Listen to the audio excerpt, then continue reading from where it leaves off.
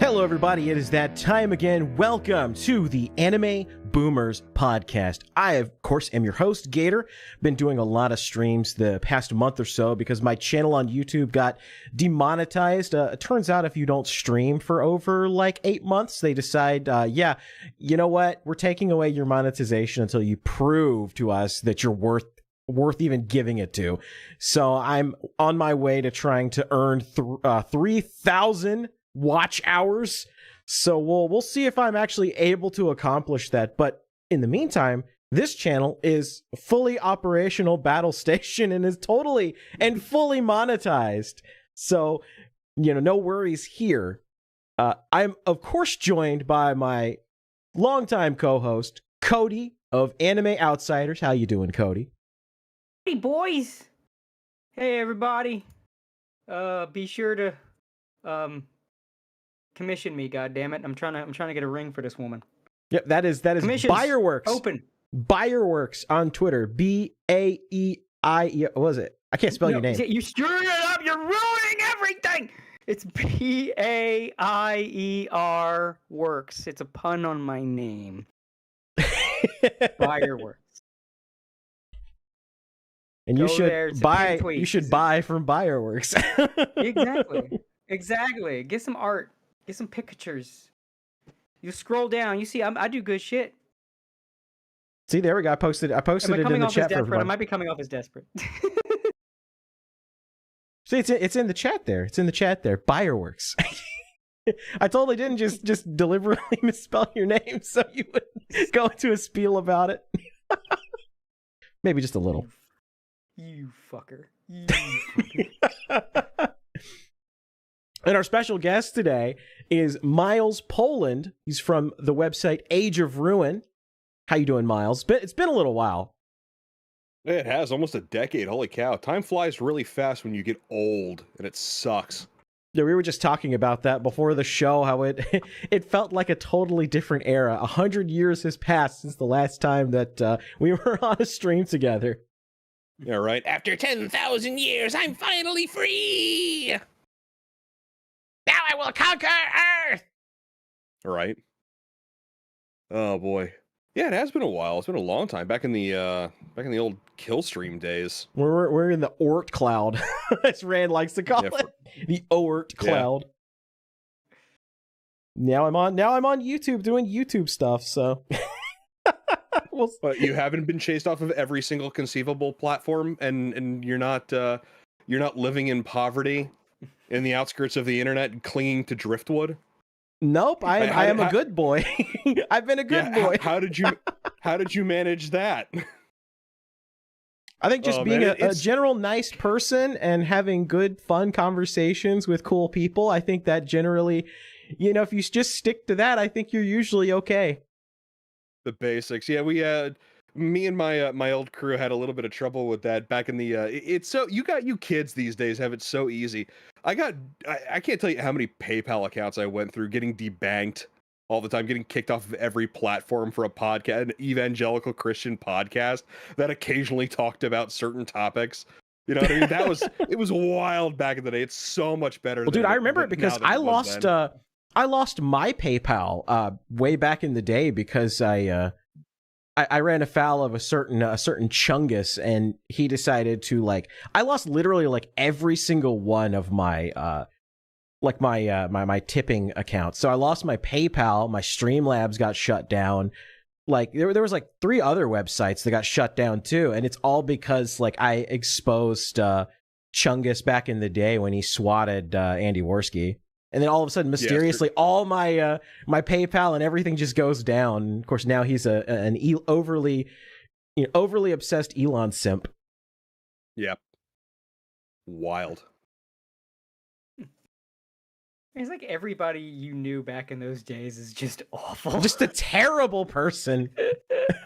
That's why I'm glad that everybody has kind of moved on and just. You gotta put your behind in the past. I mean, put the past behind you. You just walk away from that stuff. And now, we've got Giga Trump just nuking all of the woke. It just doesn't matter anymore. Yeah. that was the dark past. We're now around in the third age. It's wild to me seeing exactly how AstroTurf all that was, because I always figured regardless of what your stance is, there's probably a market for it. A very long time ago there was a Kickstarter or an Indiegogo or something like that for some gay RPG hack. I think it was called Thirsty Sword Lesbians, and it made 40 grand. Yeah, exactly. So you can tell what's going on here. It made 40 grand, and the person who did it, some, lesbian, she was like, oh, so much for get woke, go broke. Haha, we just made $40,000. And it's okay, that's your market for something like that. That's your organic market for something like that. Even with being promoted to the hilt, even with, we love this creator. We're doing this thing. We like this thing. You should support that. 40 grand. Okay, fine. That's a pretty good chunk of change until you read that, oh, it took this person and another person working full time 6 months. So you're making minimum wage doing this. That's your organic market for that kind of crap. Everything else though, you figure there would be some market for it. Someone would want this. No, it's all federal tax dollars. All of it. All of it is AstroTurf. Literally every single dime of it is bought and paid for by people like me. Yeah, that's the thing that blew me away. For a freaking living. When the USAID stuff started getting out, I was blown away by how much of that money went into literally all of the woke shit. And you start going down the literally even Gamergate. All of the opposition to that was literally bankrolled by the taxpayer being funneled through the US government. And now it's incredible. Now it's all being cut off. All of a sudden you're seeing all this stuff starting to evaporate, and people suddenly these studios are closing down and they're changing policies. And of course now they're not going to get rid of it completely because there is the bridge stuff that they're just trying to make it part of their normal operating procedures. But the money that was coming in to help prop up a lot of these companies has just suddenly disappeared. It can just coincidentally when all this stuff started happening. Yeah, the Chiang Kai-shek noticed. He commented after the communist revolution in China the communists never gave up, and that's going to be very much the case when it comes to this, is that it has to be stamped out root and branch. You're going to have to gatekeep, you're going to have to purity test, you're going to have to... Vox Day wrote the treatise on it. He really did. Vox Day has the strat. You pay attention to what Vox Day says, and I don't see any communists associated with Vox Day. I don't see any communists associated with Castalia House. Didn't Vox Day go off the deep end, though? Yeah, of course he did. He's Vox Day. I don't see any communists associated with him though. So it's one of those things, you know. You gotta treat it a little more a la carte. But if you're looking to get rid of communists, you know, Vox Day is your guy. You gotta go with the pro. It's like Dale Gribble. You know what I mean? Yeah, the guy's a nutter butter, but he will take care of your rat infestation. That is true. Okay. It's kind of like Thurnovich in a way. Like, okay, yeah, this guy's a fucking dweeb and everything, but this dweeb did land a hot, what is she, like, Arabian chick or something, Mexican chick, whatever, some hot brown chick. I was like, maybe when he makes a book about how to get women, yeah, he might have a point. Yeah, I mean, there's things to consider. But yeah, just I think it's gonna come down to if. And I hope to God it happens, just because it would be so funny. I hope Trump tweets Gamergate or Gamergate 2. At that point, Old Man Jim, he will have to tip his waiter the full 3%. You know, it was so funny how times change, because I remember like laughing at Sargon and being like, "Oh man, what a joke this!" I mean, my mocking Sargon is in the frickin' Jim song. Just be like, right? It's so funny to think about. And now we've come to 2025, and now we're like, actually, Donald Trump might actually tweet about Gamergate, and everybody's like, based.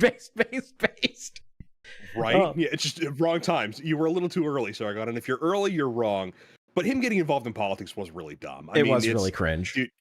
There's so many other ways to do that. Like, if you are a podcaster and you do have an audience and you want to get involved in politics, you don't start a super PAC, you don't start a political party, you phone bank. You not harass. You understand what I mean when I say harass. You call up your congressman and you pester the crap out of them for whatever policy. You talk to your guys like, all right, this week we're doing this. We're talking about like ATF's doing this, so call the ATF and give your opinion. Be respect. You know, you coordinate. I don't think so. I think he was early again. I think if Sargon ran in today's climate, I think he'd have a much better chance. Maybe not in the UK. Yeah, not in the UK. No, the climate is definitely different. Like, I think if Trump dissed some woman that kept using rape as a talking point and said, "I wouldn't even rape you," I think that would be clipped. You'd have Asmongold laughing at it like, "This fucking guy." That would be like 1,000,001 retweets. Well, it's always a matter. It's always a matter of whom. Like, this is Donald Trump. He's a 2-time president of the United States, billionaire.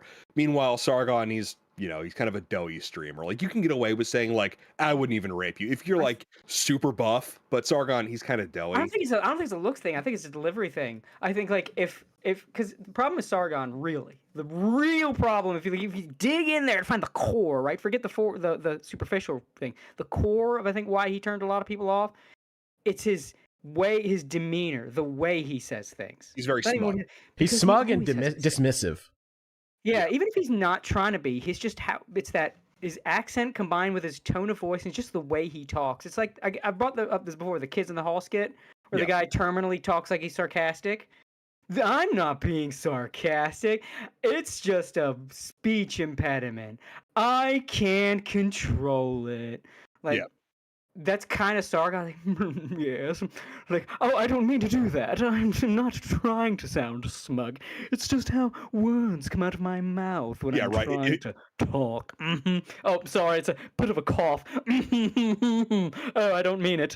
Like, if he called 911, he'd be like, "Yes, oh God, I'm bleeding out. Oh, yeah, heavens, yes." Yeah, exactly. I've been stabbed. How droll. Yeah, exactly. You are acting like a bunch of V-tweeters. Just so you know, the way that V-tweeters act is the way that you act. Because he always has to do that thing where he says it in this rising tone down to a fall until he hits something he wants to emphasize, and then he bump. He has that tone no matter what he's saying. It's like, "Yes, I would like to order a pizza. I would like it to be a cheese pizza and make sure there are no anchovies. I don't want toppings. It's a cheese pizza. Like, it doesn't matter what he's saying. It comes out like that. So it makes him hard. It's harder for Sargon to get away with being glib because he comes off as a dick. Mm-hmm. I think sometimes he is being a dick, but I think I can see sometimes where he's not trying to be really smug. It's just his speech. It's how he talks. It's just the way words come out of his mouth. He just comes across as super point. smug. Thank you, Don. Oh, we got a super chat. Super chat from Tomak for $20 says, but you know what will make more than 40K? The new Samurai Pizza Cats game, which may or may not look like a giant shitpost depending on how old you are. This was Did that shit not come out of nowhere? Literally nowhere. Samurai Pizza Cats is one of those shows you mentioned that doesn't sound like a real, like, Samurai Pizza Cats sounds like a fake anime on an American show. Like, if you're watching like regular show or Adventure Time, they'd be like, oh yeah, the new episode of Samurai Pizza Cats. You'll never get me to fully speak against localization. You can't. That just, it's hanging over an albatross of that argument. Like, yes, again, I wouldn't trust anyone in the industry today to have creative control over an English dub, but like, you get someone that gives a shit and just let them do something like that to like a mid-ass isekai harem show, bro, I'm there day one. I'm buying every official release of that shit. It depends. For me, it's a matter of like, did you stick the landing? Like, I really, really like the fact, I don't know who here has watched Sergeant Frog. Right here. Or Kerudo Gunso, if you prefer. Yeah. Mm-hmm. I really appreciate that they made the fact that Fuyuki, the brother, I really love that they made him an Art Bell listener. Like that was like, at one point he's yammering. The actress is doing Walla in the background. You can kind of hear what she's saying. And she's going on about like the Federal Reserve. Dude, Funimation used to be goated with that shit. It's crazy. Like, I think people used to care.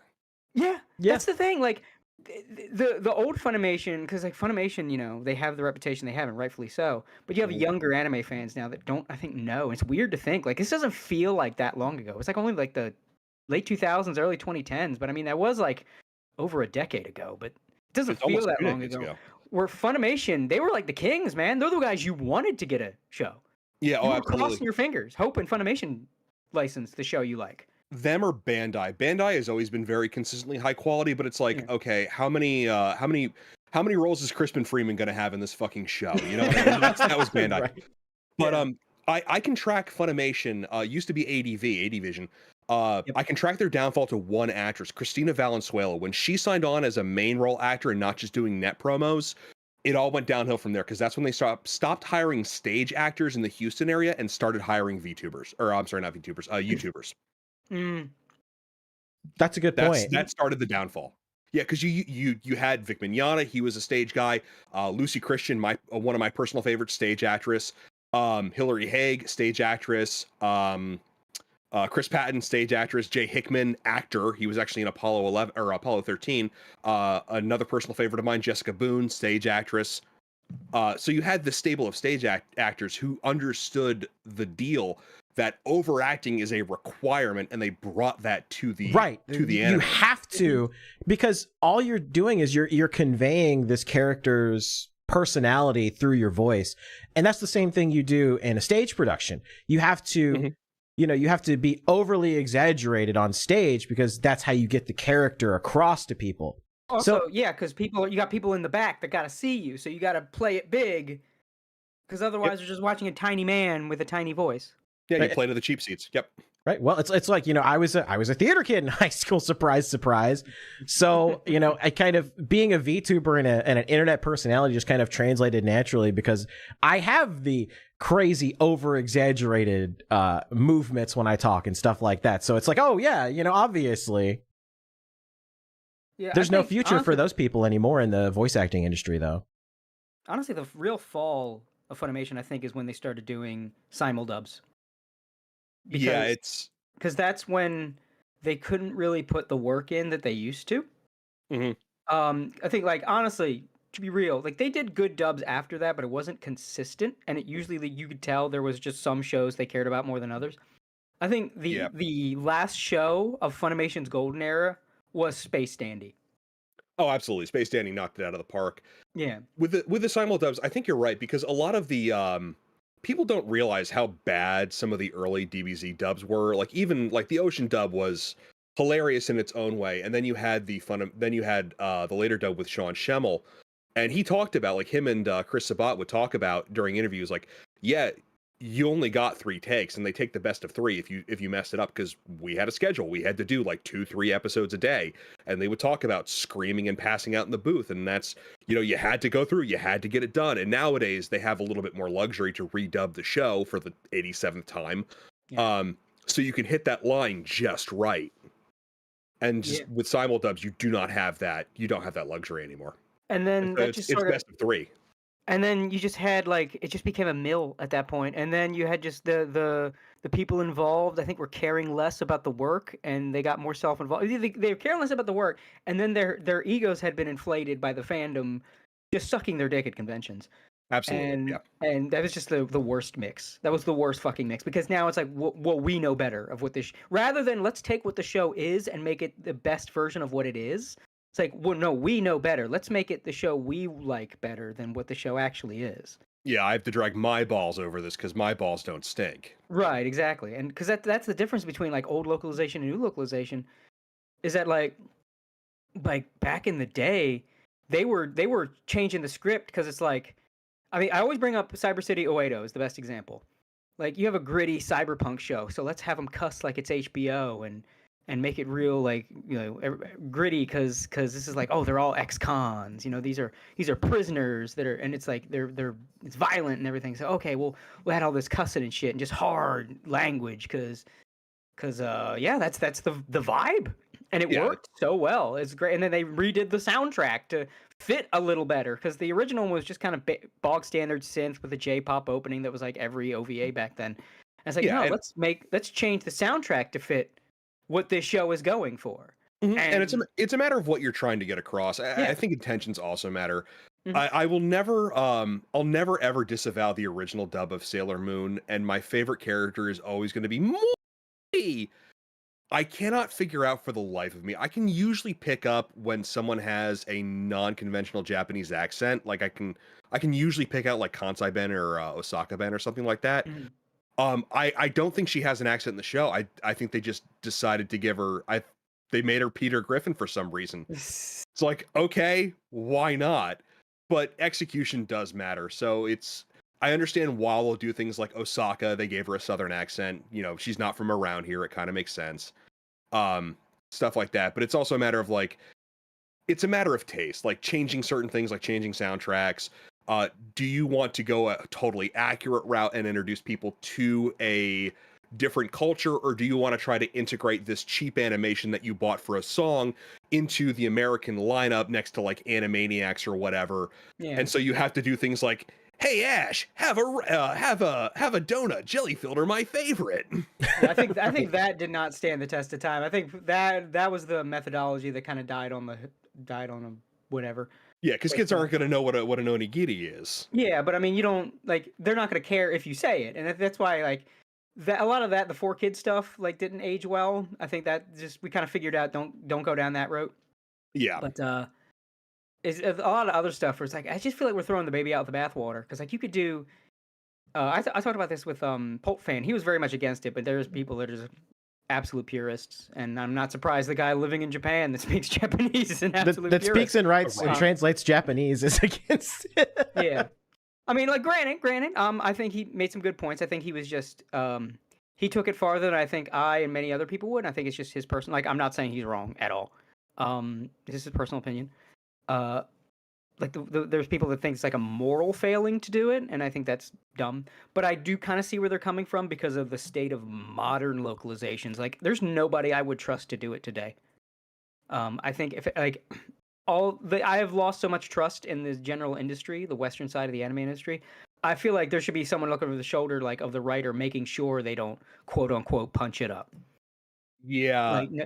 And that's why it's good to have guys you lost like your privileges. That's why it's good to have guys like Pultfan that actually can speak and write the language, because he does on his streams. He goes over a lot of these, like he's going over Metaphor Refantasia recently and just pointing out how ridiculous the localization is in that game, to the point where they've actually changed elements of the story and people's characters, like motivations and backstory, from the localization. And it's just, they've given these people way too much power to be able to like recontextualize the story and the characters to be something that's totally foreign to the original version of the work. And, when you talk about something like Samurai Pizza Cats, it's okay because they did it in a way that was still like not deliberately trashing the work or trying to insert stuff that will not stand the test of time, right? Like, and I know some people may like try to argue, it's like, oh yeah, well they had a joke about the Ninja Turtles. I'm like, yeah, well the Ninja Turtles are still relevant. Yeah. Well, the Ninja Turtles were actually a thing. Like, that's also like a relevant cultural touch point. They did that in Ninja Nonsense, actually. That was one of the that was actually the Right Stuff Anime's anime distributor. That was their first foray into dubbing. Speaking of Sean Schemmel, he was also in that. Rather than making a there was some ninja show on Japanese television that was very much like Ninja Turtles. Instead of making that reference like she does in Japanese, she said Cowabunga, which Ninja Turtles makes sense. She's a ninja, etc. Yeah. So, do you make it more relevant, or do you just let it go? I watch subtitled anime anyway, and most of the time I get the wordplay. I try to get the references.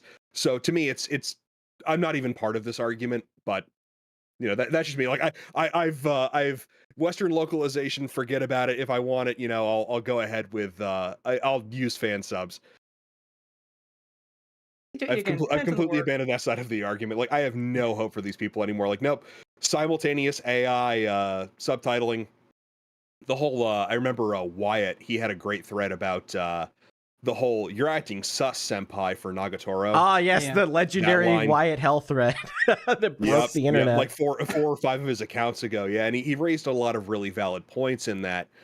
But it also just like sus. That's a game from like 5 or 6 years ago. It's already super dated and super shows its age. Really, that is modern slang outside of Among Us. Like, it's suspect. That term is. That's why, like, I got where he was going for, but that did make Wyatt kind of show his age. Like, that is something. That's where Wyatt got associated with Among Us, because of all the kids playing Among Us. That's something kids say. Well, they say sus. People kind of say it anymore, but it is rapidly losing relevance. Yeah. But that's the thing. Like, do you use that language, and do you do that even in the subtitle, or do going on the other side of the argument, you do wind up with a series of you do end up with a translation that does feel very wooden in a lot of ways. It's a lot like reading the English Standard Version, where it comes across as, yeah, it's an exact translation, but it's also very wooden. The Japanese don't really have as many different ways to phrase something as English does, so you wind up with the same phrases being repeated over and over again, and it's like, do you want that? Do you want an accurate translation, or are you more fine with that? There's definitely a spectrum. Like the one we're on right now, talking about Japanese cartoons for children. Right. Well, I mean, it's also like they have multiple ways of saying things that we only have one way of saying. Like, of course, you, he, she, and all that. But again, that's all, and you just have to figure out how would that be if this guy were, and like this character were speaking English as their first language. How would this statement be said? Yeah, and that's how you're supposed to go about it.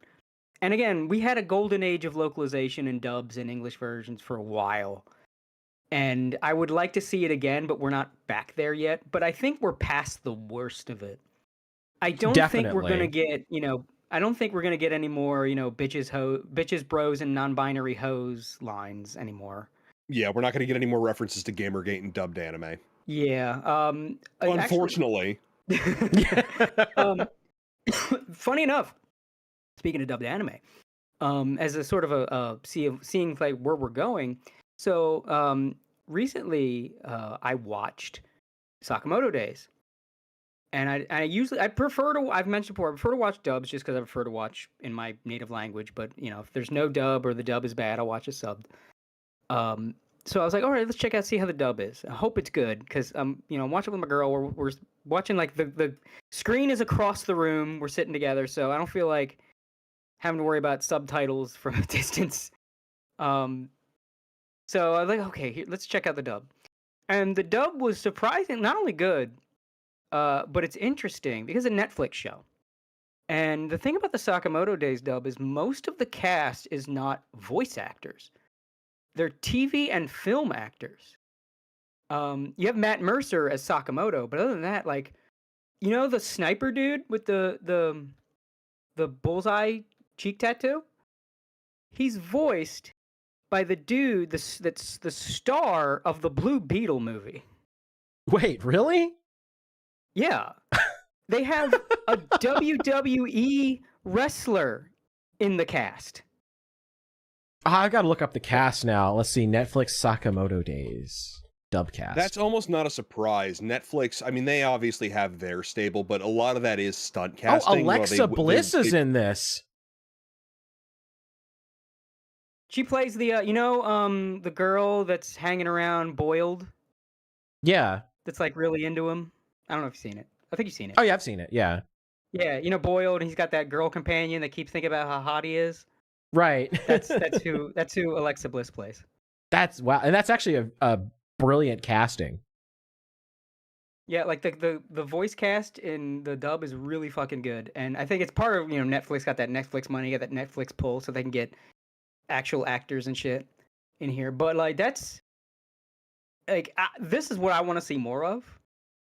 Is like this sort of higher tier casting as opposed to just I was fine for a long time with them pulling from the same voice actors because nobody was doing a bad job back in the day. Again, back in the golden age, it's like, oh well, it's the same roster of 5 people. Yeah, but the 5 people are good, so who cares? Yeah, exactly. Yeah, how many teen romance rom-com animes starring MC Kun and MC Chan are going to be voiced by Chris Patton and Lucy Christian? Yeah. It's like, okay, yeah, it's all the same people, but I like those people. And then you had a lot of those people started leaving anime and moving to video games because that's where the money was. And then the people that stayed behind were ruining anime. So it's like, okay, you know what? Now it's a problem. That's a big problem. And the Netflix, if I gotta check out some more of their dubs because I'm curious if this is how Netflix does things, and if so, this might be a good step for the industry towards, letting people watch anime in English because. I think it's easy to forget because of how vocal the sub people are, but most people I think watch anime dubbed. Most, yeah, of course, yeah. Yeah, the average person just wants to watch it in their language and they don't care, and the sub people are so annoying they just don't engage. You don't hear correct. Yes. Yeah. We gatekeep our hobby. Unfortunately, it didn't work. We fell like the 300 Spartans at the Battle of Thermopylae. Unfortunately, we fell. We were overrun by the Persians, and we'll come back and slaughter all of you in the subsequent battle sooner or later, I'm sure. But that's how it was back in the day too. Like even before the normie invasion of COVID, that was how most people just watched anime. It was dubbed because that's my language, and there's no like you had the smug people that wouldn't shut the fuck up, and they were annoying, and people would make fun of the sub people. Like that you can't even mention an anime dub without some guy showing up and saying sub greater than dub. It's like, dude, no one fucking cares. Shut up. Yes, and they're correct. The dub people didn't really talk because like they're just annoying. Just don't engage. Just shut up. Look, if you want an inferior product, more to the Netflix, like Netflix does what Disney does when it comes to dubbing things is that they'll use just normal actors and they'll have a normal casting call. And every now and again, they'll pick and choose someone that they want to be involved with the project and they'll get them specifically. Like a lot of the Ghibli dubs. I don't know about famously, but if you remember The Cat Returns from back in the day, I don't think that was Ghibli, but regardless. Anne Hathaway, she was one of the leading roles, and she was terrible, but they wanted her involved because she was big at the time. And then you have anime voice actors like Crispin Freeman involved in Howl's Moving Castle, but they'll pull from the normal acting talent. They'll go through the normal routes to do voice work like they would for a normal cartoon, for like a Pixar cartoon or for like a DreamWorks feature, things like that, rather than relying upon an internal stable, the dubbing company or the distribution company like ADV or Funimation. Will bid on an anime, will buy the rights to it, dub it internally, and then distribute it themselves. So it's a slightly different process. Yeah, I mean it was It was a different time back in the day. I miss the days when language track was basically just what kind of acting style do you want, you know? The Japanese were more theatrical. The English dub was usually more naturalistic because we think, you know, if you're watching a show, people talk like people talk. And, you know, there would be more passion in the Japanese version, which is why people that don't speak Japanese would think it was just better acting because they sounded bigger, but it was like they were sounding bigger, you know, when they didn't need to all the time. And it does sound very, very, very unnatural, but I'm not a native speaker, so I can't tell. So yes, it does sound better. Yeah, that's the thing. Like it's a lot of time, and I'm not saying they're bad acting. I'm saying it's just bad, and I'm only talking about the golden age of dubs. It was, which version do you prefer? Do you prefer the theatrical, or do you prefer, hey man, do you want to talk like normal people talk? It's different. And I'd say normal people, like that's the right way to go. But no, it's like again, it's naturalistic versus theatrical. What was your preference? That's how it used to be. That's why the sub and dub thing was extra annoying back then. Because like, why are we fighting over this? Why just watch whichever one you prefer? Just shut up. Why do you need me to watch the way you watch? And then dubs turned to shit, and it got even more obnoxious because now the sub people. Because we were right all along. Now they're coming at it from a moral position. Now the dubs are immoral. Oh, you haven't learned your lesson yet. Oh, you plebeians, you downcast peasant scumbags listening to an anime in your own native tongue rather than being multilingual listening to moon runes spoken by professionals. Oh, you peasants, I pity you. I look down upon you. No, that's not even how they started acting. After the dubs went to shit, now it just became like we are proud warriors of the nation of Japan and its beautiful cultural exploits. It is up to us to brave this fight and do what we must to bring down the localization menace. And like that's what they all turned into. And it's like really annoying because like, yeah, technically you're right. But must you trumpet your autism from the fucking Highlands so much? Is this a Colonel Otaku gatekeeper subtweet? The guy that doesn't live in Japan but pretends to be Japanese. I'm so tired of that, by the way. The gaijin that are just like, oh yeah, I'm totally a local based Japanese housewife. No, you're a dude that lives in America pretending to be Japanese. Like 4 times, hasn't it? It has. It keeps happening, and they keep getting exposed for it. It's like, dude, if you're into Asian women, just, you know, there's no shortage of them on the West Coast. Head over there. Start isolating and gaslighting any given VTuber. Chances are she's Korean, and that's close enough. It's because it's true. They are fucking like every other VTuber's Asian. Dude, it blew me away finding out how many like Phase Connect talents were. Like, how many of them are just like straight up Korean? I think Pippa's the lone white girl. People keep saying Lumi is white. I do not get white girl energy from her. No, she's white. Lumi's white, Pippa's white, and I believe that's it. Lumi screams Latina to me. I don't know why. Nah, she's white. No, the Latina is Leah. Well, yeah, of course, yeah. Yeah, she's Puerto Rican. some kind of Rican. Yeah. Yeah, so like it is crazy. Like it's just Pippa is the Pippa is the DEI hire for Phase Connect. Right. I've been watching a lot more of Phase lately. Like I just picked up oh hell yeah.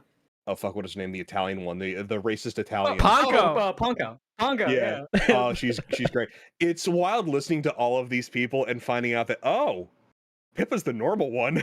Yeah. See, this is the thing. Like Pippa is the shield that blocks people from discovering Ponko and Jelly. Because like you think, oh man, Pippa's super based, and then you go and you watch a Jelly stream, and you're just like, oh my god, how is she more based than Pippa? No, you know how it was? It was Dustborn Broker. It did. Fucking Jelly was the idol of Phase Connect. She was the good girl. She was, she wouldn't cuss and would just, and then she played Dustborn and just. Then she just started screaming out, "I hate women."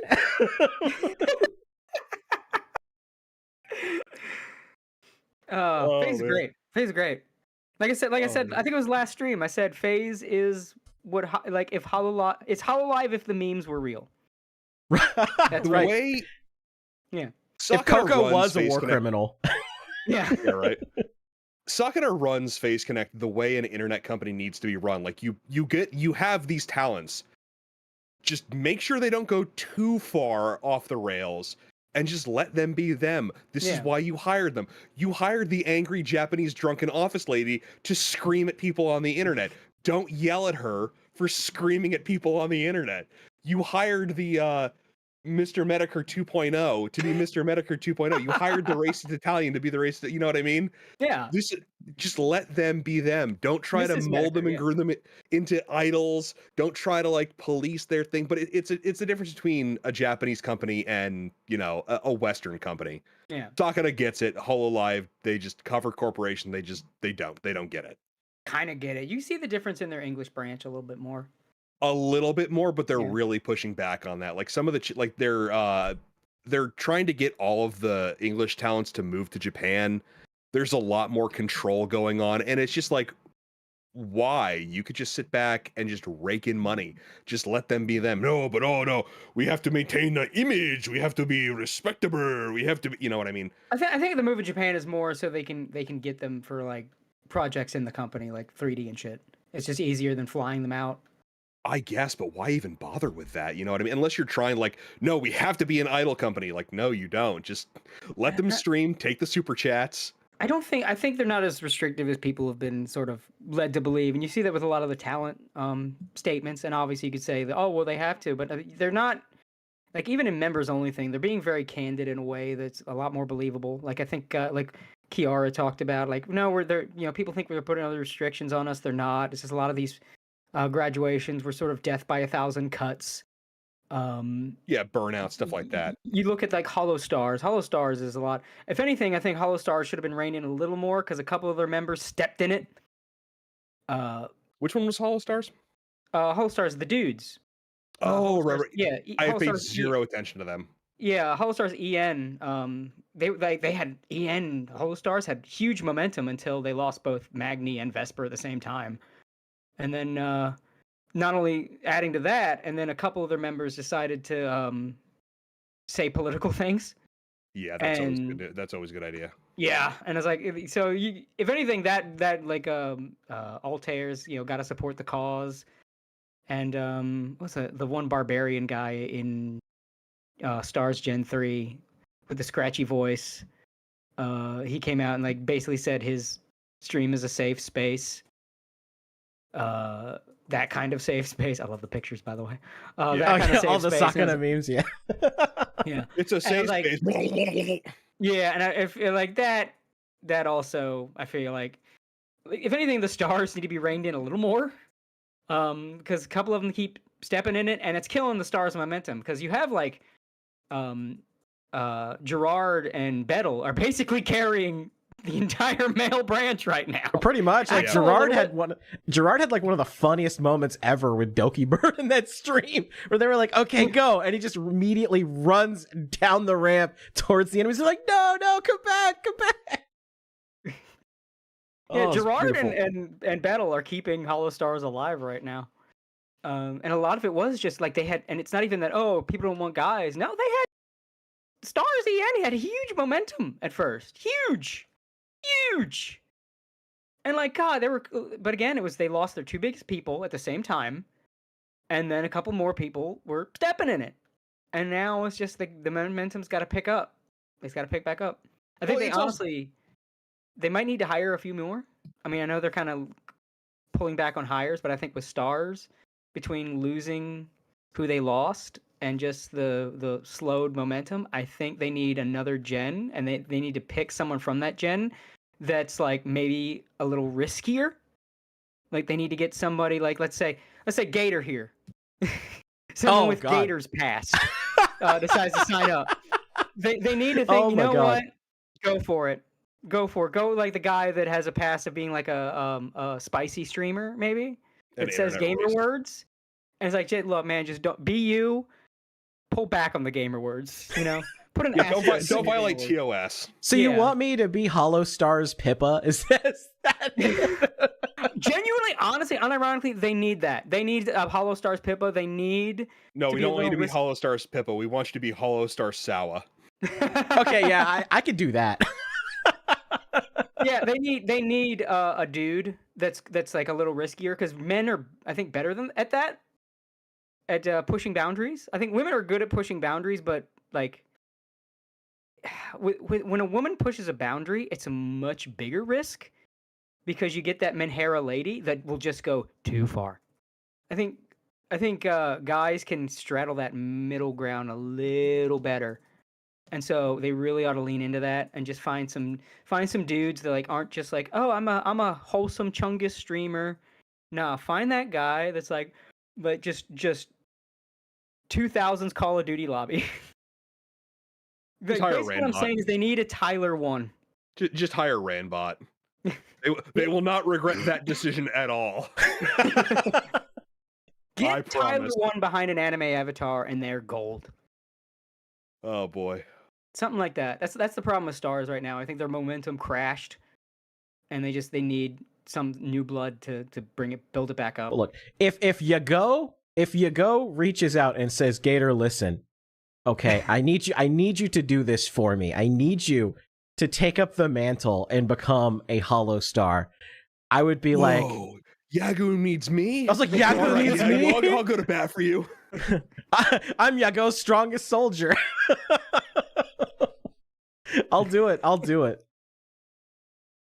Just don't make me a femboy, okay? That's all I ask, Yago. Don't make me do it. A slightly masculine avatar. Yeah, please. give me a Please don't slightly- make me a twink.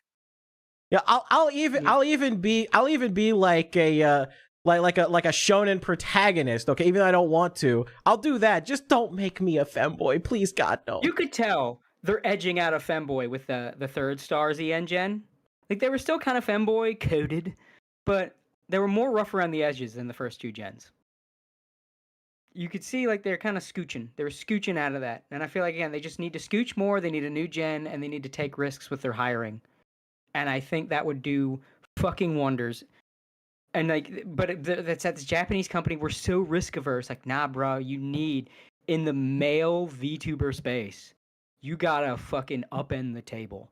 Because unless you're doing BFE, it's tougher out there. Because women aren't men, which is an obvious fucking statement, but you know. But like, women don't go, ooh, I'm attracted. You have my attention, the way men do. Like, you can jiggle tits in front of a man's face, and they'll be like, you have my attention. To an It's extent, yeah. It's like, yeah. Well, what were we talking about again? Yeah, right. Well, all the biggest streamers, they're all like flat chested in a lot of ways. Like they're not they don't have all of the assets on display. I've found like a lot of the really big names. Like obviously you have like more obvious examples like Hosha Marine. She's obviously, you know, but like Gura Mume, she's pretty covered up. A lot of the bigger ones, they don't necessarily. They're not thirst traps. Bakura's kind of, and you know, people are going gaga over her mother. Well, yeah, I mean, yeah, Peko Mama is always that was a great arc. I love that. Can I just say, by the way, I saw a brilliant post, and it like made me respect Bakura more. It's like, man, if you're Bakura, it is your job to get up and entertain thousands of people, including a significant portion of people you know are drawing porn of your mother. Yeah, right. Yeah, and it's your job to entertain them. The biggest thing about Pecora is that we cannot let this stream distract us from the fact that Usada Pecora bought a fucking monkey. A fucking monkey. We got a super chat from RP. Apparently. RP for $5 says, if you want an Asian girlfriend, just put in your dating profile that you work for the federal government.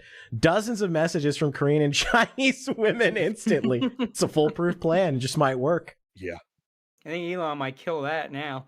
It worked for Eric Swalwell. Ain't nobody working for the federal government anymore. True. Tomac for $10 says, if you want to be a male VTuber, you gotta aim for the Joey Wheeler feel. Well, I mean, you could also go Kuwabara. I can't imagine doing that voice for hours at a time, though. Doing the Kuwabara voice? You're a mess, you piece of shit! You better not be dead, or I'll kill you! Yeah. 1v1 me, bro. So and so for $5 says, "Get good, scrub. You get good." I think I think I said before, if you're gonna be a male VTuber, you got to be a side character, and that's the problem. I think that's the big reason male VTubers aren't taking off. Really, it's not even like, oh, people just like this with women better. No, so the guys don't have it in them not to be the protagonist, not to be the harem protagonist. No, you gotta be like the weird side character. Like you gotta be male Pecora. That's what you gotta do. You gotta be Leorio. You can't be Karapika or you can't be Gon. You gotta be Leorio. You know, and teleport punching people in the balls. Look at the biggest male streamers. Fucking Asmongold and his weird ass. Just a million things you can make fun of him. XQC, the fucking on his, like, sitting in the fetal position, weird Swedish troll. Like, the Tyler one with his head dent and is screaming. Like, no one is gravitating toward male streamers because they're handsome men with sexy voices. It's not like, what if they're not going to male flesh streamers for that? Why would they go to a male VTuber for that? Like, don't try to be the VTuber. Don't try to be Vox, Niji Sanji boy. No, be cartoon Asmongold. Like there's ones that have that idea down, but then I don't think they stick the landing as entertainers. Like there's some male VTubers that have great models and ideas, like the one that's a dwarf. But like you watch their stream, they're just like okay, you know, they're not bad. But well, there's a question of where do you draw the line between VTubing, you know, TM, and avatar streaming? Because to me, like a lot of the whole VTubing thing. What's up? Yeah, fair enough. Yeah, are you playing a character, or is it just something to hide your face? Yep, I think that's the line. Are you a character or not? A lot of these VTubers, though, they don't even play a character anymore. You know what I mean? Like after a little bit, it's like, okay, what was your character again? I forget. That's the problem. And then like even the ones, I think the smart way to do it is you have the ones that are they're characters, but they're just character enough that they can slip in easy. Pippa does that. Like no matter how candid she gets, she's always a rabbit from Phase World. She's always 3.33.3. Like even if she starts telling crazy childhood stories, or whatever, she's always a rabbit from Phase World. Like that's the key. Like you got to still be a character. You have that separation at least a little bit. That's what she always says. You're still coming off as honest to the audience. She goes, "Why are you listening to me? I'm just an anime rabbit." Yeah. It's called plausible deniability. But then, like, I would have never figured out about Operation Popeye without a pink anime rabbit. Like, you need that character element to it. I think this problem, like, you need, for a guy VTuber, just the market has not really been kickstarted as well as it could be, because companies won't let go of the pretty boys, and the indie dudes don't have it in them to play experiment like that. Like you gotta play. You gotta play pretend. Lean into it, and they don't really have it in them. And I think male VTubers are just in general really, really, really desperate. I mean, I saw where, like, you know, when Flork opened his casting call for socks, you know, every time I looked at a tweet there was like 6 billion freaking male VTuber indies that were like, "Oh, please bring in a male VTuber, please bring in a male VTuber," and then Flork was finally like, "Okay, we will hire exactly one male VTuber," and then people were like some of the stuff they were tweeting was some of the like dumbest, most like they were literally like harassing employees on Twitter and begging them to like look at their profiles and look at their applications and stuff, and I'm like, you realize that like that hurts all male VTubers, right? You looking like an idiot like that. Like, I feel so bad that Flork had to deal with that stuff. I'm sure it was hell. Well, it also, like, why are you starting a VTuber company? Let's be honest. You're starting a VTuber company. The VTuber company is a cardboard box or a wooden crate. The offer of employment is the stick holding up the box, and it's the bait underneath the box, and then you're the guy with the string, and you are trying to attract autistic women that you can then date because you're in a position of power and authority over them that instantly makes you necessarily more attractive to them, and it gives you an in. That's why you start a VTuber company. Let's be honest. Yeah. That's my plan, at least. In Flork's case, he did it for the meme, and then it wasn't a meme suddenly, and then it was like, Yeah, well, right. I'm too deep in now. But yeah, for a lot of these indie companies, that's why they die off, because you just get some weirdo, and we've had like numerous like instances of this happening, where some weirdo starts a company and uses it to lure in autistic women that he wants to date, and then the whole company just completely falls into disarray because turns out you actually have to run a business like a business. Well, I mean, that assumes that you're planning on spending any more money than it takes to, one, pay these girls for a month or two until you figure out which one you like, and B, just enough to buy the LLC. You know what I mean? I mean, assuming these people who run these companies are now dating the autistic women, mission accomplished. You know what I mean? Fold up the LLC, declare bankruptcy, and move on. Yeah, but that's the funny thing is that all these small companies where the CEO does that, like, they don't survive. Like I believe. Yeah, no, that's the point. It was just there as a psyop to get bitches. Yeah, exactly. That's why you start the company. First, you start the VTuber company, then you get the autistic bitches. That is kind of the problem, though. Is just like there's too many guys in it for the wrong reasons. Like I think there's also dudes that not just there to try to like get in with other VTubers so they can like hook up with one, but there are guys I think they're just lonely and they see like the camaraderie these VTubers have like within the companies and whatever, and they want that. Like, oh my god, look, they have friends. What we talked about God, what was that guy's name? The frog guy. God, what was his name? Was it like Toasted Frog or something like that? I can't remember. Frogarchist? No, it wasn't him. I can't remember his name. Necro would know. But there was this guy that was like, at Offkai and was posting weird stuff like, I just wanted, all the girls went to go hang out and I was so sad being left alone because I just wanted to be one of the girl. Evil Toaster. That was an Evil Toaster. Yeah. He said he just wanted to be one of the girlies. Yeah. Okay, that's really creepy, and you need to be excised from any social situation right. until you get and that's what we said. We're like, that's a little weird, bud. Especially because I just want to be one of the girls, I said with my 5 o'clock shadow and testicles. That's not a red flag at all. With his massive beard and bald head, yeah. Like the dude looks like Keemstar. I'm not even kidding. Yeah, Daniel I think just saying, I just want to be one of the girls, ooh-woo. Yeah, I think there's just too many guys in it for the wrong reasons. It's like, no, you want to get into VTubing because you want to be an entertainer and play a character. Yeah, that's why I like VTubing. Because, number one, I already have experience, being completely retarded on live streams and playing a character. And two, I get to do it with an anime avatar based. Like that's it. That's the tweet. We got a super chat from Red Pirate 115 here for $30 Canadian. Says, just been to Orlando, Florida, and the Marvel Land at Universal's Island of Adventure is a nice time capsule of Marvel before Disney turned it into slop. Also, Spider-Man ride is the greatest theme park attraction of all time. Is that the Spider-Man 3D ride or whatever? I'm not sure. The Isles of Adventure. Yeah, I haven't been to Disney or Universal or anything like that in, oh god, probably 2 decades. Oh yeah, that's like the old Spider-Man ride where it was like the first Spider-Man movies or whatever. Oh, the Sam Raimi ones? Yeah. YouTube, stop reloading. I tried to mute it, but like the page reloaded 3 times.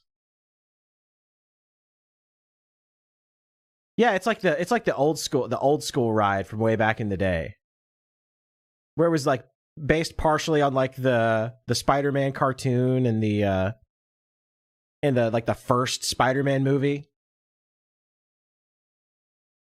Yeah, that stuff was cool. Yeah, back when everyone actually cared. Exactly. Here, let me mute this because I don't want to. I'm sure it has music in the background. We'll play a little bit of it. Yeah, The Amazing Adventures of Spider-Man. I think this is what he's talking about. Because this was, I remember this. This was awesome. And it had like the 3D stuff on it and everything. Let's skip ahead a little bit. Yeah, here we go. Of course, it's like 3D, so it looks funky because you're not wearing 3D glasses. I don't remember this at all. Well, it's been like, what, like a decade? Over a decade? I don't even know if they still even have it anymore. I don't think I went to Universal Studios since I was a child. I completely missed out on this. I don't even remember hearing about this. Then again, I might have, like, it might have been commercials for or something for, and I just tuned it out.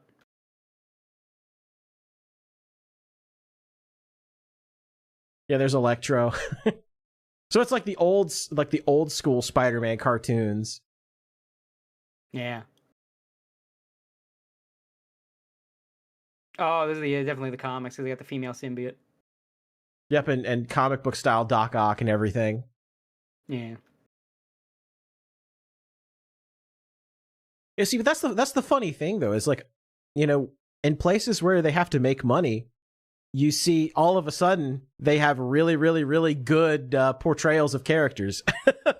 And when they don't care about money, it's trash. You know, going back to what we were talking about earlier in the episode, where they've basically been forced with all this you know, glut of money no longer available. They actually have to go through and make good stuff again. They have no choice. I kind of wonder if they still have the skill to be able to do that, because a lot of the stuff they've done is just outsourced. They're used to working on really tight time constraints. A lot of the people who did have the talent, they're either doing other things, they're doing more experimental stuff. I don't know if Hollywood has it in them anymore. Like, I think they're going to have to go to a model of like short 90-minute movies that just, they're also going to have to get over the blockbuster model. Like, not every movie is going to make $30 quadrillion. Like, you're going to have a budget of like 90 million, and you're going to have to be happy with like 150 million. I think that's going to be the model moving forward for a lot of these studios. Well, I think if they put more effort into practical effects rather than over relying on CGI slop, I think they would be okay. But the problem is these Marvel movies. I mean, I saw somebody complaining about it the other day. God, what actor was it? But and you've heard it from so many different actors where they're literally like, yeah, so, you know, I was cast in this role in this Marvel movie, and it was literally, I walked into a giant warehouse and it was just nothing but giant blue screens, and I had to act with a character that wasn't even physically present so they could, you know, add them in post. And I'd never done that before, and it was so weird. And then you like watch the actual movie segment of that part, and it looks so freaky and disjointed because you've cast these A-list actors and told them, okay, now you're going to be punching Spider-Man in the dick. Okay, well, where's the Spider-Man stand-in? Oh, we don't have one. You just have to like pretend he's there. What? Yeah, we'll add him in post. We'll animate him around you, and that always looks very awkward. Yeah, and it's just, and you can kind of tell a lot of that was Hollywood going crazy with their new toy. Like, yeah. Oh, we could just insert things in. Ooh, let's do it everywhere. But the problem is it became standard operating procedure for all MCU films, because I guess Feige was like, oh, well, if we have this tool, then we can cut down on costs because we don't have to have every single actor on set for every single scene. We can just bring them in as we need and just add them in post. And as it turns out, that's actually a very shitty way to make a movie. Yeah. Well, it's also a lot cheaper. Like, you have a bunch of people sitting at a computer doing this sort of thing on a normal work day, 8 to 10 hours a day. A lot of it you can outsource either to Canadian artists or, God forbid, Japan, China to a certain extent. Probably more India, China than God anybody forbid. else at this point. Exactly. Yeah. So you can outsource a lot of that stuff. It's very rote. Everything is very saved. If you need to make any changes, you can go back. There's no need for reshoot. So it is a very attractive option. Yeah. I mean, it reminds me a lot of the video game industry when they finally could do 3D and they thought 2D was the way of the dodo. Yep. And just like sprites are yesterday's news. And it's like, you look at the reviews of Castlevania Symphony of the Night, compared to his contemporaries at the time, and then which aged better. Yeah. And like then we went back to sprites because people were like, no, that shit looks good. Like not everything has to be 3D. And then like hyper realism became as like technology got better, hyper realism in games became what everybody was trying to do. And then people started going back and going, actually you could just make it stylish and it doesn't have to be hyper realistic and require the latest specs just to render every blade of grass. And half the time that doesn't even fucking work. And you got Unreal Engine 5 making everything worse. And like, you could just have a style. You can have art direction. You don't need to do all that shit. Yeah, art direction wins out over graphical fidelity every day of the week, and it really does go a long way to like. But that's the thing, people don't want to do art direction anymore. They just want to make everything hyper realistic because it's easier. It's easier to just go, well, just make it realistic, or they'll buy a texture from like Getty Images or something like that, or some other repository, slap that on there. It's like, oh, it's realistic. They can put that on the box. Well, not the box. They can put that on the Steam page or the PSN page. And that's a selling point, and people fall for it. And if you really want to see a good example of why this hyperrealism shit is starting to trip and stumble, compare how Street Fighter 6 looks to Fatal Fury City of the Wolves. Like City of the Wolves is just so much better to look at. Mm-hmm. It's got style to it. Everything's just like visually appealing. There's all these little cool comic book effects and everything, and then the hatching and all that. And then you look at Street Fighter 6 just trying to be real. Just everybody's painfully real. And part of the problem too is that there's like the Unreal library, and there's all these like assets that you can buy for Unreal Engine. So it encourages a lot of these developers to save time and money to just go and buy these licensed models that have already been made by other people and just like insert them in your game. That's how you have all of these like Chinese slop games that just like, are just total asset flips. They make money. Unfortunately, they make money enough to be worth it. That's why it keeps happening. Yeah, but I think we're seeing kind of a move away from that though, where it's like the more people are realizing art direction wins every time. More people are getting sick of the hyper realistic, boring shit, and more people are getting enticed by just cool looking visuals, regardless of how. Like it's kind of the way that the in 2000s everything had to be the shaved head, brown, lantern-jawed protagonist walking forward on the box cover. Well, the military simulators. I mean, obviously, I'm really curious to see. Like, let's go back in time, and speaking of Doge, let's see how much money was given to like Activision and video game developers to make military simulation shooters that feature extremely generic but competent protagonists to get people into the military. They never admit it, but you could tell a lot of the guys I serve with, they joined because of Call of Duty. Yeah, 1000%.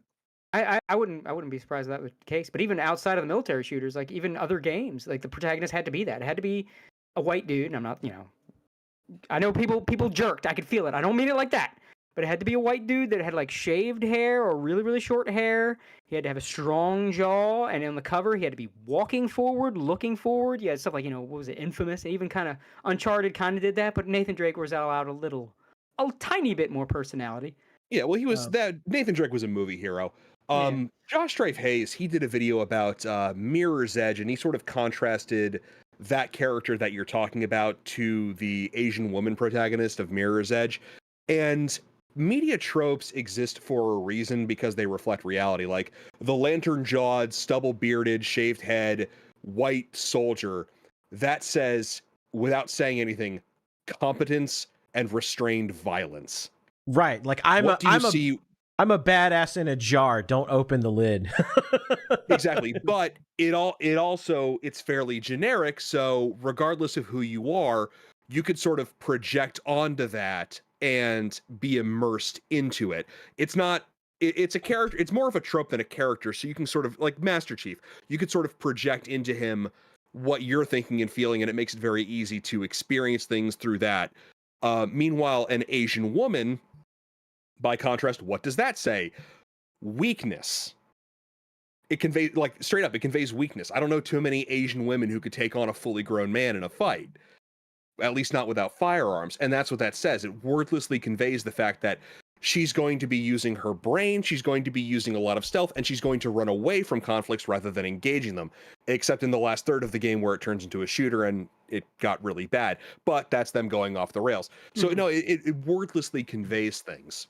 Yeah, it's just the problem was back in the day, we were always wordlessly conveying things the same way over and over. Oh, of course, yeah. It caught on with Call of Duty, and everyone's like, "Oh, well, this is what we're doing now." I guess we're making generic military shooters now. Yeah, it was the same thing with like just the same character archetype over and over and over again, and it's a thing where media finds a shiny new toy and runs that shit into the goddamn ground. Like, well, it's the same with everything.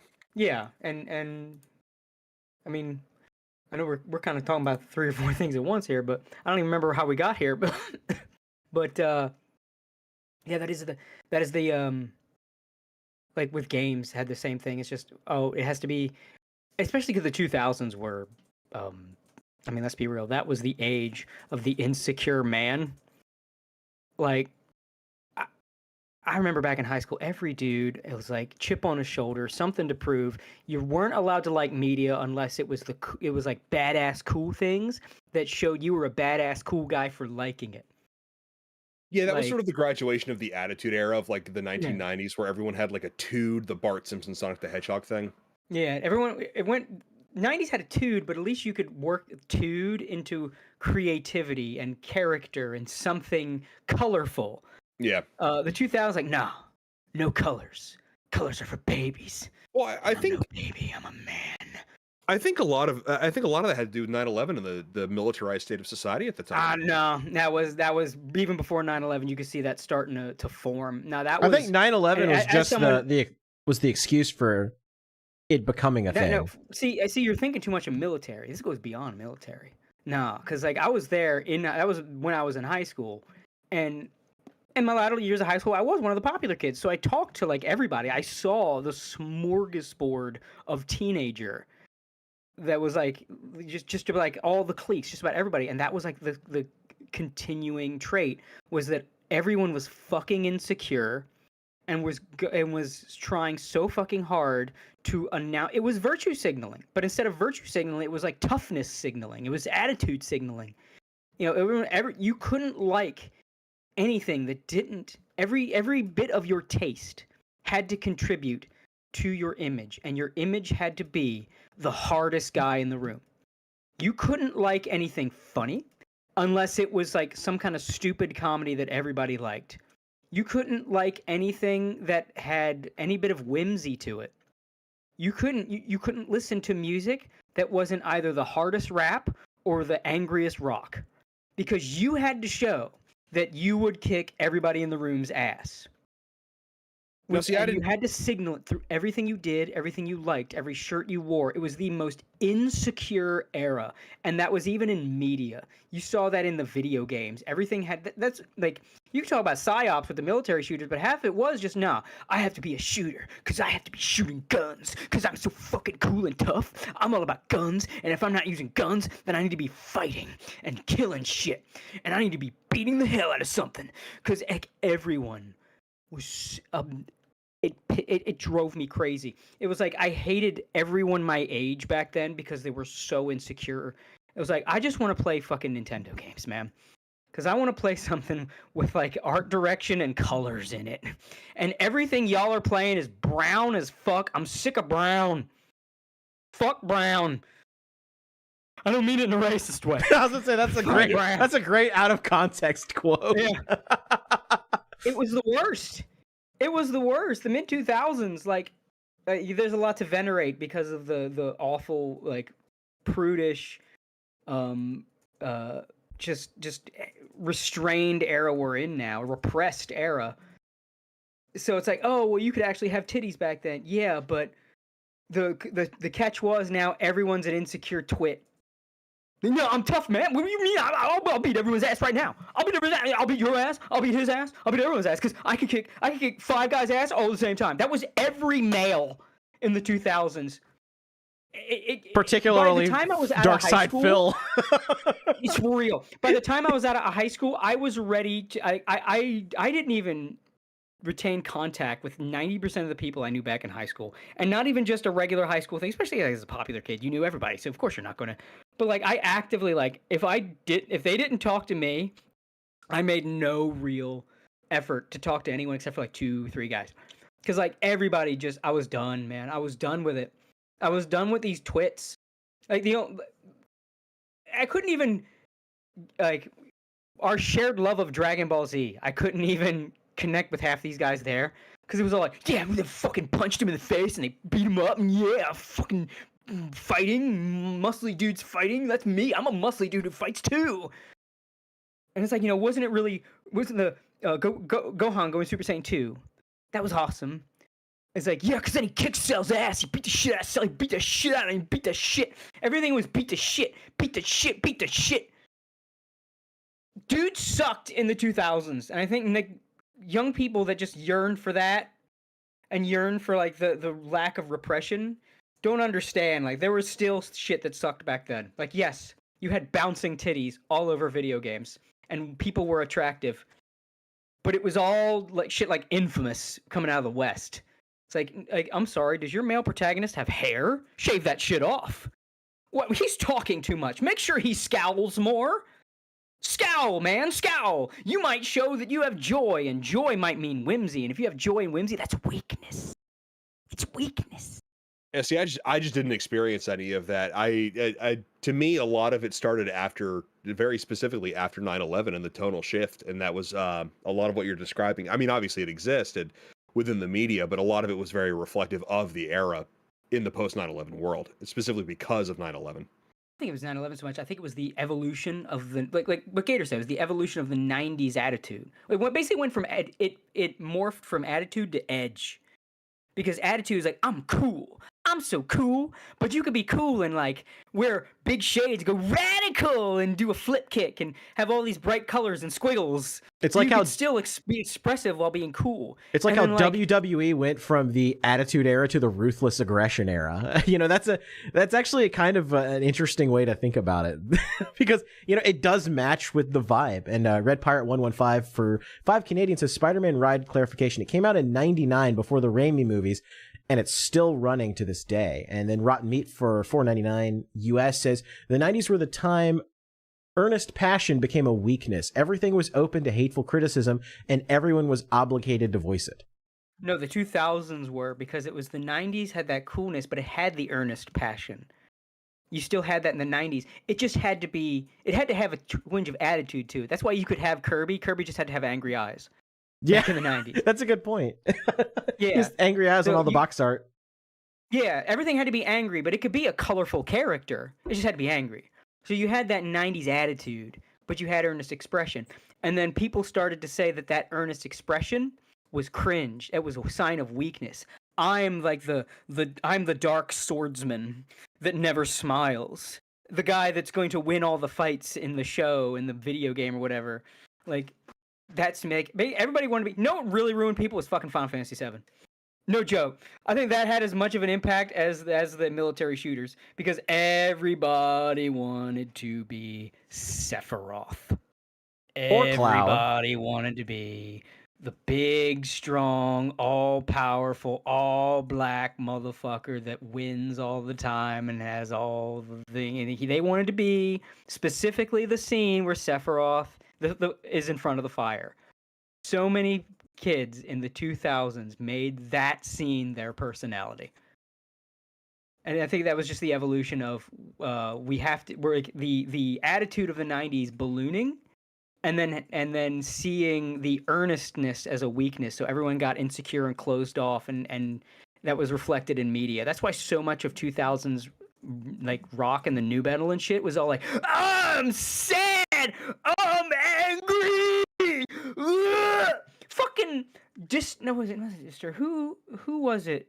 Saliva, in one of their most famous songs, makes fun of that shit. Yo, you remember Click Click Boom? It was in like all the action movie trailers. Every single one of them. Yes. Yeah. There's a line in that just straight up kicking new 2000s metal in the balls. And the line is, "What the hell is wrong with me? My mom and dad weren't perfect, but you don't see no crying ass bitching from me like there seems to be on everybody's CD." Yeah. By the way, I love that verse. It's one of my favorite verses. Like, that was like, yes, they nailed it. Like, that was, everybody was noticing everything was whining. Everything was bitching because you had to be angry. You had to have a chip on your shoulder. Because if you showed joy, that was a smile shows weakness. And it was just the evolution of that night. I honestly don't think it was 9/11 because a lot of people that were writing that were still young, and 9/11 had an impact, but not as much as you'd think. From my perspective, shortly.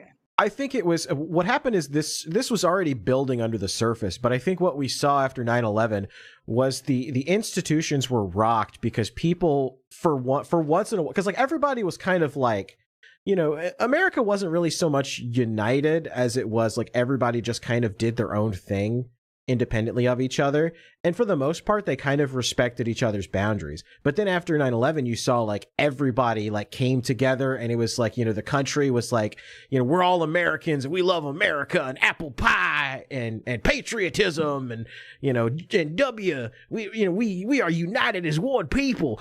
And I think like the cultural engineers saw that and it freaked them out so much that they like immediately set up the Nurgle plague stations and just poisoned everything because it just terrified them. I think it was more Big Dad Giga Chad brings up in chat. It started with grunge, and I think it was that grunge, yeah, that kind of did start it because it formed not just grunge, but this general formation of the loner, the cool, tough loner, because you had all these guys radical, yeah, we're expressing ourselves, and then pop culture devised, I love skateboards and pizza. Loner. Yeah, pop culture devised the lone badass, and like all those guys going radical and expressing themselves, they were like dorks compared to this guy. And they were like, this guy, if he got in a fight with any of the guys skateboarding with big glasses saying radical, he would beat their ass because he's no nonsense. All that radical stuff, that's nonsense. But this guy's no nonsense. And then everybody wanted to be that guy because everybody wants to be the winner. And like, Shadow the Hedgehog was born from that era. And even Shadow was like, I've got all the powers of Sonic plus chaos control. And I'm really important to the story. And like, you know, I just love Latina Sonic. No hate on Shadow. But that was the image that just more and more kids wanted to be. Because, like, that's the guy that wins. If he got into a fight with the bright, colorful character, he would beat up the bright, colorful character. And then that became so fucking embarrassing and so oversaturated that then it became it's the guy that expresses himself would beat up the loner because the loner is a dork. And the guy expresses himself, doesn't care, and you have like the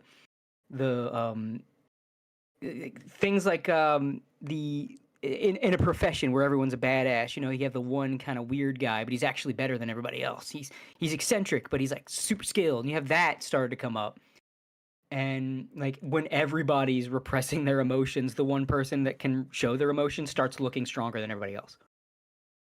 It's interesting to see nowadays a lot of the edginess is sort of, it's almost looked at as nostalgic, like the same way you would look back on your edgy teenage writing, like your first Mary Sue character with like, oh, this is adorable, like the same way you look at like a childhood stuffed animal.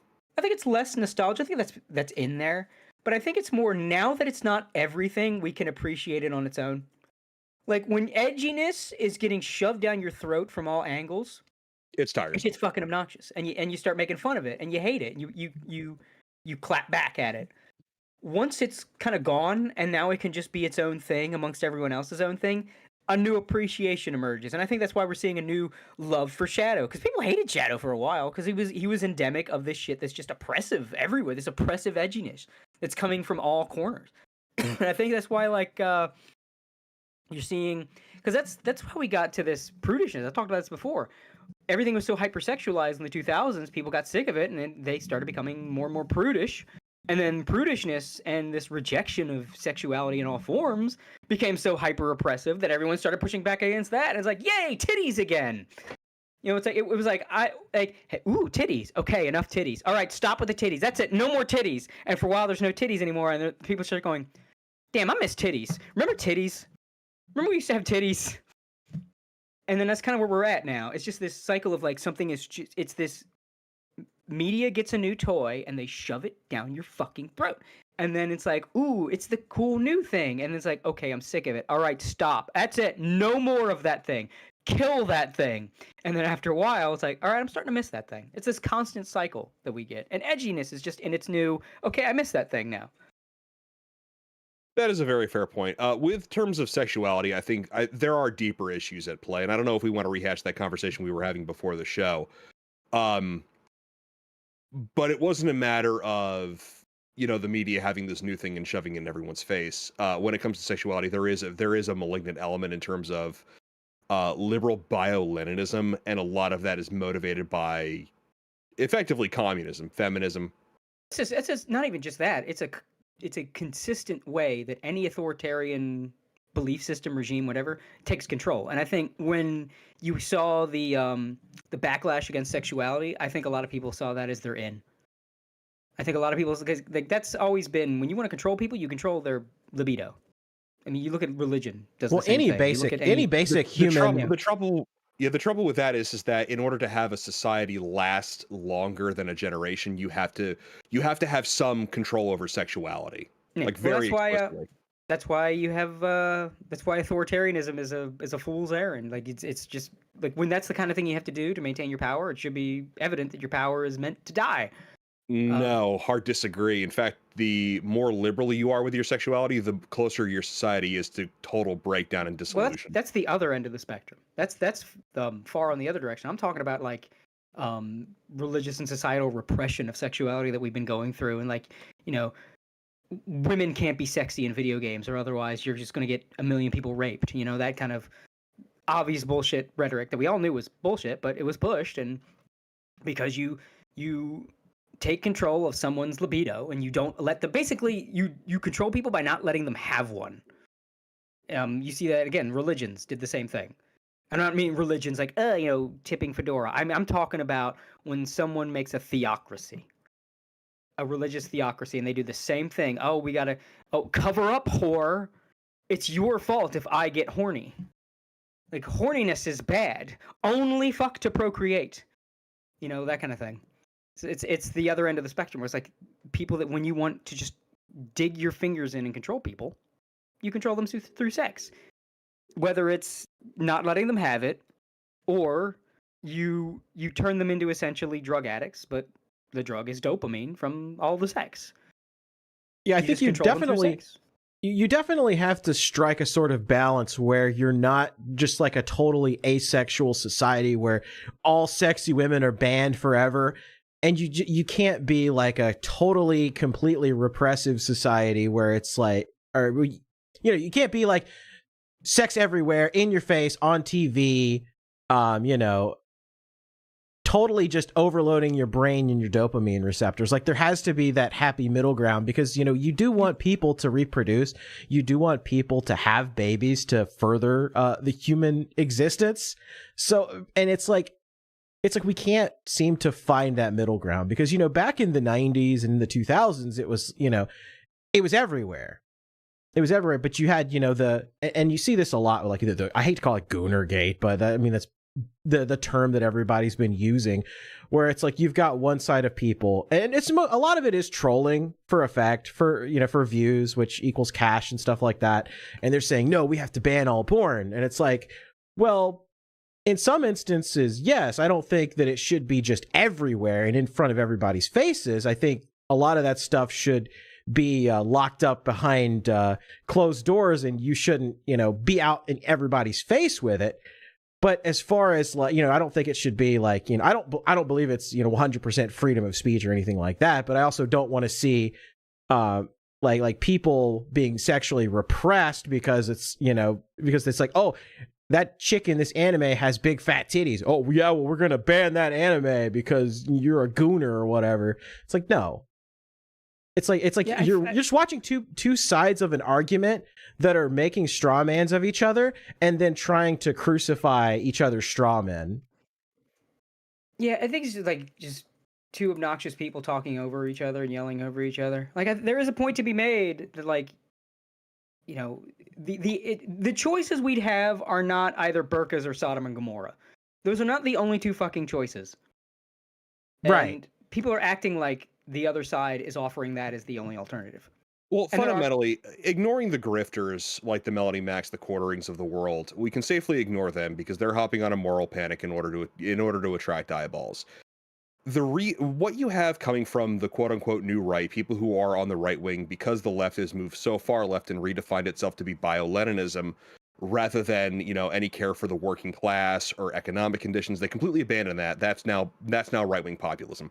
So people whose political positions haven't changed since like Bill Clinton, you know what I mean? Or they would be on board with like Bill Clinton liberalism if they were around back then. A lot of them weren't.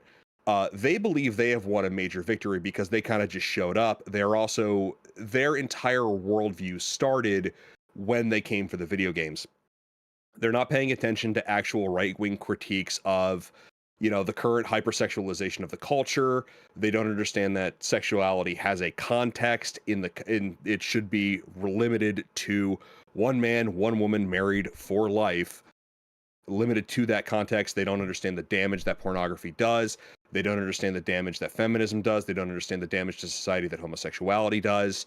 And so they're fine with things like transsexualism as long as it's not shoved in their face. Same thing with gay marriage. They're fine with gays adopting, even though that's abominable. So what they don't realize is that those things that they're okay with are the Trojan horse that allowed men into women's bathrooms. It allowed gay men to adopt male children to rent out a woman's womb through surrogacy. It allowed that degeneracy to seep, because degeneracy doesn't have a logical stopping point of saying, okay, that's enough. We're fine with this. No, it's going to keep going. It's going to keep pushing boundaries. And that acceptability, the Friends liberalism, 1990s Friends liberalism was the Trojan horse that allowed that to happen. So how do you actually solve this problem? Well, you go to the root. You reaffirm sexual morality. Unfortunately, banning porn doesn't really solve the issue because it controls men's sexuality. You don't have a healthy society by controlling men's sexuality. You have a healthy society by controlling women's sexuality. If you reach a point where women in general, any given woman is not dependent upon a man for her sustenance, you're going to start having the breakdown of society, because it's going to lead to women choosing to rely upon the state, aka men's taxpayer dollars, for their sustenance while dating and having sex with whatever man they want, which is usually, either a drug dealer or Giga Chad. And that leaves the average man not with exactly zero incentive to participate in society. And that's what we're starting to see. We're starting to see men check out. And this is broad civilizational stuff we're talking about here. So this gets to root causes. I don't think it goes that far. I think the issue, it's not like about controlling women's sexuality or anything. I think men and women play roles in the whole, romance, sex, whatever thing. Men do the mating dance, women vet. Women are supposed to be the ones that go, are you good enough for me? And then men basically say, hey, I think I'm good enough for you. Are you good enough for me? Let me see. And then that's sort of the role they're supposed to play. And when you break that role in one way or another, I think that's what causes a lot of the problems. Like, you don't need to control women's sexuality so much as it's just. Well, no, you break that role by removing consequences for unwise mating decisions on the part of women. So contraception. It's just like when you promote women to just say everyone's good enough. Just keep having fucked sex. Don't vet. Don't have standards. Just fuck everything. The more you fuck, the better. And like, yes, there is a double standard with men and women. There's absolutely double standard. And of course, we're different. Someone wrapped it up very succinctly with, if you have a key that unlocks every door, that is a skeleton key. If you have a lock that can be opened by any key, that is a broken lock. Yeah. Oh yeah, of course. Eggs are expensive. Eggs are expensive. Sperm is cheap. But this is what I'm saying. And when I say control, I don't necessarily mean a burqa. I don't necessarily mean a burqa. That exists for Arab men because Arab men are pigs. And don't let the burqas fool you. Arab women are horny as fuck too. A lot of them are big fans of the backdoor cheat. But the Middle Eastern societies are emotionally and sexually incontinent. the burqa and modesty laws and reaction and honor killings, all of those exist as a way of perpetuating the semblance of a healthy society where you are able to have that buy-in. But for a population that is relatively low IQ, has very poor impulse control, is sexually and emotionally incontinent, that's what you have to do. In white European societies, you don't necessarily have to have those restrictions. So it's different. People can be counted upon to engage in a lot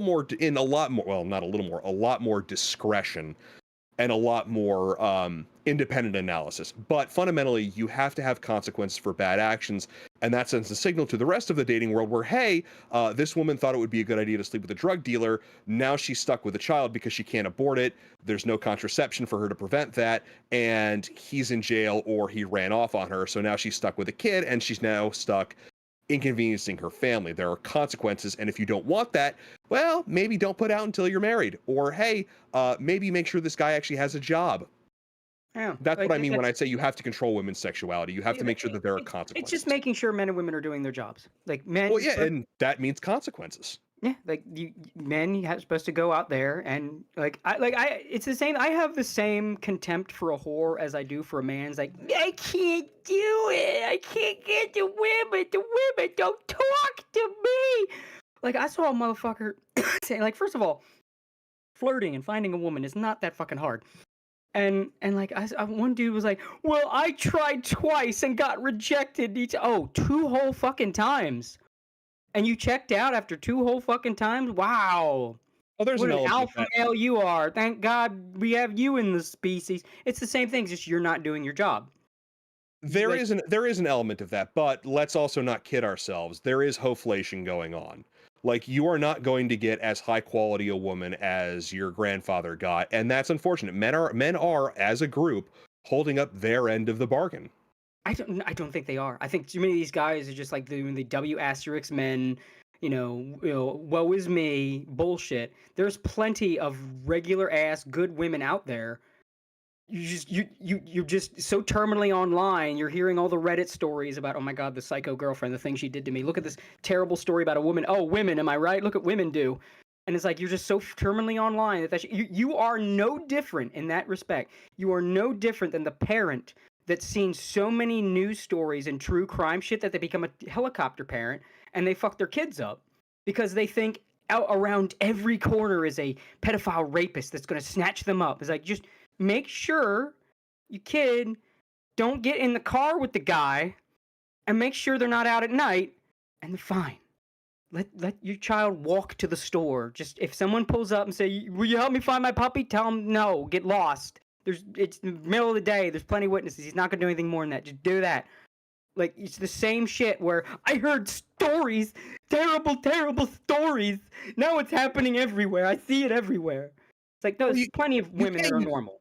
You can't use horror stories like that as an excuse not to try, but you also can't ignore the fact that these things are happening. You cannot ignore the fact that the dating market is the worst it's ever been in a lot of ways. It's never been, and a lot of it's self-inflicted. Like, you think an app is going to do it for you. It's not. You're not going to be able to download some app that finds you your wife. The app is not going to help. You're not going to be able to find her on your online guild. Maybe you can. People do, but don't count on that. You need to learn to talk to people. Guys, you need to learn to talk to a woman, and you need to learn to be rejected. Because that is how this works.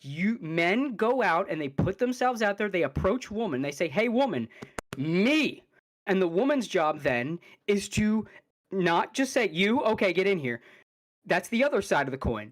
You're not, like, basically, women, don't be a hoe. Men, don't be a bitch.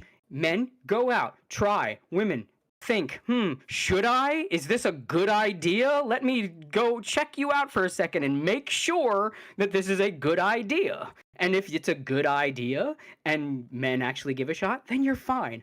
But a lot of this, it's just self-inflicted, and half of it's because, yes, social media and all that shit has fucked people up. And a lot of it is also just people are so terminally online now. They hear a horror story and they think, "Oh God, it's so terrible out there." No, it's not. And I think you're both right, because while the dating market hasn't been worse than it is right now, I guess, except for maybe maybe after World War II when there was like nobody alive barely, but In the same token, too, yeah. I mean, there's a lot of guys that have just checked out and that should be making more of an effort. But you know, in a way, you're both right, and both are contributing overall to the problem in society today. But you know, it is also the fact that the way that society works now is it overly caters towards women and tries to, you know, it's the DEI stuff, bridge, all of that. You know, it's overly inflating their sense of self-worth and egos so that they think that they're better than they really are.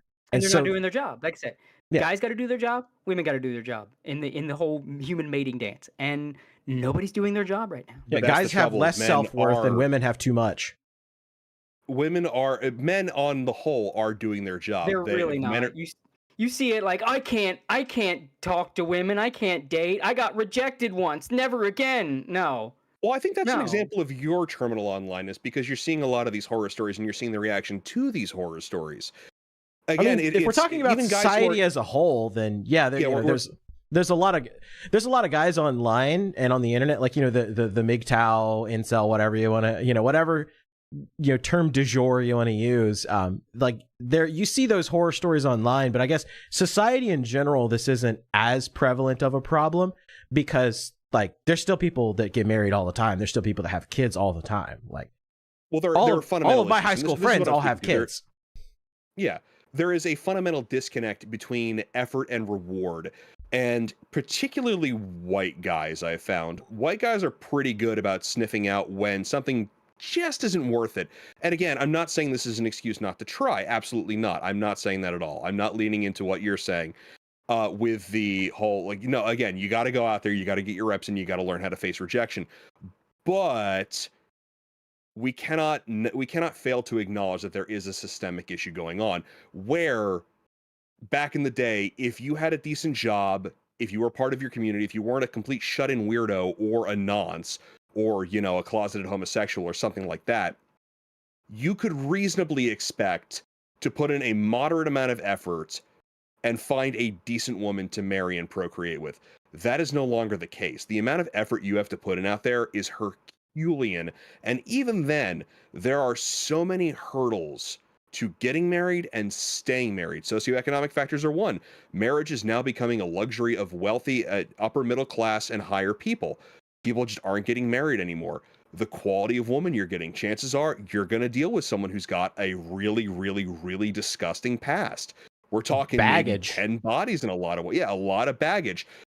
More women than ever are on mind-altering drugs. They have histories of drug uses. I think you're overinflating it. I think you're grossly overestimating how much of this. I think it also depends on where you're at. I mean, if you're in California, you're fucked. I'm sorry, dude. Like if you're in California or Vermont, GG.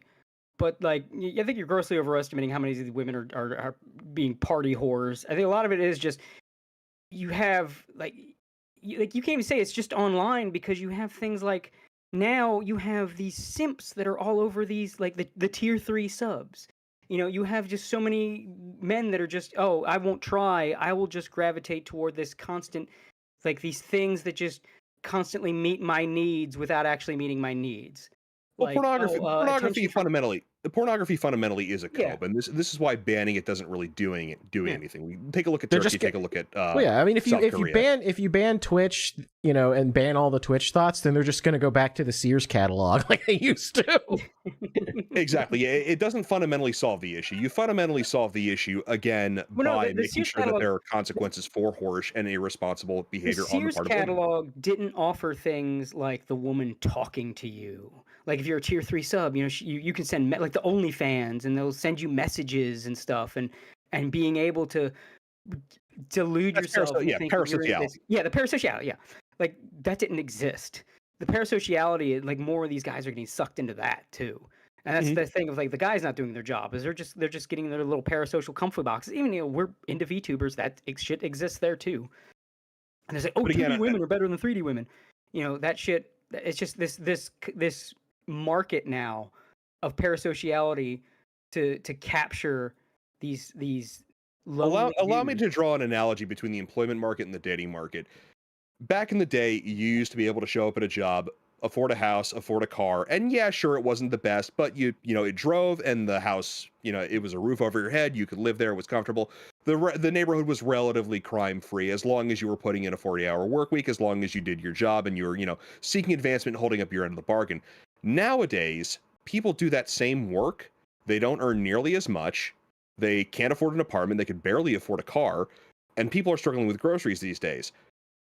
Why on earth are people putting in the same amount of effort? And is it okay? Is it on the people who just aren't holding up their end of the bargain, as you would put it? Can they not be blamed for complaining? Can they not be blamed for drawing attention to these systemic issues that are causing these issues that are outside of their control? Like, yeah, you could be like me. You could do two people's job, and you could harass your boss until you get a raise. You could develop your skill, and you could try to beat the odds. You could really, really trim to the bone for a couple of years, you know, live in a doghouse, live out of your car for a while, and really make it, like I have. But should the average person be expected to slave away like that? Or should we engineer society in such a way that you make better use of your productive members of society, that being young men looking to get married and married younger men? We have systemic issues that simply aren't being addressed, and telling men to go out there and, you know, you just got to go out there and get it. That doesn't solve the issue. Like, yeah, again, I'm not saying that's an excuse to not try. You should try. Absolutely. It's incumbent upon you to try right now harder more than ever, especially to get what you want. But do we solve these issues? Do we talk about these issues, or don't we? I think it's just go back to what I said before. We both have jobs to do, and I think for a while it was, the issues that we had are still, you know, present. But what has changed now is that when I say that men have their job, women aren't doing their job. Women have been more conditioned not to do their job, as you said, by a lot of systemic things that are, they think it's empowering to be a whore, or just reject men in general. But I mean, it's not omnipresent. And I think no, I'm not saying it's true in literally every single case, but it is true generally. I wouldn't even say it's true generally. It's out there, to be sure. But I think the mindset that it's out there generally is what's making men not do their job, because they're like, why would I? Why would I go when all these girls are just doing drugs and being whores? And it's like, no, most of them aren't doing drugs and being whores. Most of them are just women. They're just regular About half fucking women are on SSRIs. Most of these women are just women being just female. That's it. Like, they're not doing anything particularly awful. And if they've got like a body count, it's probably one or two guys, because they were the guy they dated in high school, the guy they dated in college, and then now they're not dating anybody else. Like, most of the time, that's what you're dealing with. Like, that's what you're up against. Now you might find the girl that hasn't done anybody, or you might find the girl that's done maybe 3 people, but it's not going to be an astronomical body count, and they're not going to be on a ton of shit. It's just average meat, potatoes, practically NPC women that are just regular. But the issue with that is that even what you've described causes a massive increase in the risk of divorce. It causes a massive issues with developing pair bonding. I think you're putting too much of the animus on women. I think it's a shared animus. I think No, yes. I'm not putting any of the animus on women. I'm putting the animus on men who let this happen. We have had things too good for too long that we thought, what's the worst that can happen? And that's usually how giving in to female henpecking starts. We have things really good for a long enough period of time that we think, what's the worst that can happen? And then third wave and fourth wave feminism happened. Exactly, yeah. Yep. I mean, they banned our video games. In ancient Greece. Yep, they experienced this in ancient Greece. They made comedies about this kind of stuff. What would happen if we actually gave women what they wanted? Oh, it would turn into a nightmare communist hellhole and society would break down. Thank God we didn't let it get that far, and we're just slowly but surely like clawing back control over everything, starting with looking at the government and realizing, holy shit, we were spending money on this stuff. What the hell? Right. Well, yeah, I think a lot of that movement was a lot of psyop-y shit. Like, I think that was just pushed to you screw things up enough that's how you maintain control. If you want to control a large group of people, you don't let them do what they want, and you don't want them to be in a good place. Because then they're a good place. They can take control. They can control their own life. No, you need them in a downtrodden state where you're the only one that can basically do things. It's North Korea. I like this chat here. So I thought this was an anime podcast. It is an anime podcast. It's just we have. Look, if anybody needs to hear this, it's anime fans. If anybody needs to hear this shit, but yeah, I think like a lot of that, I think even the culture war, much of it that started by like media and shit. It's my conspiracy theory, but I think 90% of the culture war itself is a psyop, because if people are arguing with each other, they're not going to realize that who the real problem is. And that's what we're seeing now is it's wearing off.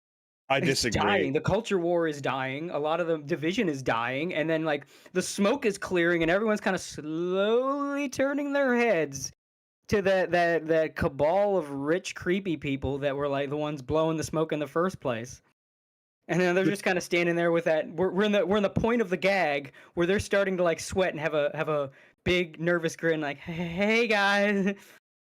Like the trouble is that you are putting entirely too much agency upon the average person. The average person is equipped to run their own lives and the lives of their families and no one else's. This is why democracy is just a really, really horrible idea. Well, you don't want a system. You don't want a system where 50 plus one just automatically wins, because then you're pandering to the lowest common denominator. You want some sort of system of checks and balances where it's like, okay, well, you need not just a plurality, but you need like, 2/3 of the country to go along with you. And then, you can enact policy. No, I think the people who should have control are people with skin in the game, or at least have access. Why should a welfare recipient have any access to the that too. It should be, there should be a system where it's like, you can't just give the freeloaders, free reign. There should be some requirement. You're advocating for a slave caste at that point. No, not at all. Like you don't have any say in your country because you don't. Doesn't make you a slave. Well, you're just under the thumb of an elite caste. Yeah, we're under the control of an elite caste now But it's not supposed to be like. That's why they have to be secretive about it and be, it's cloak and dagger shit, because you're not supposed to do that. Well, you do realize America, as founded, only landowning white men could vote. Yeah, that's the country as intended. That's the country as intended in like the 1800s. Like, what are you talking about? Like, there's a lot of things in the there's an age of powdered wigs. Like, we stopped doing that too. Like, you do change and evolve, especially when there are classes of people that are essentially have no say in their lives, if they're no say in the country. Like, if you're an immigrant that hasn't fully got their citizenship, that's one thing. But if you're a citizen of a country, and then that country saying only the special snowflake people get to have any kind of power, and you just have to live under them, nah, it's bullshit. What does the average welfare recipient know about the conflict in Ukraine? Doesn't matter. No, it matters a lot. No, it doesn't. No, they can just elect somebody that's going to make their lives better, and then in turn, if whatever we do or get involved trickles down from that. So that's literally what's happening right now. I think we're getting a little too in the weeds here. I mean, yeah, but the government matters. The question I was asking: why should someone who is a beneficiary of taxpayer generosity, who has no skin in the game, who knows nothing, who is barely literate, why should those people have any say in the functions of government? Because if you open the door to keep them out, you will open the door to keep more people out. Good. And then eventually you are going to be kept out. Okay. I don't care. If the people who have skin in the game... You're going to care real quick when you're under the rule of an elite society. And I don't mean, well, we technically are. Again, they have to be... No, we very explicitly are. Your vote does not matter. It doesn't matter now. If your vote didn't matter, we wouldn't have just voted in somebody that's setting the entire elite system on fire right now. You do understand that all of these politicians that we just elected are entirely slaves to the agitating classes. They're entirely slaves to money. Like, literally, they've looked into this. There was a great study by Yale, I think it was. So if everybody we elect are slaves to money, why are the people we just elected been spending the last couple years taking away all the money? Well, it's because they have fuck you money. With? Well, it's one, because they have fuck you money, but two, it's a different set of elites. Well, Like, yeah, I this know is the Peter Thiel, Peter techno Thiel, Elon yeah. Musk wing. Yeah, Peter Thiel, Palantero. Yeah, I'm very aware of all of that stuff. Yeah. yeah. So this is a different set of elites. It's not a matter of a populist uprising. There's no such thing as a populist uprising. The only way any sort of populist uprising happens is if some elites break ranks with the other elites. Well, and that's what lead you're a seeing populist happen. Uprising. Yes, exactly. With Elon Musk, with the Tucker Carlsons of the world, you know, who are, you know, I mean, Tucker Carlson's, you know, I think his father was CIA, right? CIA, They have broken ranks with the others, and they've, you know, decided, okay, well, this socialism stuff is BS, so we're going to essentially burn down the old New World Order and replace it with something different. Yes, correct. Yeah. I like chat's like anime podcast, by the way. Yeah, we're gonna. Yeah. We kind of veered wildly off course. We got I get hit in the face with a pie full of black pills here. No, it's not a black pill. It's not a set of black pills. You cannot approach reality. I mean, unless you're just super into Dark Souls games and just like hitting your dick with a hammer over and over again. You have to understand the conditions going in. So you have to like in the dating market, you have to understand that, yeah, you're going to get rejected a lot more than generations in the past. And you have to be prepared for that. When entering the political arena, you're going to have to understand that there very much is, like, the great man of history is real. The great man of history theory is real. You're going to be relying upon elites who share your proclivities or share your views. They're going to be the ones who are going to be executing a lot of what you're doing. And they're going to require the popular support on the ground. But a lot of the moving and shaking is going to come from the elite. Like, if you're thinking like, oh, the people are just going to rise up, you're going to be really confused and really disappointed for a really long time. This is why the Tea rise Party up behind somebody. That's the point. Yeah, and that's why the great man of history really matters. If people rise up, unless there is, I don't know if I want to call Asmongold a great man of history or not, but we are kind of rallying behind him in a way. Like, it's just the simple concept of a representative. That's what it is. You just get a representative that people get behind. Well, that's kind of why I like representational government more so than like a strict, you know, democracy. That's why we have that. That's why we have that. I think the one thing I would like if I was going to change something in government, I would go back to the way senators used to be elected, where it was elected by the state legislatures, because I think it gave more control to the people rather than it is now, where most people don't even know who their senator is, and you just, you know, it's like, oh, well, you just send them up there. Well, how does the state have any sort of power in the federal government? They don't. Well, it doesn't. It's 2 or 3 cities within the states that really elect it, and that's going to mean one thing. That's going to mean welfare spending. Yeah, essentially. No, I'm being dead serious. That's what happens when you have popular level voting for senators. You eliminate the checks and powers of government, and this is why I say that only people with skin in the game should have access to the levers of power. I think that's a good place to like stop the political discussion there. Yeah, I got to take a leak anyway. I will be right back. Yeah. All right. Tomac for $10 says, as the meme would state, been a while since I tuned into Timcast. No, you will not hear this level of discussion on Timcast because he's afraid of his own shadow. But apparently not the Russian government.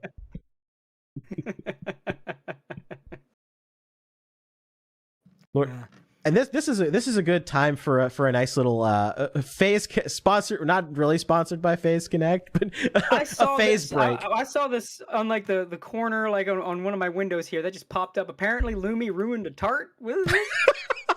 Lumi just dropped all the tart. Engineering degree, can't make a pie. I love her. From Trigger Point. But it's just like that. You're pretty much making, like, have you ever steamed an egg? Can I just touch it with my hands? Because I don't think I have. Oh, interesting. Ooh. Oop. Very solid. Ooh. Chat. Oh my God, wait, what's that on the table? Oh, because I have I put it on this thing, which pushed the bottom of the tart pan up. So it was leaking out of the sides a little. That's fine. She lost all of her tart. She still got some in there. I think I feel a little cheated. I was promised Pipkin Pippa levels of Like the entire center just falls out. You've got a pizza in the oven, and it's turned into a ring because all the center of the pizza has just fallen into the oven. Yeah, I was expecting like Pippa and the egg, Right. Oh god, that was beautiful. Well, the conversation really switched in the last 5 minutes. See, that's the fun part about this podcast is you never know what you're gonna get, because I like to bring people from all sorts of different backgrounds here. Speaking of different backgrounds, I do want to take a moment. This is our shilling moment segment of the stream here. Oh snap! I didn't think I was gonna get shilled. Of course. We're gonna do a little shilling for you, a little shilling for Myles here. This is his account, Buyerworks. If you want to commission Cody, here's a great example of something that he did. This is silly girl. Was it Silly Burger Comics? So I don't know exactly how this. I've heard conflicting things of how this got started. I just thought it'd be fun to be a part of. But a bunch of artists and comic people online were doing this. It was some AI generated joke about a comic like silly girl and a million bajillion burgers. And it was like people just doing random stuff of this character and burgers. And so I just contributed this little page here. I don't know if this was do I still have it from the references I had? I do. I don't know whether this was how it started. Of course, the Discord images I opened didn't save. I guess I got to find it again.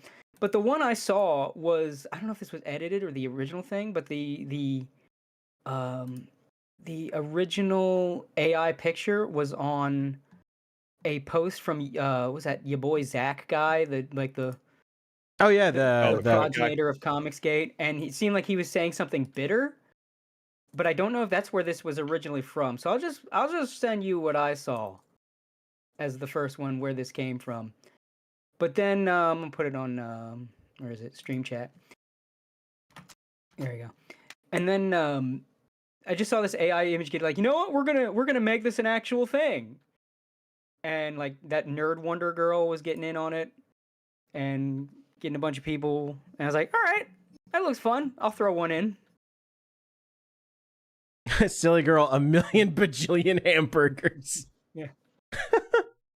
Yeah, this seems a little dismissive, but that's kind of funny. I don't know, Zach kind of became a bit of an asshole from what I've heard. Yeah, well, I mean, yeah, he hasn't been doing his books on time and getting pissy about it, and yeah, you can tell what gets under their skin based on what they react to. Yeah. So but Eric July used assets. He used 3D assets. Oh my god. Crucify him. Not like other artists haven't done this like since time immemorial. Yeah, for to real. be fair, I do think Eric July, because there is the pretense like, oh, all the art is hand drawn. Does he deserve criticism for that? Yes, I think it's fair. Think he deserves to be criticized for it. Does he deserve to be crucified? No. I mean, the guy doing Murata doing One Punch Man, he's gotten caught tracing like how many fucking times? Like by now, like a billion times. Yeah, and you're not gonna sit here and tell me Yusuke Murata's still not one of the greatest of all time. Like, just he's phenomenal. Yeah. Because like sometimes you just do a shortcut. Yeah. Or you have a reference. It just happens. Again, does he deserve to be criticized? Yes, absolutely, of course. But yeah, and do you want more One Punch Man or don't you? Exactly. Let's be honest about what we're looking for here. Yeah, so this is a Nerd Wonder, and a bunch of people followed her, started doing this thing of like, just making this a thing. And like I said, I saw it like, it'd be fun, a little something to do. I get a little attention. I was like, okay, cool. And so I did that. I'm very happy with how it turned out too. I like my little joke with the hamburger helper. Very stupid joke, but I think it's funny. The hammer burger. So yeah, it's annoying me because as someone passionate about making comics and writing and drawing and all this stuff, the indie comic scene eating its own ass is getting on my nerves because they're just making it harder for guys like me to actually get going and build some momentum, because now you're just making indie comics look like a fucking circle jerk shit show, and it's like because you got these big figures that are just in it for attention and they're infighting, and yeah, this whole, you got to support this comic regardless of how good it looks, just for the movement. You got to support the movement. No, man. Yeah, forget Support good comics. Yeah, that's all I care about. Like, I don't care whether it's Eric July making the comic or Ethan Van Sciver. If the comic is good and I like the comic, I'm going to support it because I want more of it. And I'm tired of Marvel and DC just putting just absolute garbage and slop out there and then hiring the literal worst possible people imaginable to write these comics. No, I want to support an independent comic scene because I want to see more creators go up and eventually topple the Marvels and the DCs and force them to change. I think there's room for critique. I think, basically if you want to point out Eric July, I think his comics are a little mid. I think like maybe he's making that money because of name recognition and not the book itself. That's a fair criticism. I won't think he should be crucified. I don't think that he's terrible either. I think he's just kind of making an 90s style comic people miss and people feel nostalgic for that.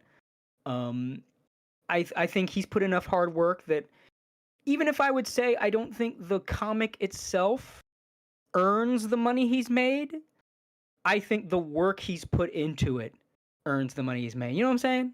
When did good enough stop being good enough? Yeah. Yeah. I think like he's worked hard enough that okay, he deserves that bag, but I don't think like the comic on its own, like if it were divorced from Eric July, I think should be or would have made $1 million. But I mean, I'm not gonna hate on the guy for it. And it's not like the comic's awful. It's just, a shrug and an okay. But like you have guys like, Ethan Van Sciver who, phenomenal artist, but the man is not meeting his deadlines. People have paid him money and he's not getting shit out. And that's a valid criticism. And then he just throws these shit fits. And then you have guys going after Eric July because they're pissed that he's, giving people what they asked for and he's seeing success from it, even if the book itself is just kind of a bog standard, forgettable superhero story. That is the biggest thing in the art world, especially in comics. If there is a really terrible artist who keeps getting picked up for work, chances are it's because they meet their deadlines.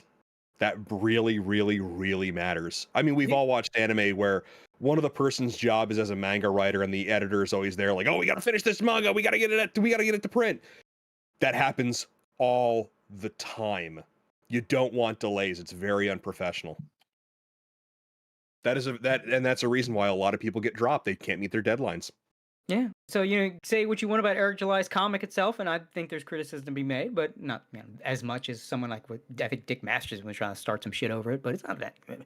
Well, Dick Masterson is looking for another Maddox. Yeah. I mean, he's been hunting the white whale for many, many years, and he just cannot find that perfect situation that, gives him that enemy, that arch nemesis that gets his community united against. Mm-hmm. Yeah. But at the same time, like, the man gives people what they want. The book's out on time. He delivers the books. They're quality books. It's not like, oh, I ordered a graphic novel and you stapled it together with a home stapler. No, it's he puts out what people ask for, and he gets it done. And like that should be commended. But you have this stupid circle jerking, infighting bullshit, and it's like, I'm over here like I'm just trying to get a fucking foothold. I just want I want to tell some stories with my pictures. That's all. I don't want to get fucking dragged down by all your bullshit. And now the indie comic scene is a tribalistic shit where like you can't even make it now if you're not part of somebody's clique or somebody's clique. And it's like we started this great thing with this whole the idea of the Iron Age of comics with people making their own comics, and that's fantastic. But I feel like some of these grifters and influencers are ruining that by making like the only way you can actually build something is to be a popular YouTuber or to signal in favor or against a popular YouTuber or comic guy or whatever. Yeah, you either have to be that guy or you have to ride that guy's coattails. Right. I'm really looking forward to right-wingers having more money because honestly, like watching how this is why artists were considered about at the same level as prostitutes. No offense to you, but if this is how artists are, it's like, no, you really need to like pursue your own thing in your own time. But professionally, you're going to be doing what some guy wants you to do who has some money. And we just need to corral you creative types. We need to put you in your little autism cube And yeah, you know, you do this thing on your own time, but when you're working, you know? No, as an artist, I will say, and I fully believe I am an exception. Because most artists are fucking annoying. As an artist, I can say this. There's a reason art Twitter is insufferable. Yeah. Like, I just want to, draw things that I think are cool. And I want to tell my stories because I like to tell stories. And that's it. And that makes me in a fucking minority among these quote unquote creative types. I mean, it is to the point I am able to use as a selling point for Cloud Scratcher. There's no message in here. There is no politics in here. There is no fetish in here.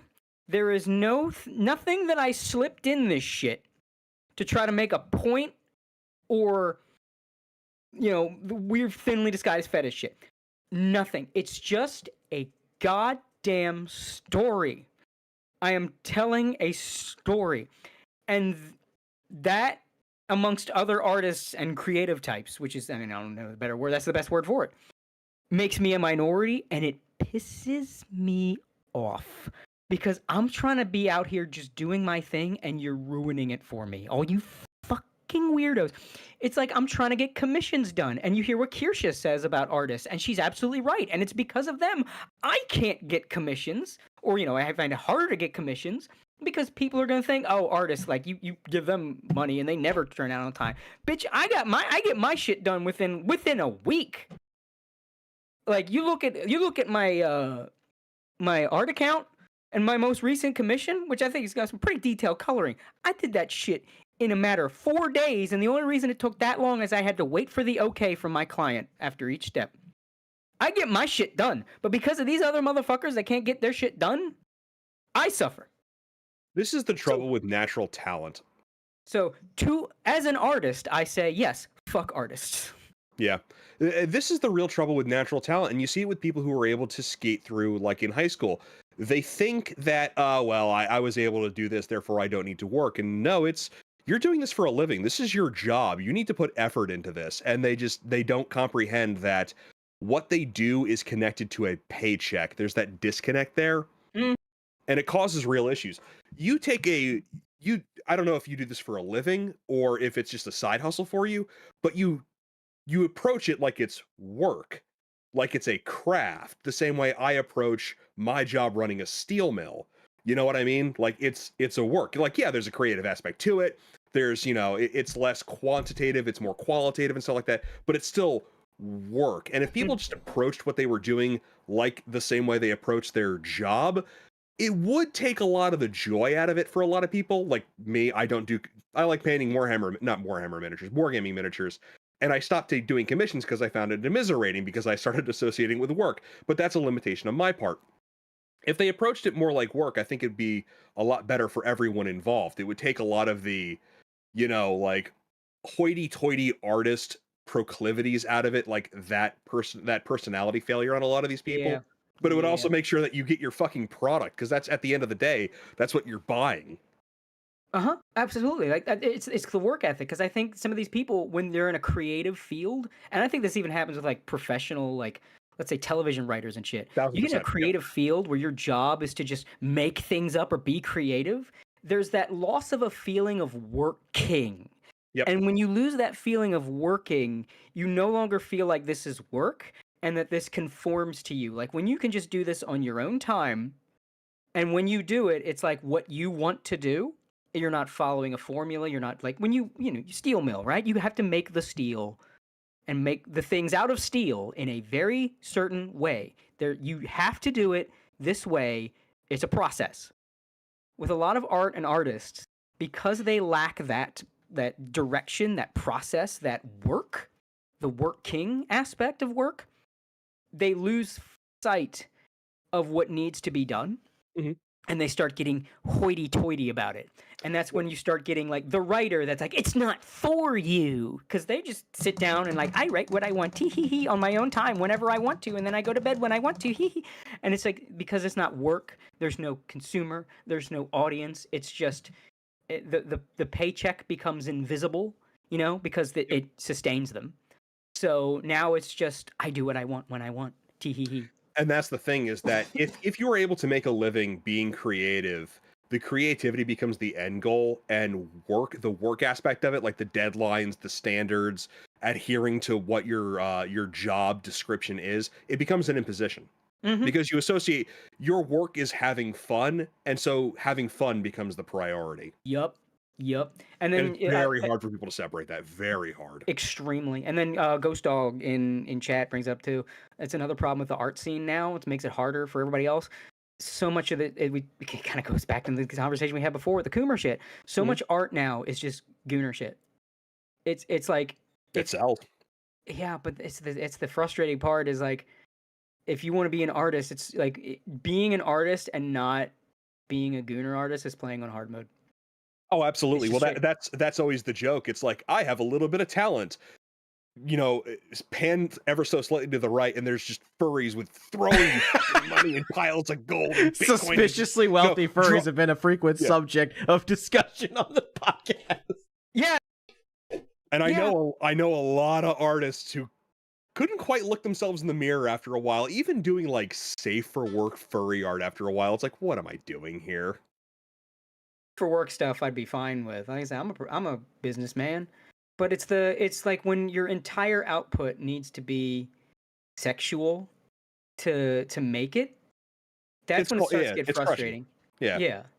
Because and it's like, I mean, on one hand, it is it's a shortcut, but it does restrain you, and that is the heartening thing, and it's one of the reasons I haven't really sold out. It's like, if you do that, it then becomes harder for you to make Not something serious.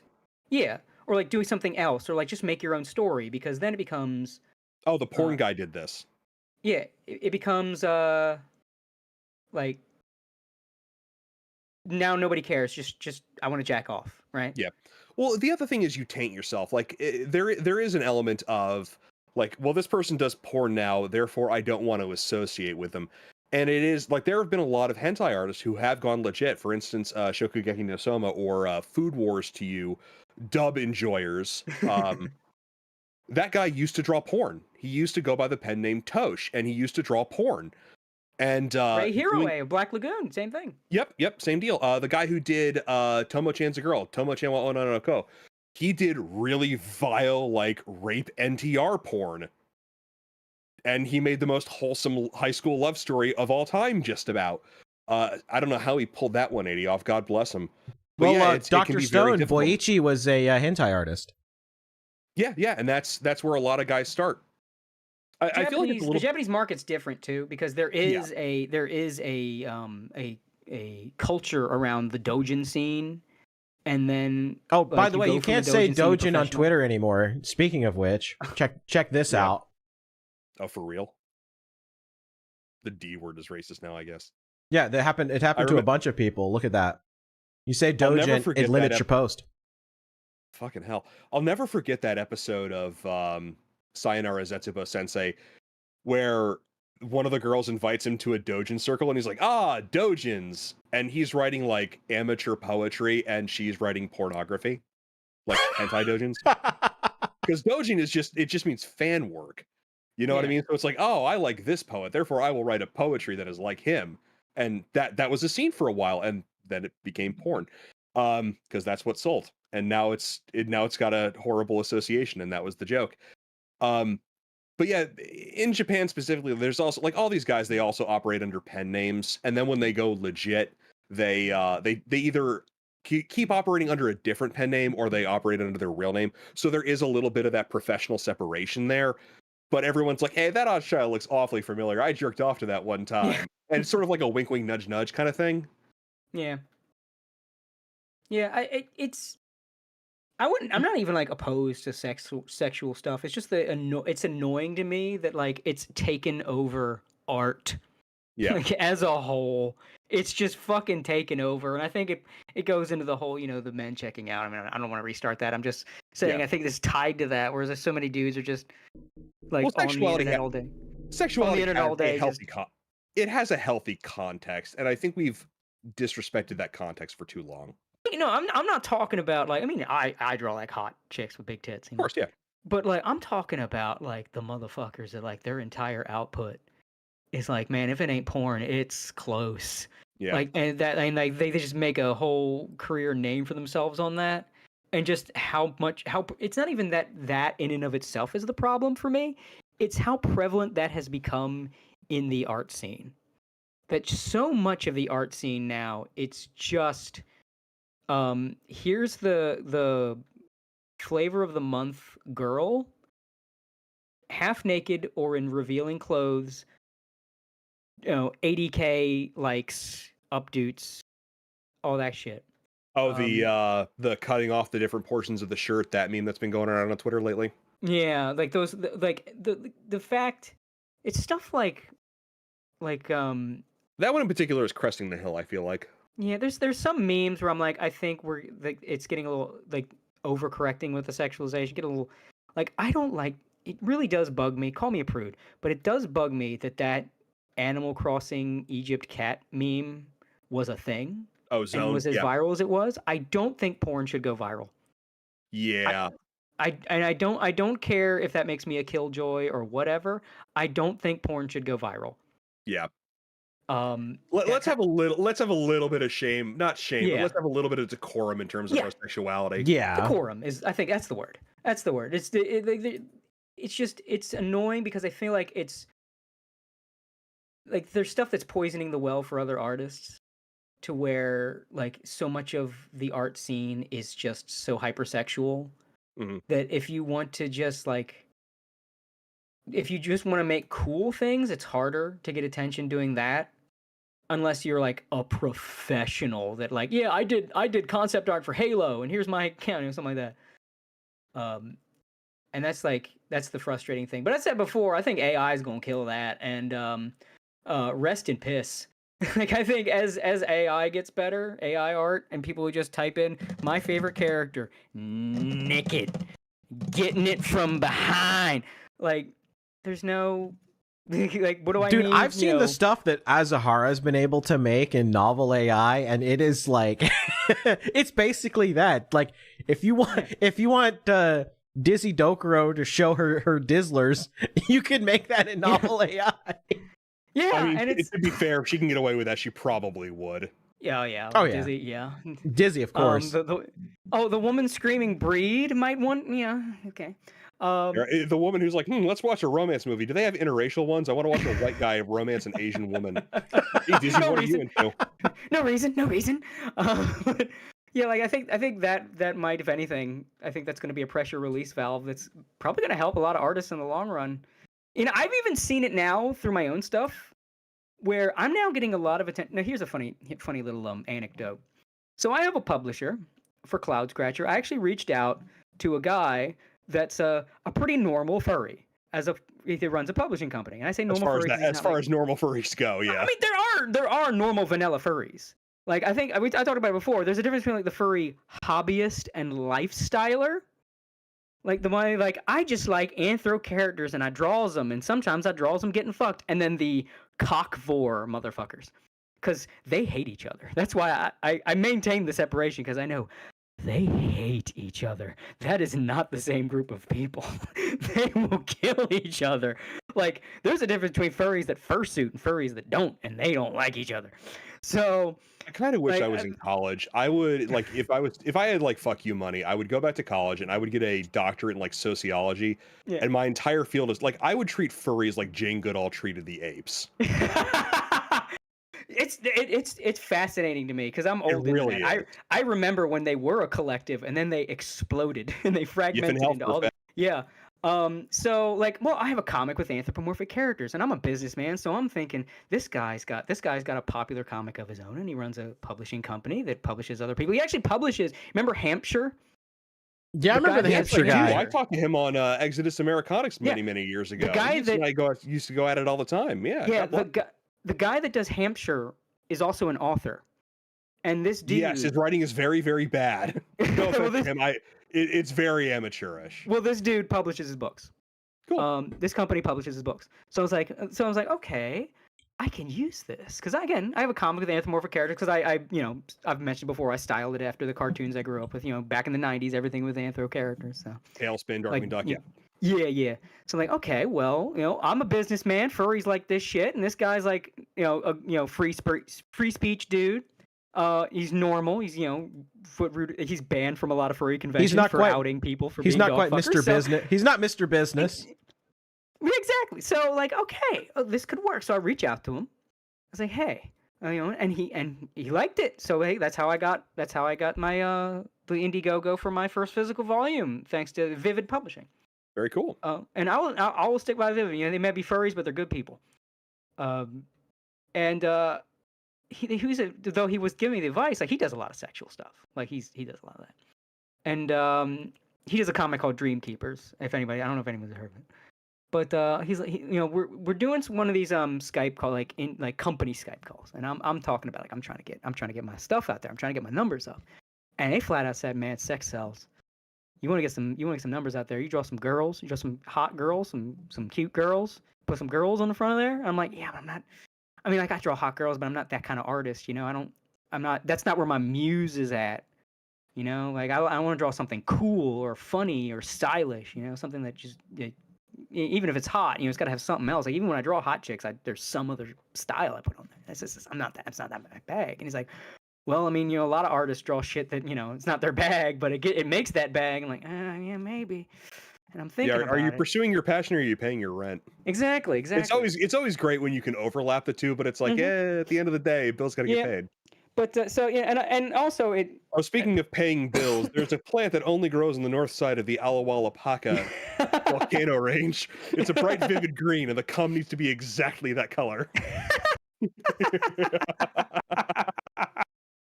But anyway, and that's and I kind of took his advice, but didn't, because like a little later I was like, it kind of hit me. I haven't drawn a lot of girls.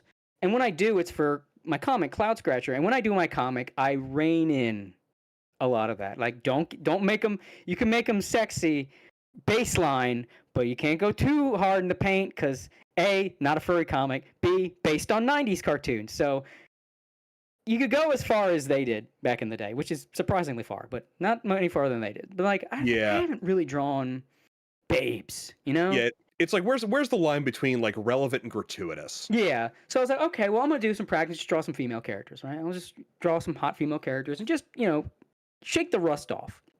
And as I was doing that, that's when I drew like, the Ryoko picture, the Aisha picture, the Demona and all that. But as I'm doing that, I was also, sometimes I'll just draw memey little pictures of like VTuber stuff, like a lot of Pippa, jokey pictures where I, just depict Pippa as a little gremlin and something funny.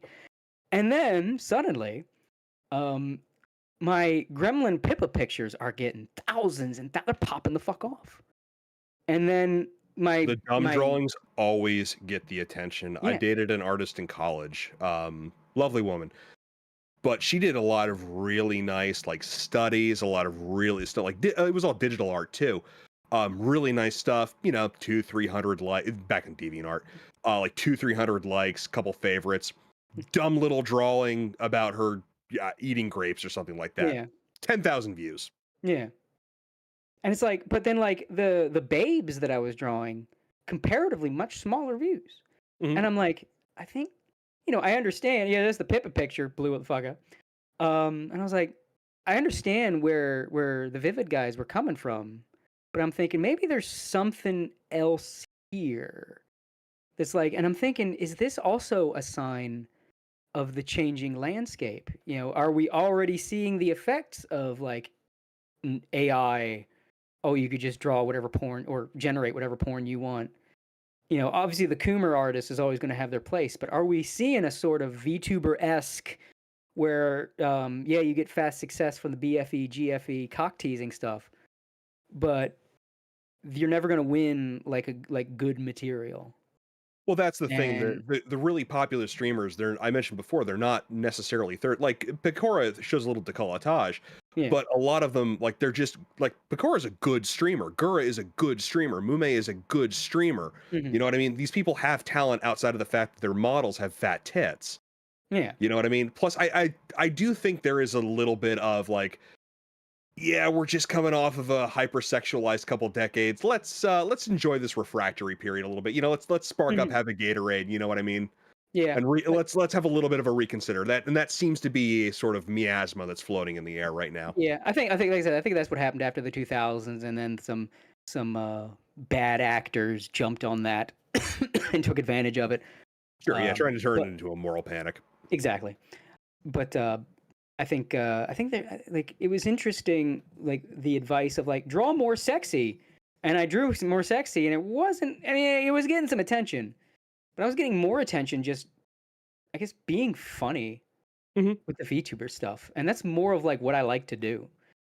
Like this here that the Gator's showing on screen. Somebody in Pippa's little fan club. Well, not that one, but someone in Pippa's little fan club said like post some comic page of some guy like exercising in garbage, and he said like the garbage is home to me. I thrive and it strengthens me. And he's like artist Capipis, I need to see the Pippa version of this. I was like, okay. So I just did it. Threw a mother mold in the back there, and that got a lot of attention. And it's like the funny stuff seems, and I went viral with my Jesus the Christ. And it's like maybe it's the maybe we are seeing a shift. Maybe the Gooner shit, you know, it's getting attention, but maybe just, I don't know, something funny and attention grabbing is more the thing. And I kind of hope that's the case. I would like to see, you know, move away from the panderiness in the art scene and just kind of. I actually really, really like Jesus the Christ. That is actually really dope. I'm not gonna lie, I kind of like it too. There is an element where it's like, is that a little disrespectful? Kinda, if you look at it the wrong way. But if it's earnest and it means well, It was just because someone tweeted out, "Oh, I just said Jesus the Christ like he's a Sonic." I was like, okay. Yeah, right. All right. Yeah, we can go with that. Yeah, I'll draw that. As someone who has run an evangelical ministry, or did rather until very recently, there is a real sorting going on. People are very publicly and very consciously deciding which side of things they're on when it comes to whether they're on the side of God and order or whether they're on the side of Satan, chaos, degeneracy, civilizational decline, poverty, misery, and violence. There is a real declaration, and you see a lot of like really weird people who you would never expect, like Russell Brand being like, "I love Jesus." Okay, you're still a drugged out nutter, but you know, God bless you. You really need to go away, and you really need some pastoral instruction. But you know what? I like the enthusiasm. People, I think now more than ever, there is a very real sense of God calling people home. I think it's just I mean, I can't speak to that. I'm not a super religious guy, but I'm not a, you know, fedora tipping atheist either. I would say of all the religions for people to get behind, I would pick Christianity. That seems to be the chillest. It seems to be the as long as it don't go back in the 90s, you know, that kind of Dungeons and Dragons satanic type shit. As long as you don't go there, yeah, I like the Christians. I wish them well, and I kind of hope that they win the whole.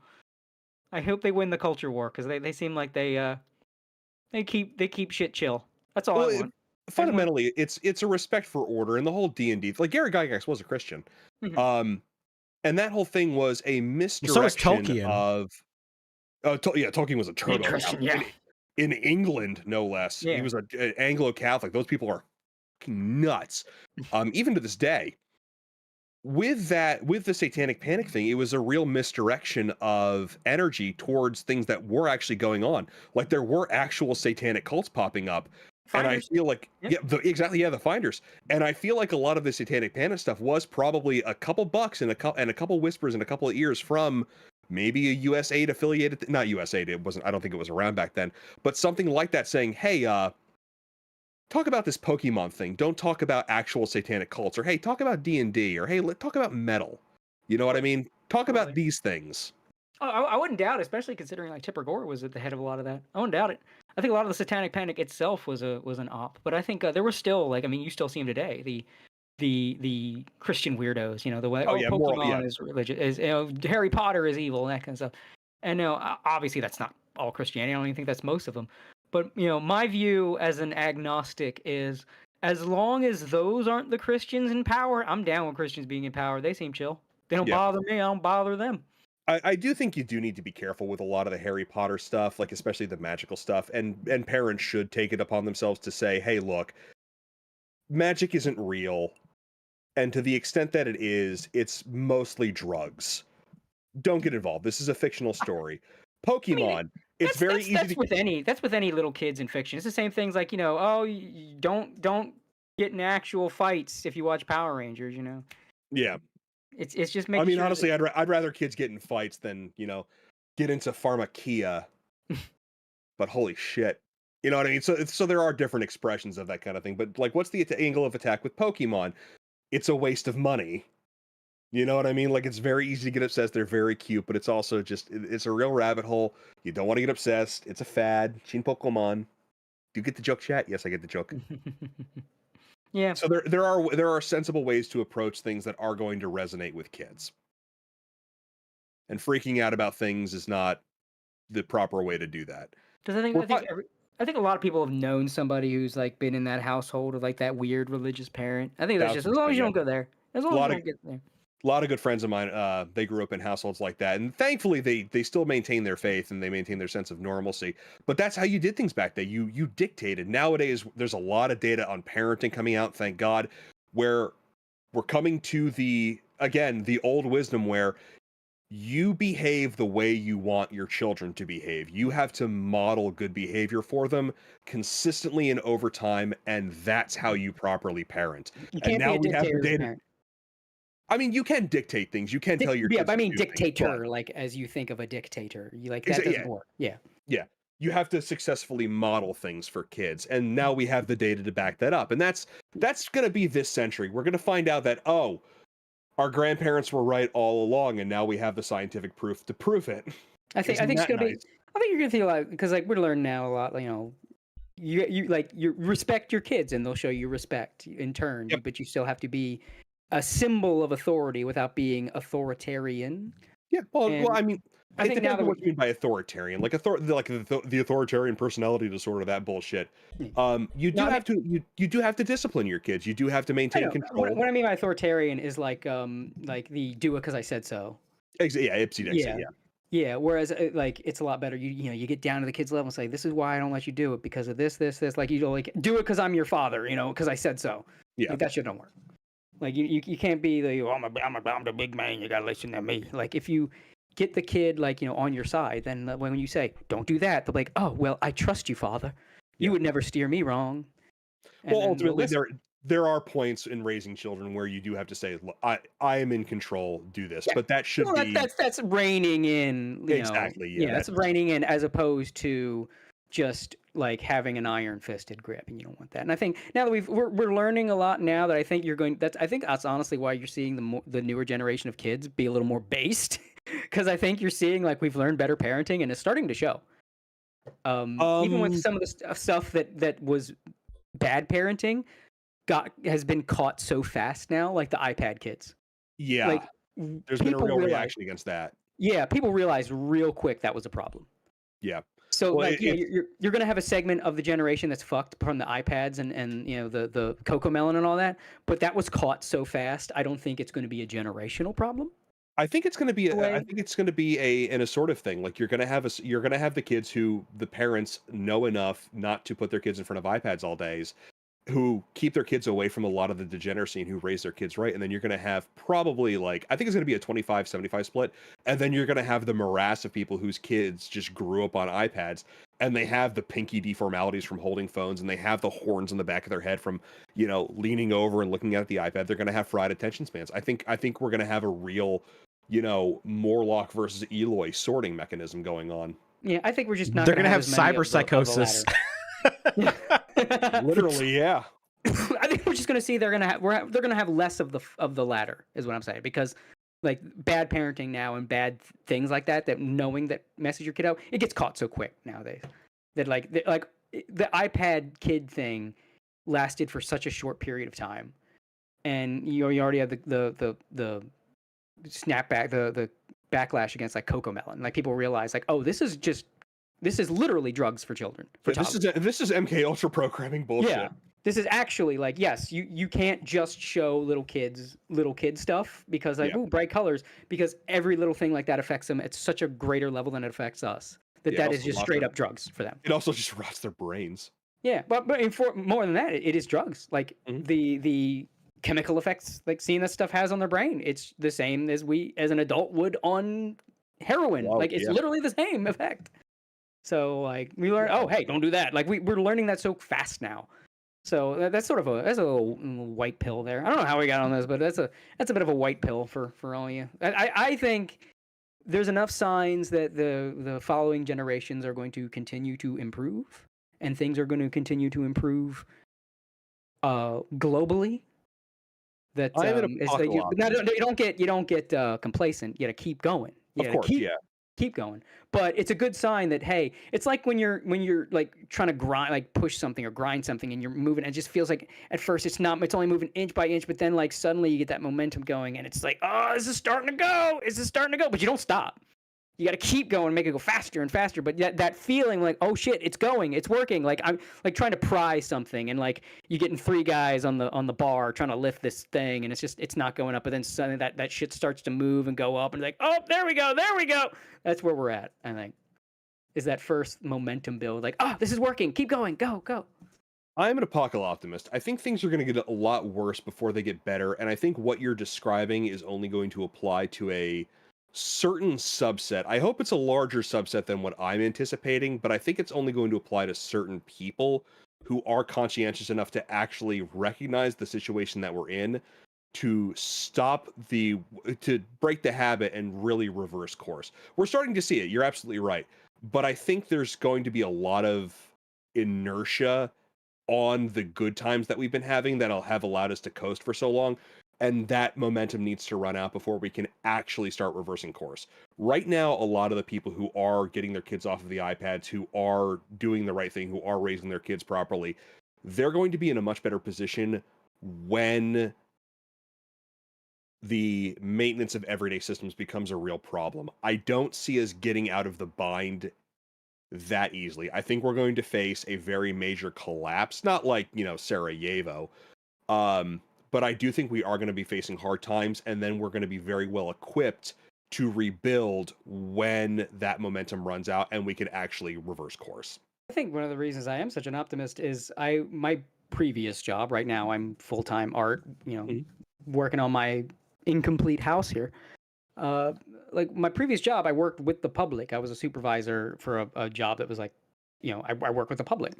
And I saw like every day just mass groups of the general public to enough to get a good guesstimation on where we're at. Like I can remember when the iPad kid part, all these parents would have their kids with their iPads, and I saw that stop to the point where I would see one parent doing it, and I'm like, you're still? Like, did you not know? And like, but you could see just the drop. You could see these shifts. You could see even to the point where just the amount of people at my job, both work there and the customers, that were just comfortable saying shit everyone was afraid to say. I would just hear people. Yeah, I would just hear people going up to the election, talking about how, like, just praising Trump in an environment that you were afraid you'd get beaten up in the parking lot for doing that. I see coworkers. I would see my bosses. I would see the people around me. So it was a good way to gauge sort of where we're going, because it's such a large swath of the public that I'm working with, and the people that work for me and that I'm under. And just that's how I could really see the momentum that we're on, and that it is a positive momentum, because I also saw the idiots. I saw the brainlets, you could see the obvious welfare recipient with a shirt that was like a giant comma hyphen LA, like, oh, okay.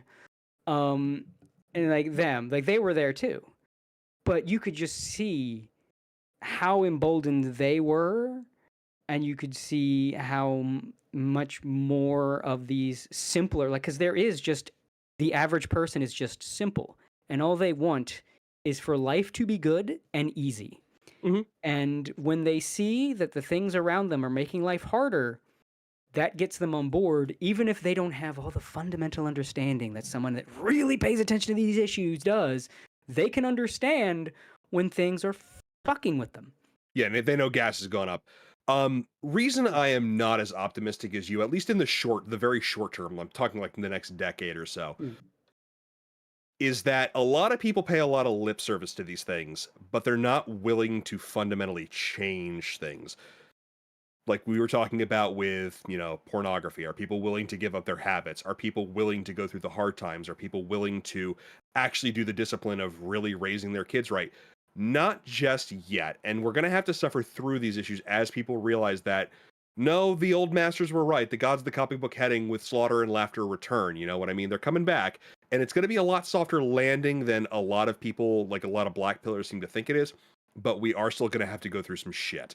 And it's just a matter of like, there's a lot of lip service, and that's great. It's a step in the right direction, but I don't see that manifesting yet in terms of active follow through. I see where you're going, and I think where you're both right and mistaken is from, again, what I've seen just watching people is they are willing to do it, but they're frustratingly slow at it. Like, you could just, the general public as a whole understands and will get on the ball, but they take forever. That's the frustrating thing. There's the waking up to the reality, yeah. It's like they will go along with bullshit for a while, but not forever. They do realize, like, COVID woke a lot of people up, the media and everything like that. Well, that was a very egregious example. It really, like, it was too incongruous to their daily experience, because they look around and they say, well, old people are dying, but I'm not dying. I had COVID, and yeah, it sucked, but you know what I mean? So it was too incongruous. But what happened there was sort of an end result of what people have been saying for a long time about media and rich people in power and all this other shit. And it took a while, and COVID sped things up, but they do get it.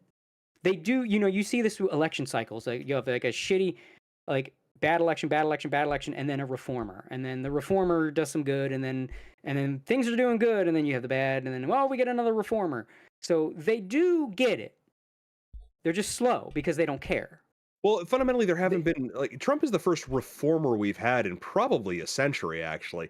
Like, Reagan did not fundamentally reform anything. He just pumped the brakes on liberalism a little bit. Trump is our first actual paradigm shift in terms of politics. Yeah, and I think that's the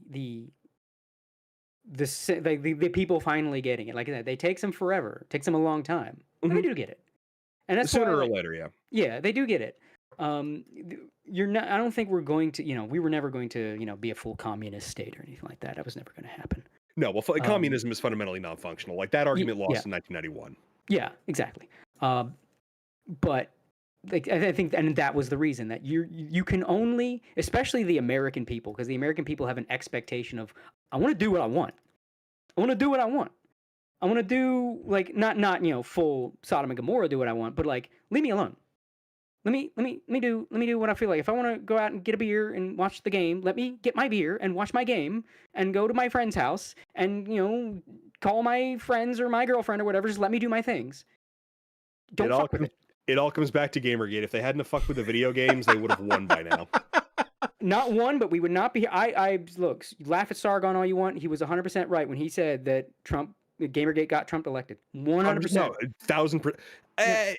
It's now it's a kind of a butterfly effect thing. It's not 1-to-1, but some people have pointed out that it was the George Zimmerman shooting Trayvon Martin in self-defense and the ongoing riots after that.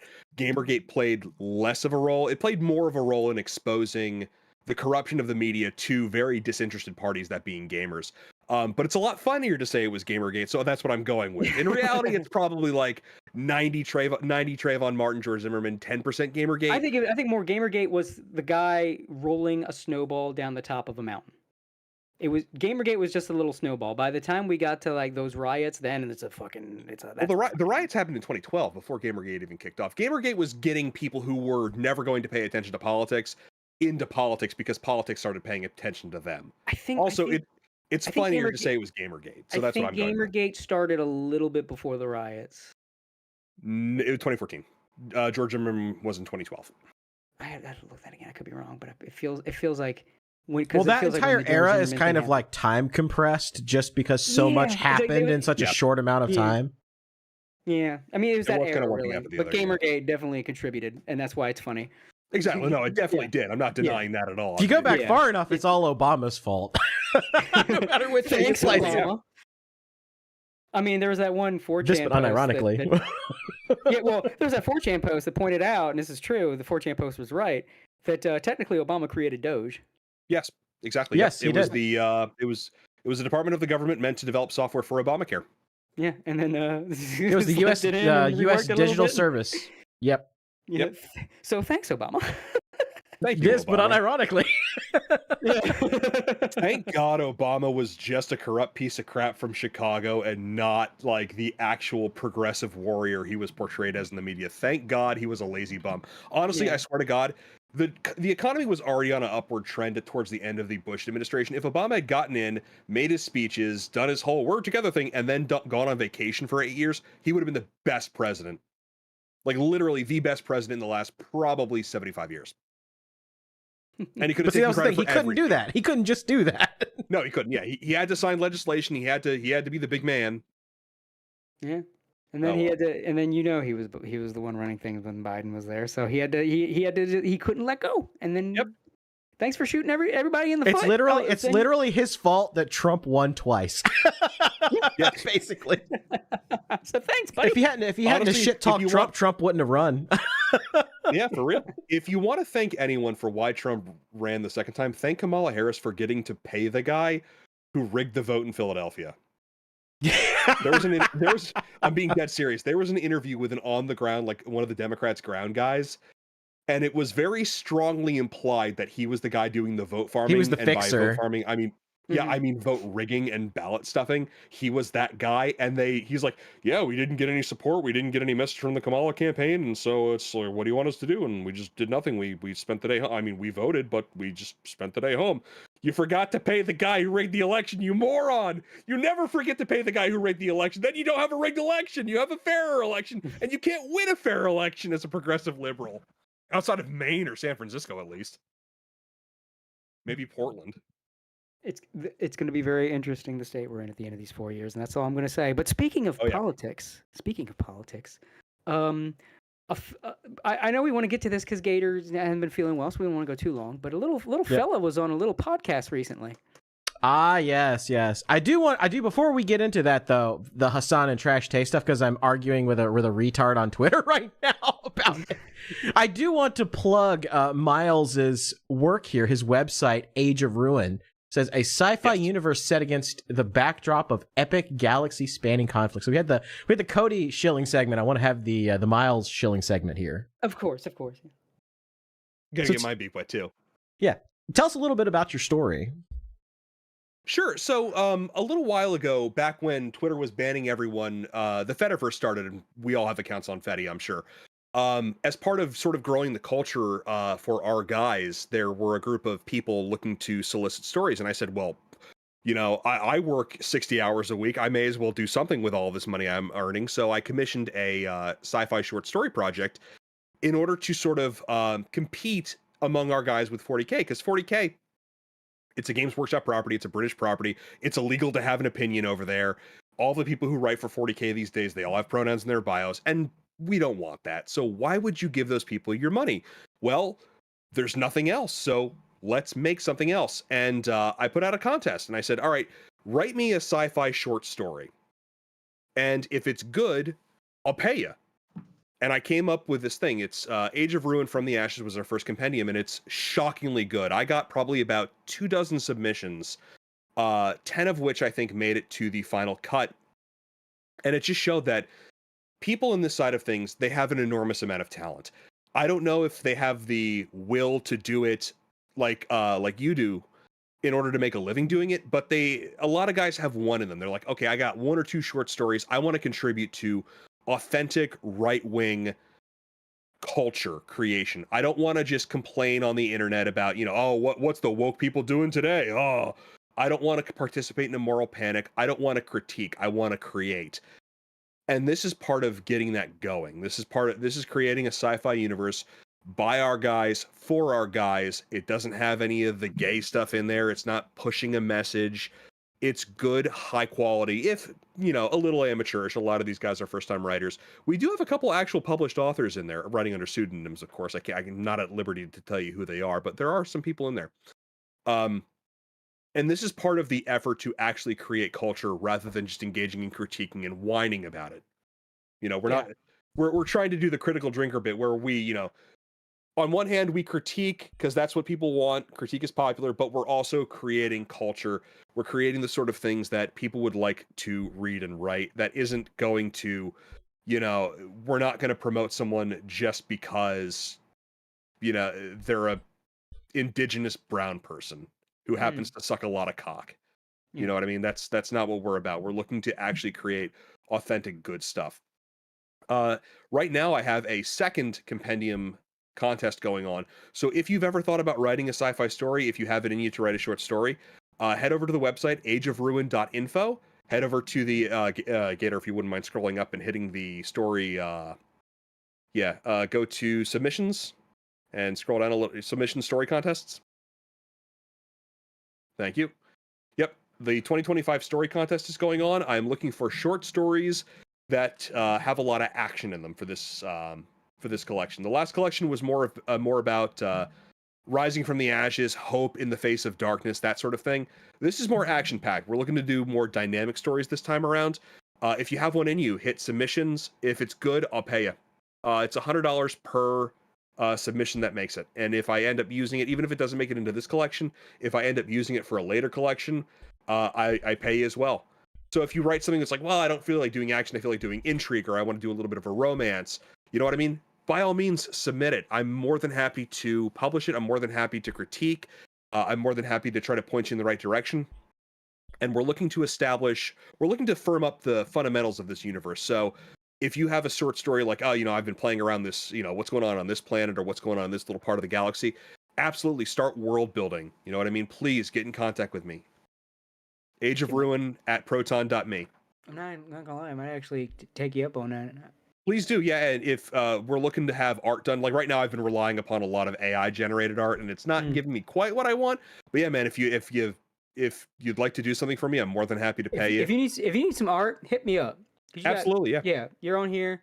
My rates are on the commission sheet. Yeah, I could definitely. And also, I got there's a sci-fi little short story thing I've had in my head for a while that I haven't had a chance to do. And I don't know, I'm in the middle of also writing another book, like a book. And I'm starting back up on that again because it was on hiatus for a bit. Yeah. So I want to do that, but I also need the time. But then again, I am home all day now. Yeah. Hit me up for the art, and then I think I might end up submitting something to you too. Absolutely, yeah. We'd love to have it. Yeah. One of the things I'd like to start doing is a lot of my blog posts. For instance, if you click the ship herders, that's a little bit of background about what's going on in a certain part of the galaxy. I've got a couple like species layouts. You know what I mean? I'm relying on AI art, and you can see it's kind of janky. But it gets the job done. I'd like to start actually having like decent art for like, oh, this is what like this species looks like, and here's what they look like in their battle armor, and here's what their ships look like. I'd like to start doing more of that stuff because you could say like, oh, it's a sci-fi short story, but I feel like people really like buying into a pre-existing universe. This is why 40K is so popular, is because there's so much lore for so long. It's really easy to like jump into and find a part that you enjoy, and it's already existing. You can plug into this thing, but if you don't have that, I don't quite have that just yet, and that's what I want to work on more of. I want to work on more backstory to the stories, the actual like narrative stories that are being told. Yeah, it's definitely that's some good shit, man. Like I do think there needs to be more of like making the culture. I'm sick of this responsive, just either criticism, bitching, anti-SJW, anti-woke content. It's like, no, I just want a fucking story. Entertain me. Exactly. Yeah. Like the griping, this movie is really bad. oh, it makes me like Natalia, what she does. That's a lot of fun to listen to, but like, you can't have a diet of nothing but that. You can't have a diet that's 100% critique. Yep. Yep. Eventually, you have to stop watching the essays on why X is bad, and then just imbibe something good. And I think that's a lot of people just aren't doing enough of that. Just making a good thing. Tell a goddamn story. Give me some fucking lore, and don't mention your politics at any point. That's why I always try to at least make one segment on here where we talk about like the things that we do like. Like we talked about how great Sakamoto Days is, and you know how awesome. Well, we didn't get to the Daima segment, but but that's the thing we talked about. We talked about Daima last episode. I was like, oh man, he's doing Dragon Ball GT, but it's canon and it's cool, and we're saying 4 is real. We're saying 4 is real now. It's like we talk about the things that we love more than we talk about the things that we hate, like Hassan Piker. Yeah. Well, I'm not above like exploring political topics in this. Absolutely not. And I think, obviously, politics is going to, especially if you have a belief system, your belief system is going to color your story, and then you're going to have like Metal Gear-esque stories. But it's not a sermon, though. That's the thing. Right. That's what I'm thinking. Like, and it's sermon in both ways, because it does hit both ways. And that's the bullshit. But yeah, anything that's just like, let's just get some fucking stories out there, bro. And like, absolutely, like this, because now so much of our favorite IPs are just held hostage by crazy people. And it's like, well, now we all have to start just making our own shit. Because, like, you can't trust media to be good anymore. Even your favorite media. Exactly. I mean, R.I.P. James fucking Bond, Doctor Who, cultural milestones are dying left and right. Yep. So people just got to start, picking up the slack themselves. And I think not enough people are willing to do it. And when they do, they're just so fixated on what they hate. They can't just make something new. Well, it's the average person really can't be counted upon to actively create culture. That's a very small minority of people, and of the people that create them. Exactly. Of the people that create, yeah. Oh yeah, fair enough. Yeah. So like, that I think we just need more. Just let your imagination fly, bro. Absolutely, yeah. You don't have to. I'm trying to get away. Like I feel like everyone has one in them. You know what I mean? Like I'm writing a story right now. Carrion Part 1, 2, and 3. I've got 4 and 5 on the way. I'm not a great writer, but a lot of people seem to really like Carrion. It's getting good reviews among the people who have read it. Yeah, everyone's got a little bit in them. You know what I mean? Just so take a chance. It's a low risk way to see if you're like doing it, to see if you have what it takes to build a foundation, to try something creative and really contribute to what we're trying to create here. Yeah. That is my pitch to you, fine gentlemen, listening to this podcast or watching this on YouTube right now. Yeah, absolutely. I also emphatically say everybody go do his thing, because that sounds like a good I don't know what you call it, operation you got going on there. Yeah, I'm trying, man. I'm trying. Yeah, definitely. Well, I think we got to get to the funny. I think we got to get to the point and laugh segment. Yeah, there's also this. Pippa, no! Pippa, please don't get Lumied. What does he mean by that? Has Lumi been telling people to kill themselves? She did. When the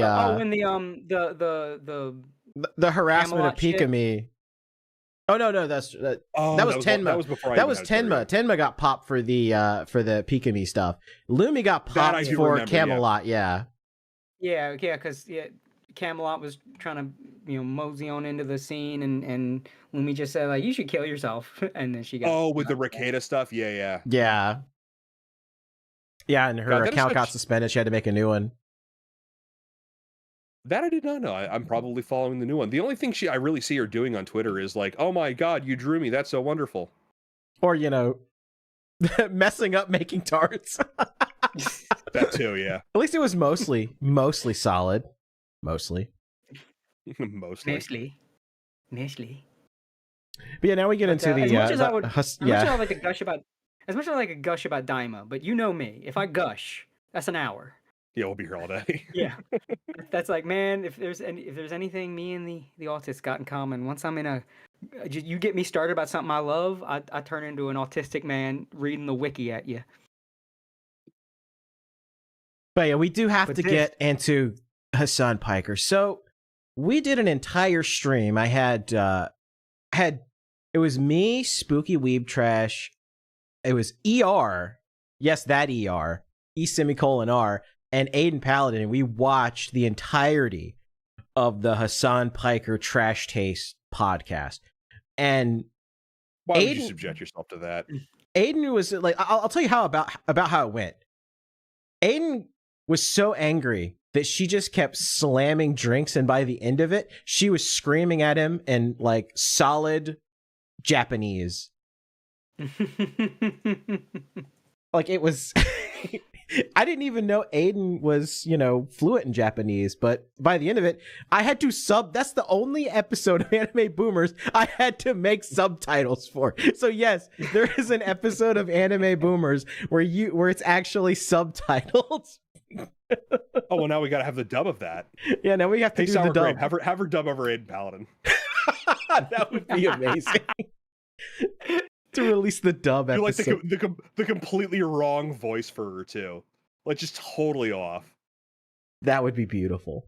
So we're watching this, and it's like Hassan is just, he has the single, because Cody and I are big fans of One Piece, and to hear Hassan just have the dumbest, most basement level takes on everything, because like the first thing is he's like, there's this Houthi terrorist that Hassan's like, oh, he's just like Luffy, he's a freedom fighter.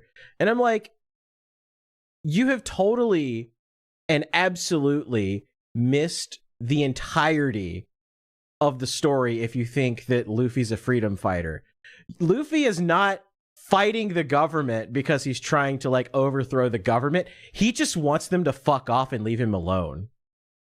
Like, if we can play this game if they want to play this game, because do you really want to back your politics, Hassan, and people like you around a series where a group of a group that has no like I say, just wants to be left alone, rises up against a globalist one world government that thinks they know better than the populace and keeps secrets from them? Well, fundamentally, you got to keep in mind, Hassan Piker is a leftist liberal. Words don't actually mean things to these people. Like, literally, they don't. And you can see this. Like, racism has a term. It's discrimination based on, immutable characteristics of race and ethnicity. But you can't be racist against white people. Okay, well, explain that one. You know what I mean? And on it goes. Words don't mean things to these people. So trying to have a meaningful conversation with these people is pointless. So he's going to say, here's this thing I like. It's just like this thing that you like. These things are good. That's all. Literally all it is. It is entirely vibes based. Words have no semantic meaning to liberals. None. If you watch the new, I don't know if you know Myles, who Technicals is, but he's this YouTuber that's and guest on this show. Yeah, he's fantastic. Very well known for holding the FGC and Smash Brothers crew's feet to the fire, because there's a lot of shit they get into, like a lot of fucked up shit, and he exposes it all while also having the vibe of iDubbbz when he was good. Yeah, it's like this guy sucked iDubbbz's mojo out for himself and then decided to dedicate it to dunking on degenerates in the FGC. Hasn't Smash Bros been home to like multiple child molestation scandals by this point? Yes, and Technicals has been at the forefront of many of them, exposing a lot of that stuff. And he was calling out a lot of these this prominent players. This new Smash thing. Some guy got banned from events for supporting Israel and the whole Israel-Palestine thing. And they said, oh, well, his conduct was, the way things he was saying, taken out of context and all that stuff to make him look like he was calling for people to die when he wasn't. And then he showed this other guy that was like a Smash player that's still invited to tournaments that was, of course, doing the Hassan, the people that invaded on October 7th, they're just like Luffy. Luffy is like Hamas, and it's like Luffy, and it became a running gag with Technicals now to like just compare all this fucked up shit. That's just like Luffy would do. Yeah, right. Yeah, I was gonna say, if you're gonna have standards about violence, at least apply it both ways, or wear your heart on your sleeve. Like, yeah, we hate Jews. You know what I mean? Just be honest about it. Like no But, no simping for Israel in this tournament. But like not only you forget the disingenuous thing, it's this running thing of like it's these kind of like low IQ, simple-minded kind of people that like Hassan, because Hassan is very much he is coasting on the fact that he's a decent-looking dude. He's says the batting stupidest 105 shit. IQ max. Yeah, but like he has like He works out. He hits the gym. yeah, he's got enough of a charisma to bring in impressionable people, but he's very stupid. Yes. And people like him that are that kind of stupid, they watch something like One Piece, but they don't really watch it. Like, first of all, they only watch the anime. They never read the manga. And I can't blame them. Have you seen the bound copy of all of One Piece? It's longer than the United States tax code. Bro, the anime's worse. Yeah, The anime's worse. The anime's over pacing in the 1,000 anime, episodes. It's like over 1,000 episodes, and they'll stretch like they'll make an entire episode out of a couple panels. Not even a chapter, panels. Yeah, because it was Get their Toei. driver's license at any point. Huh? Does the One Piece crew ever go get their driver's license at any point? Thank God, I no. mean, But there's entire story arcs that they've just What do you cooked. mean, thank God, no. The anime's terrible now. Sorry, couldn't help myself. They have entire they did, I think, like 3 consecutive story arcs that weren't in the actual manga, mixed in with 1 or 2 panels from the actual manga to force you to watch at least 1 or 2 episodes of the filler just so you can see these 1 or 2 scenes. Coincidentally, at the exact same time, they decided that they're going to release a One Piece Kai remake anime that cut out all that stuff. Oh Christ! Oh Christ! My favorite Dragon Ball Z piece of media ever, speaking of Kai, is the DBZ abridged Kai, which took like 112 episodes of the Saiyan saga and just crammed it down into like 4 minutes. It was incredible, and no single plot point was missed. It was incredible. Let's go to space. Yeah.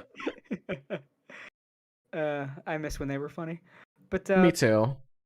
Yeah. But like so they get this cursory knowledge of One Piece. Now One Piece, it's very, very good at going for the emotions, hitting you in the feels, as the kids say. I mean, that's anime Very in good. general. I cried like a bitch during Violet Evergarden. Anime in general can, but One Piece has it to a science. A little bit too much to a science. Like once you know the formula, it becomes a bit too recognizable. And it's like it's like once you know advertising and you see an advertisement and you almost get mad at it for trying to manipulate you. Or sales tactics. It's like, this is agree and amplify. Yeah. Yeah. That's kind of like One Piece. I still adore One Piece, but there are times once you know the way he goes for your heartstrings, it's like there are times like don't treat me like I'm a child, Oda. I know what you're doing. Yeah, can we mix it up every now and again, please? Yeah, but One Piece, it's really good at that. And then the anime has like a lot of sweeping music for these moments. And the anime is really good at recognizing these moments and just nailing them. Like, I think anybody who cried like a bitch at Chopper's backstory watched the anime. That piece of music that plays during his backstory makes it 1,000 times, just hit you 1,000 times harder. And like that's what hits them, and they miss a lot of the nuance. Maybe they pick up the lore, but they miss the meaning behind the lore. They just get it as information, and a lot of them have it on while they're not really watching it. Their attention is, and Hassan 100% is this type. He'll have it on while he's doing something else. He'll have the dub on in the background while he's doing something else. Yeah. And then like his attention will be caught by like a fight scene or a line that that catches his attention that sounds like it aligns with his belief. Like, when they burn down the world government's flag, they're burning a flag. Hey, yeah, burn that flag. And he doesn't get the context of the scene. He doesn't. Soy Jack pointing. We burn flags too. Exactly. And that's all he really registers, is that he looks over and will see it say or do something that he then fills in blanks that don't exist. And a lot of these people that say, Luffy would do that, are the same thing. Because Luffy beats up figures of authority. But they don't understand that it doesn't really fit in with their worldview. For one thing, like I said, Luffy beats up globalists. Like, God, Exactly. I want to see Alex Jones watch One Piece, because I think the minute he sees that like 80% of the villains are associated with an organization called the World Government, he will lose his mind. It'll be like when he got really into the Star Wars prequels. I want to see Alex Jones get into One Piece and then go on Joe Rogan and try to get Joe Rogan to watch Try to One Piece. explain One Piece to Joe Rogan. Yeah, Yes. well, he already did that with Evangelion, and that was Exactly. I want to see him explain One Piece to Joe Rogan. It will be the greatest thing I've ever seen in my life. But it's that kind of thing where like But did you know that it's not actually one piece? Yeah. See, the One There's Piece is multiple more. pieces. It's more representative of what the globalists are hiding from the people, and see they have hidden knowledge. It's a void century that's been kept from the people, and that the people, when they find out what's been kept from them, they realize that they're all actually dying, that the world is ending, and that the secret of the ending world has been kept from them, and that finally that the government's lies that have been keeping this secret that everyone needed to know because they were all dying, just like in real life, where the government keeps things from you that tell you that they're dying, but everybody's really dying because of what the government is hiding. But then they finally find out when Dr. Vegapunk puts out his announcement. When Dr. Vegapunk puts out his word that the globalists have been hiding stuff from people. They're the people Oh wake man, up. that's crazy. The people You are think finally Luffy waking ever up did around the world, DMT? and they discover that they're actually in the fourth turning of the One Piece world. You see, there's a messianic figure that's going to come, the sun god, who's going to come in and he's going to save all the people. He's going to rally them together, and they're going to overthrow the globalist world order. I've heard there's a messianic figure too. That's another thing. Oh God, and yeah, and the whole thing with Elbaf and the current arc, where it's like the land of giants that used to be like people of war, and this like plot point that they've all gotten soft, and like no, you can't watch what you say. That's offensive. And there's a whole Part of me scene. feels like Oda saw like Hassan on Trash Taste talking about One Piece and took personal offense and deliberately threw that into Elbaf just to shit on Hassan. Probably not, but I want to believe. I wonder. Let's be honest, manga artists are not above that kind of thing. I mean, the guy who did Baki just like Oh yeah, there's Baki several- is a pen Baki, bitch. yeah. Yeah, exactly, yeah. And of But- course, but everybody's getting I- mad about that, but they don't know Baki is kind of retarded, in a fun Well, way. it's also like that artist has also done that with like every other major political figure. he on the really planet hasn't. for the That's last been kind of a decade. cope from Baki fans. Like That's fair he didn't have Obama get raped. Fair enough. No, like He the didn't have guy is Obama a commie. Like let's be real here. He's like, a commie. He's a Japanese nationalist. I mean, he's still. I think it's very funny that he is so bitter about the fact that the Japanese got smoked in MMA that he just devotes so much of his story to no, Japanese arts are the most powerful weapon in the world, because he just won't. He just got his knickers so in a twist that, and bringing back euphemisms from the 50s, so in a twist that Japan sucks in the realm of actual global martial arts. Like Japanese martial arts just get smoked by like Krav Maga and shit. He's not over it. He's not over it. And so he writes an entire story about how actually godlike and powerful the superior Japanese hand to hand is. and it's this hysterical. one guy He's a who's little just baby his stand-in for like when he really hates somebody, he just has a Yujiro Hanma just go in and just like wreck their shit in the most ridiculous ways. Because it's like the idea is that he's like he's like the most masculine guy in the world with like this ridiculously high level of testosterone. And the general idea is like he doesn't see other people as men. He sees them as just objects or women that can be used and thrown away. See, Yujiro Hanma is the Baki author's weird, insecure bully self-insert, because this guy is an insecure little wannabe bully. He's a little bitch boy. So, in effect, Baki the Grappler is Japanese Sonichu. Is that why Josh had a hot take about it? He felt it. He felt the Sonichu calling his name. You see, you're laughing because it hits you that I'm right. That Yujiro You're not Hanma. wrong. You're not wrong. Yeah. Like Yujiro Hanma is so Holy much just like shit. what the author wants to do. Like when Chris Oh, Chan would shit. mutilate his bullies. Go and Sonichu? violate Elon It's- Musk to the extreme. I will, father. Yeah. Incredible. Yeah, it's the same shit as when Chris Chan would like beat up all his trolls in Sonichu. That's just what the author of Baki does with Yujiro Hanma. Like Yujiro Hanma beat up everybody in the Vietnam War, and that's the real reason America pulled out. They were so scared of Yujiro Hanma. And Yujiro Hanma is he controls the United States. Actually, they bow to him, and he goes around raping everybody that I don't like. And he's got a huge giant dick, which is displayed in the manga, but like censored out. But he's got a huge, and he's got so many male hormones. He's got more male hormones than anyone else on the earth. He's got so many male hormones that everyone else on earth is a woman to him, and that's why it's not gay if he rapes them. Like that's Baki. That's what Baki is. It's this, and just like Sonichu, it is poorly drawn. It's very poorly drawn with a tenuous grasp of human anatomy. But are we media relevant? Are we media literate for recognizing this? Tell you what, we said before, we need more clips. I know this was my bit, but I'm telling you, clip that. Baki is Japanese Sonichu. Get the word out. More people need to know. Because I'm having a revelation here. I'm seeing the 1001 Space Odyssey lights going past my eyes right now as I come to this realization before all of you. It is Japanese Sonichu. Especially with Yujiro Hanma.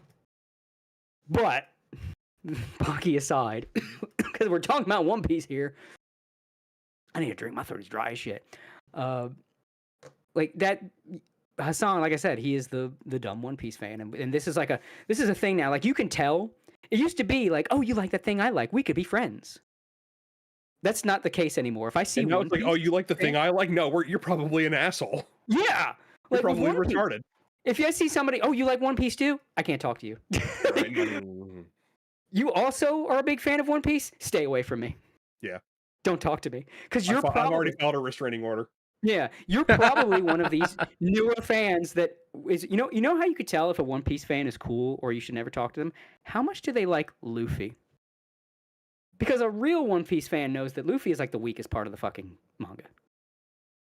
Like he's just there to carry the story and to bring all these other cool characters along for the ride. Luffy is the weakest part. So if Luffy's your favorite character, I can't fuck with you. Don't talk to me. Luffy fan. I bet you think that Luffy would do what your favorite politician does. Get the fuck away from me. Luffy's you got a straw hat? Audit the government. Yeah. Oh, you got a straw hat shirt. Get out of here. But if you got a shirt that's got like another pirate flag from One Piece, I can fuck with you. If you got a Baroque Works shirt, you're probably my new best friend. But if it's just the straw hat emblem, you're just putting the straw hat emblem on places, you're probably basic bitch One Piece fan. It just likes Luffy. Get the fuck out of my face. We can't talk. Don't talk to me. It's like, get away from me, fellow One Piece fan. Like the Scout Legion from Attack on Titan. Everyone had that fucking shirt or jacket or something like that. Yeah. Yeah. Hell, I've got a freaking shirt with the Wings of Freedom on it. That's Normie. That is the pain of me being such a huge, huge Dragon Ball fan. All the shirts are just Goku and Vegeta Super Saiyan. Yep. Every I want a Dragon Ball shirt. I like to have shirt merch with my favorite shit on. I like to wear my favorite shit. But like, I'm not Goku. I like Vegeta. Goku's okay. But like, where's my Frieza shirt? Where's my Perfect Cell shirt? Why does that not exist? Why do I go, oh, is that a store at the mall that sells like weeb shit? All right, I got some weeby tastes. Let me go in there. Oh, is that Dragon Ball? Oh, Goku. Okay, bye. Thank God for Goku Black. That is the only crumb I get. Thank God that the best Dragon Ball villain possessed Goku. That is the only way I got any cool Dragon Ball shirts. It's from Goku Black, so thank God. But I still don't got my Frieza shirt. And it's that basic bitch fucking fan shit that drives me up the fucking wall. Call me whatever you want. I can't stand it.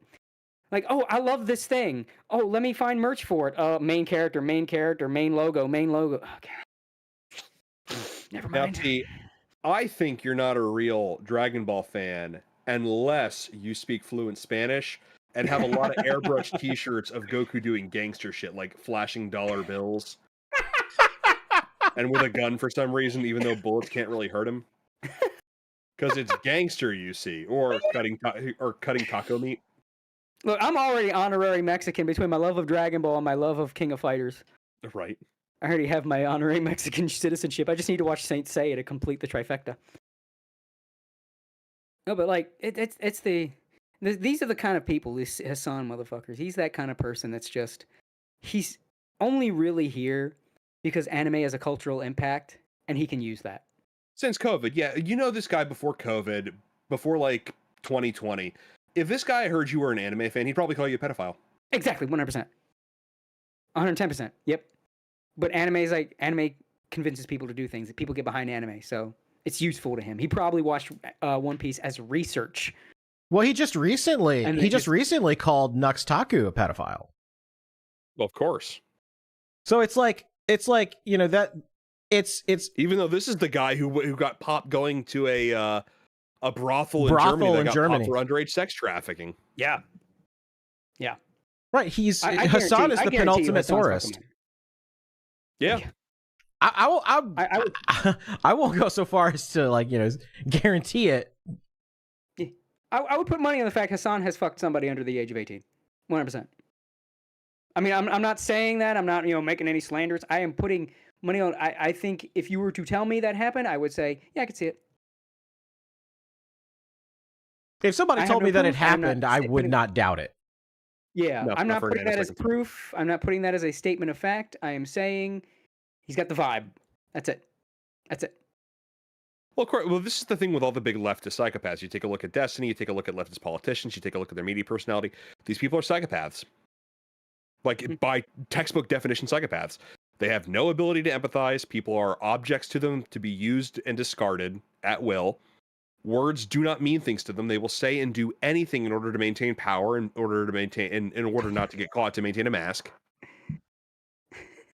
I had to bring this up because my text thing broke again. It always breaks at about the same time every day. I need to talk to the guy that made the add-on or whatever. But yeah, this was Tomac for $10 said, "Don't put on the Baki medallion." I had to show that before I forgot to. It's just a weird twisted man face. So it's like muscles on the cheek for some reason. Right. It's a very bizarre aesthetic. Yeah, I can appreciate it. Yeah, I can appreciate it. I could appreciate it more if it were competent. But like if you ever watch Baki action scenes, it's like dude, if you're gonna be, how are you so into martial arts and you don't know how to properly draw a punch being thrown? Like punch, you're supposed to put your weight behind a punch. You lean your shoulder forward. You throw your torso. You twist your torso, and this guy's just like kind of leaning, and his arm is curved. So that's a punch. Yeah, I was gonna say the One Punch Man guy can figure this out. Yusuke Murata can figure this out. The one who did the web comic for One Punch Man can figure this out. Yeah, exactly. The Baki's art's terrible. It's because it's so fucking weird that people think they got to get on board with it because they try to prop it as the same way as JoJo, right? Like JoJo's weird and it's like, oh my god, this is so crazy. I love it. It's like you'd think it was parody, but it's not. It's completely sincere, but it's like the nationalistic ramblings of a man-child. Like the only reason it's a cultural thing in Japan is like the early chapters, like before it started getting into that shit. Like you don't hear a lot of you don't see Baki really from now granted, I'm not Japanese. I'm just getting this through osmosis. You don't see Baki being as recognized on the Japanese side as it used to be. Like so many fighting game characters, so many SNK characters are based on Baki characters because when it was relevant. It stuck with people. And then you don't see that now. You don't see any new characters that have that Baki inspiration, but you do see new things having JoJo inspiration. I mean, Persona, it's just JoJo for kids. The whole Persona series. You're not Persona wrong. Series. Now that I think about it. It's just, it's kind of a JoJo ripoff. If you look at each Persona game, it's like to different degrees taking from the JoJo part of the same number. Especially Persona 4. Persona 4, JoJo Part 4. It was like you have a bunch of Japanese youths in a Japanese town that have the power to create a projection, trying to find the identity of a serial killer that also has the same power they do. a persona that stands beside them. Exactly. I might say. Persona 5, you have a bunch of noble criminals trying to take down an even bigger criminal, you know, and who's behind a shadowy figure, you know. Like it's just Persona 6, it's going to be the main character is going to be a woman. It's probably going to involve prison or something, or Florida. I'll never see it coming. Yeah, it's like JoJo still has relevance, Baki doesn't, and I think a lot of it is because the guy is kind of off the rails now, and like he is so to really hammer home how Yujiro really is the author's baby boy. Yujiro and Baki, because it's Baki's father, the main character's father, had their big epic fight, and Baki fucking lost, but Yujiro just gave him the title of world's strongest anyway. Because, well, you did so good against me. You must be the world's strongest. But he lost. But no, we can't have Yujiro get beat. We can't have get beat. Otherwise, how is he going to be the author's, you know, vehicle for beating everybody up? There is a lot of that in the manga world. A lot of people were very upset with gushing over magical girls. They were very upset with the dynamic between Utena and Kiwi because the author is a massive Kiwi fan. The dynamic is a lot better between Azul and Beze. But no, because the author's a Kiwi. Yeah. I mean, we're, again, off the rails, but... yeah. Hassan, giant asshole. Yeah. But probably a nonce. The funny thing is, the Trash Taste podcast are fucking idiots. Well, they're already fucking idiots, but... Well, I mean, their podcast is called Trash Taste. It's aptly named. I know they did it ironically because people make fun of your people make fun of our taste, yeah. Yeah, but it's become unironic as time has progressed. Yeah, I mean, bringing Hassan on, especially shortly after he just had a fucking terrorist on his show that he glazed for an hour and compared him to Luffy. So shortly after that, while Hassan is now in the crosshairs, while Hassan is now being credited as what's killing Twitch, this guy right here, even if you can say, well, technically he's not, in the minds of the general public, that guy right there is killing Twitch and might bring Twitch into government crosshairs. Trash Taste decided, yeah, this is the time. Bring him on in. Bring him on in. In fact, let's talk One Piece. I mean, You're fucking idiots. Does Trash Taste have any pretense towards propriety at all? Well, see, the way that it works, being a thing where it's like, good. Well, see, the way that it works is Hassan is one of the largest Twitch streamers, and so the Trash Taste podcast is trending downward because people are starting to realize, you know, they're an anime podcast, but none of them really watch anime anymore. Like, Connor is off on his VTuber side quest, which, you know, to be fair to Connor, you know, he does a lot of good stuff with that. You know, he's out of the three, he's like the one guy I can, you know, kind of say, you know, good on you. You know, he goes and he travels around and he carries Iron Mouse. You know, she has an immunodeficiency problem, so, you know, she can't really go out and travel the world. And so, you know, the streams with Victorian child syndrome. Yeah. So, you know, the streams with him going around and Iron Mouse getting to see stuff she normally wouldn't be able to see. It's very heartwarming. It's cool. And Connor doesn't do that much wrong, really. I mean, I don't see him make too many stupid statements. This was stupid. Being a part of this was really stupid. But that's the thing is, like, is there any pretense of propriety? Like, for instance, I ran a Christian podcast. There were certain things we couldn't really talk about because it wouldn't be edifying to our mission. Is there any sense of like propriety? Like, oh, we're a serious review show where we maintain some sort of moral standard? Or is it just like, nope, it's an internet show. We're here to talk about internet stuff, and Hassan's on the internet, so we'll talk about him. They have sort of professional ties. Like they're sponsored by the industry, you know, they're oh yeah, that's a bad move then. Yeah, they fucked up. Yeah, they fucked up bad. Yeah, that's what I'm saying. Like, I mean, they're partially part of Katakawa. Because they're based Jesus Christ. Yeah, they're based in Japan. They're based in Japan. They live in Japan. They all live in Japan. Now, the Japanese hate them. because they're a type of foreigner living in Japan. There's a specific type of foreigner living in Japan. Trash taste is emblematic of it, where they live in Japan, but they don't interact with the culture or the people. Right. They see They just Japan close their- sort of as a theme park, and they just get to live. They get to live at Disney World instead And, of like, having they to go don't- home. They don't integrate. They complain about the culture around them, rather than make any attempt to integrate, or at least compromise.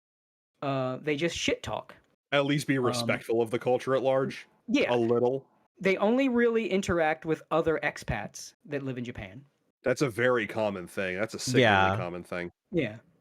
And they just kind of sit around. A lot of them don't even speak fucking Japanese. A lot of these expats that they're emblematic of. I think the three of them speak Japanese, but like you have these people that don't even speak Japanese. They're just here to talk with other foreigners living in Japan, to associate only with other foreigners living in Japan, and look around Japan going, this place is so weird, isn't that right? Right? Then why leave? Yeah. You know what I mean? Just move to Los Angeles near Chinatown. Yeah. But they won't. They want to live in anime Disney World. And that's who Trash Taste is. And that's why there's actually a Japanese YouTuber that did a great video on why Trash Taste is hated by Japan. I would highly recommend it. I don't remember the YouTuber's name. But you can just search that, why is Trash Taste disliked in Japan? You'll find it, I guarantee. He did a great video running down this, of like this type of, like, for those that, don't even know that this is going on in Japan, this really is a thing that they are emblematic of. This sort of smug foreigner living in Japan. Like, what a bunch of weirdos. I'm not doing that. I'm not doing Japan. Like, well, you're in Japan. Yeah, then why bother? Why did you buy the $2,000 plane ticket? Yeah. Why are you living there? Especially, it's even worse than like the American that's like, oh, America, blah, blah, blah, blah, blah. And it's like, you say, well, why don't you leave? Well, a lot of them were born in America. They're just kind of, brainworms. But these people chose to leave their country to Japan and then complain that Japan's not their country of origin. Well, then why did you make the trip? Yeah, for real. Why are you there? Leave. Never have moved in the first place. That's Trash Taste, but they're like an official sort of industry adjacent podcast. They have ties, big ties. They have, like, again, they're I believe they're owned by Kadokawa, or they're part of Kadokawa, and that's why. Is it the Japan Reporter? This Why was so- Trash Taste is disliked in Japan? Sounds right. It sounds right. But yeah, this was like, and it was dumb enough the first time they did it, but you could play ignorant. Having Hassan on now, after, like, he's the collapse going on around Hassan, the spotlight on him now that did not exist the first time he was on this show. The fucking terrorist interview where he compared a terrorist to Luffy. That should just exclude him from anything industry adjacent. Yeah, for real. It's like interviewing Joe Paterno after the Penn State rape scandal with Jerry Sandusky came out. It's like, no, we're gonna go ahead and take a pass on this one. I don't want that smoke. That would be like interviewing Joe Paterno after that on an officially sanctioned NFL podcast. Yeah. Like, are you out of your fucking mind? Now, the Trash Taste guys have always been kind of stupid. But it was to the point where they had so many fans and they weren't really doing anything, where it's like going on a rant against them or like calling them out, or like, what's the point? They just suck. They just kind of median suck. Just, you don't watch the show. You keep it. It's a show for stupid people, and it's a show for people that got into anime at COVID. Like, you just, if you're really into anime, you don't watch this show. Unless you're one of those people. There are anime fans that need to, like, when they're not watching anime, all of their then everything else they consume needs to be anime. Like, they miss anime when they're not watching anime. Yeah, right. Whenever kind of anime's people, off like, the when they're screen, everybody should be asking, "Where's anime?" Yeah, so like, what do they watch when they're not watching anime? Anime YouTubers. They're listening to anime music. It's that kind of thing. That's how a lot of these people even started their careers. They became anime YouTubers, where they just talk about anime, so you could watch it when the anime's not on. Like, you binged all this week's episode of all your fixations. Now you need to just, but you you got to watch something else, but you don't want to, so you watch like a review of your fixations. You listen to the music from your fixations. It's that kind of thing. That's all these guys.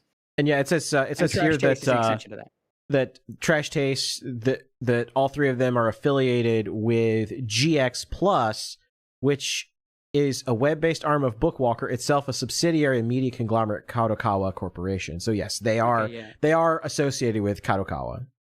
Yeah, it's like, you work for Marvel and then, Disney, you got that Disney connection. It's that kind of 2 degrees, but it's still either part of Kadokawa. And they're doing this. Which means that Trash Taste will be owned by Sony. Oh, that's going to be such a disaster. That's going to be such a disaster. And well, the episode's already played. It's already aired. And no, I mean the Sony buying Kadokawa. Oh yeah. Yeah, that's gonna. But I don't even want to think about that. But it's not even just that they had him on. They're curating the comments. They have more dislikes than any other episode Trash Chase has ever had, which is something. They've had some pretty hot takes. I mean, there was one where wasn't there one where like Joey was like, "Oh yeah, I don't watch anime anymore," or something along those lines, and everybody was like, "Wait, what? You just he literally like has this hot take," and he's like, "Yeah, but I don't really watch anime as much anymore," and it's like, "What? What?" Then why are you here? Why are you the anime man? Why'd you call yourself the anime man if you're not watching anime? What the, stuff like that. It's like, I can see, like, I used to watch everything that came out of the season, and I've just kind of trimmed down what I watched. That's one thing. But these guys are like, like, you look at even the merch they have, and everything they have is like normie popular, or like normie popular from 10 years ago.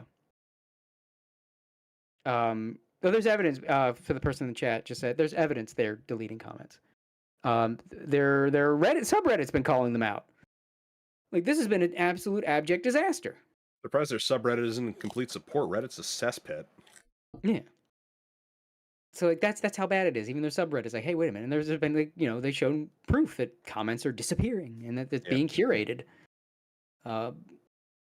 It's like Mars Girl's Vic Mignogna video, but it was so heavily curated that you look at the comments and there's like, for this amount of views, the comments should keep going. You know what I mean? I should keep scrolling down and more comments should load. The comments end a little too quickly. It's because she's deleted literally everything that was calling her out. And that was most of the comments. I don't think someone just said, Chad, do you think they'll private the VOD? I don't think so. I think, though, they're going to run some motherfucking damage control. And then they'll just start trying to memory hole it. But I don't think they'll private it. Yeah, no, I don't think so either. The worst thing they could do is private the VOD. The best thing to do at a point like this when you've caught a lot of flack is just pretend it didn't happen and keep trucking. Mm-hmm.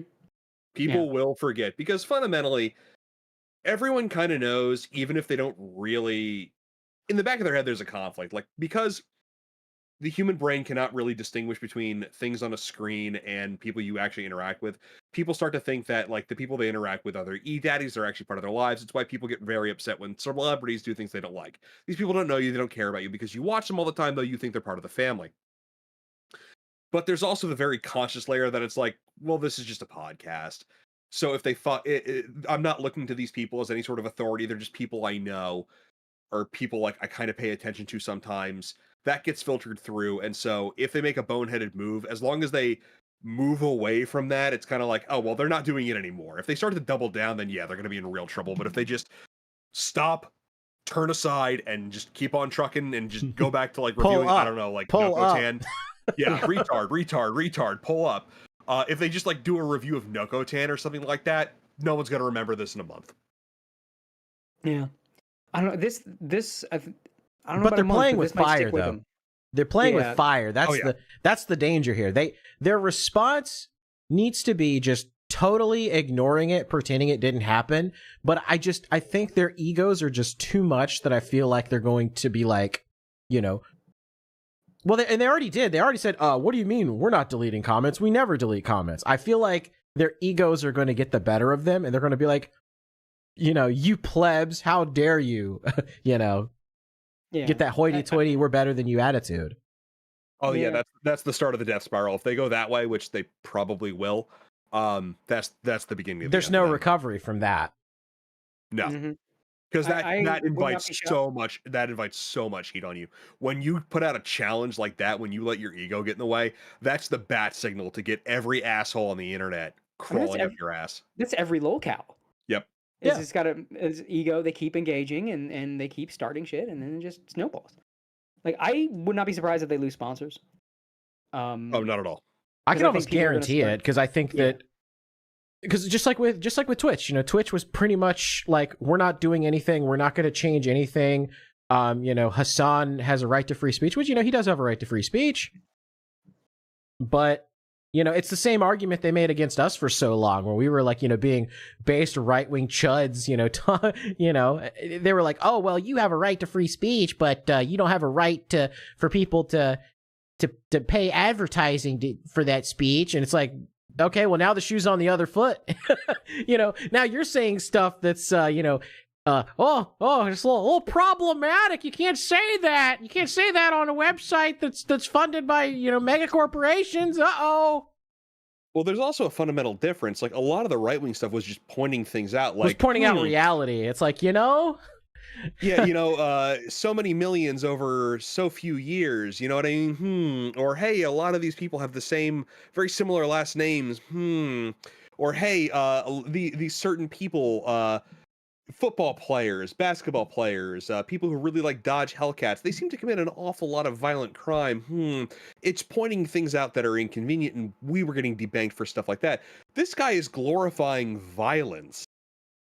Like, call me crazy, but I think there's a fundamental difference here.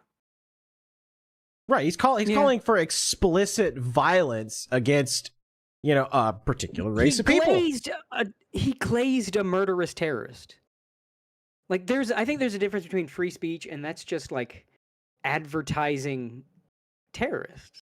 Yeah. Yeah, Like, it's glorifying. you're- It's glorifying terrorism, and Yeah, then like, there's sweeping one thing- for there's it one- on top of that. Like, I think it's like the difference between the guy who just says really racist shit and the dude who actively recruits for a like white supremacist terror cell or something. Like, there's a difference between like I hate brown people and I'm putting together a team to blow up brown people. Like, that's the difference. And that's the The line. latter doesn't actually exist. The FBI keeps trying to find them, and they never. I know, but you think racist, right? You think of the people that got banned from before for the things they said, and a lot of the things they said were like, you know, brown people. And that's Yeah, I like getting don't wanna banned for live what you around them. say. Exactly. Yeah.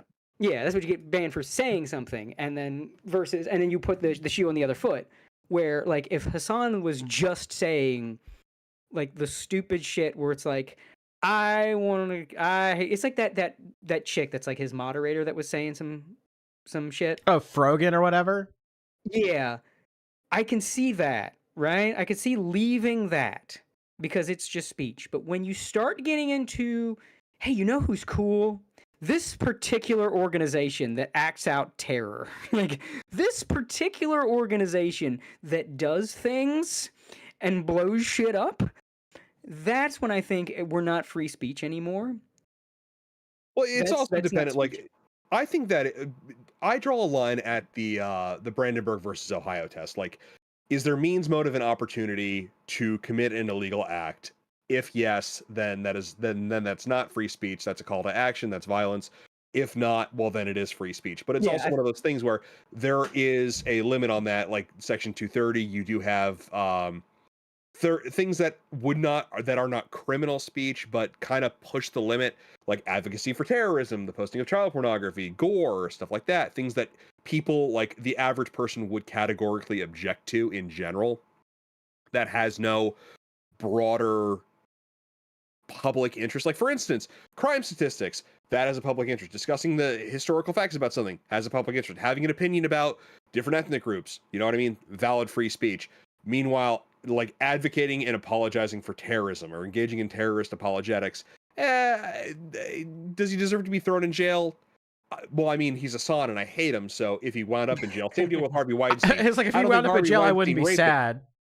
Yeah, I wouldn't shed any tears. Like, do I think Harvey Weinstein is guilty of rape? No, I don't. I do think he said, "Suck my dick and I'll put you in the pictures." I'm not shedding any tears for the fact that he wound up in jail. He's a piece of shit. You know what I mean? I agree. Yeah. But are we, you know what I mean? Are we having are we in the powder room, you know, sipping our tea and having a parlor room talk on the internet with hundreds of viewers? Or are we, you know, talking about actual thing? You know what I mean? There's a difference there. Mm-hmm. But yeah, fuck Hassan. Fuck that guy. Yeah, as this whole advertiser shit too, right? Like it was good for the goose, good for the gander. If you're gonna pull advertisers because of like, you know, Asmongold said that some people are just fucked up, some cultures are fucked up, then right. And he got banned for that.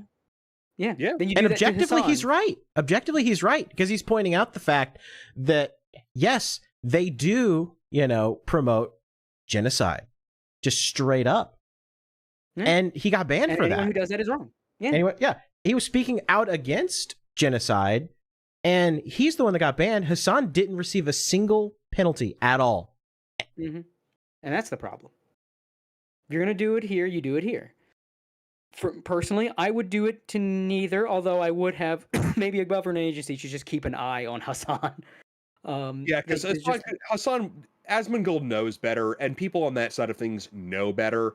Like, I don't expect in Israel, it's very, very rare on Goy Twitter and on Goy, like, social media. Like, you do have obvious, like, bloodthirsty Zionist Jews who do call for outright genocide of Palestinians. Joel Berry, for instance, the guy who runs the Babylon, not runs, but writes for the Babylon right. Yeah, I saw some of his posts, and he was literally calling for genocide on Twitter, and I'm like, you might want to walk that back. A lot of those people are Christians, you idiot. So you do have that every now and again, but for the most part, the people on, you know, the Zionist or right-wing side of things, they tend to walk a very like, no, Israel has a right to self-determination and self-defense. Meanwhile, the people on the pro-Hamas side, who are not Hamas themselves or are not Palestinian themselves, their violent rhetoric is actually kind of appalling. Like, it's kind of shocking. Yeah, and I think a lot of it is just because you separate between, you have the useful idiots that just think on emotion, right? Mm-hmm. And they fetishize the downtrodden, you know, they fetishize the little guy. And the fact that Israel is a big first world country that's very powerful and rich, and then Palestine is not, well, then they must be the good guys. I mean, they're poorer than the other guys. That means they're good.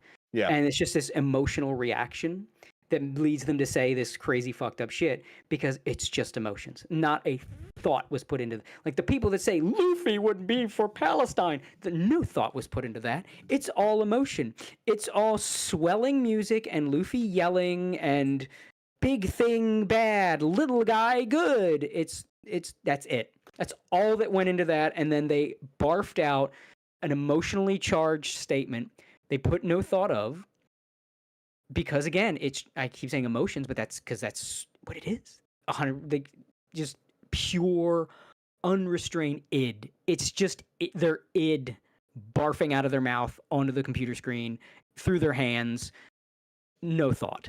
That's most of these like kids and most of these people like Luffy would do what I think.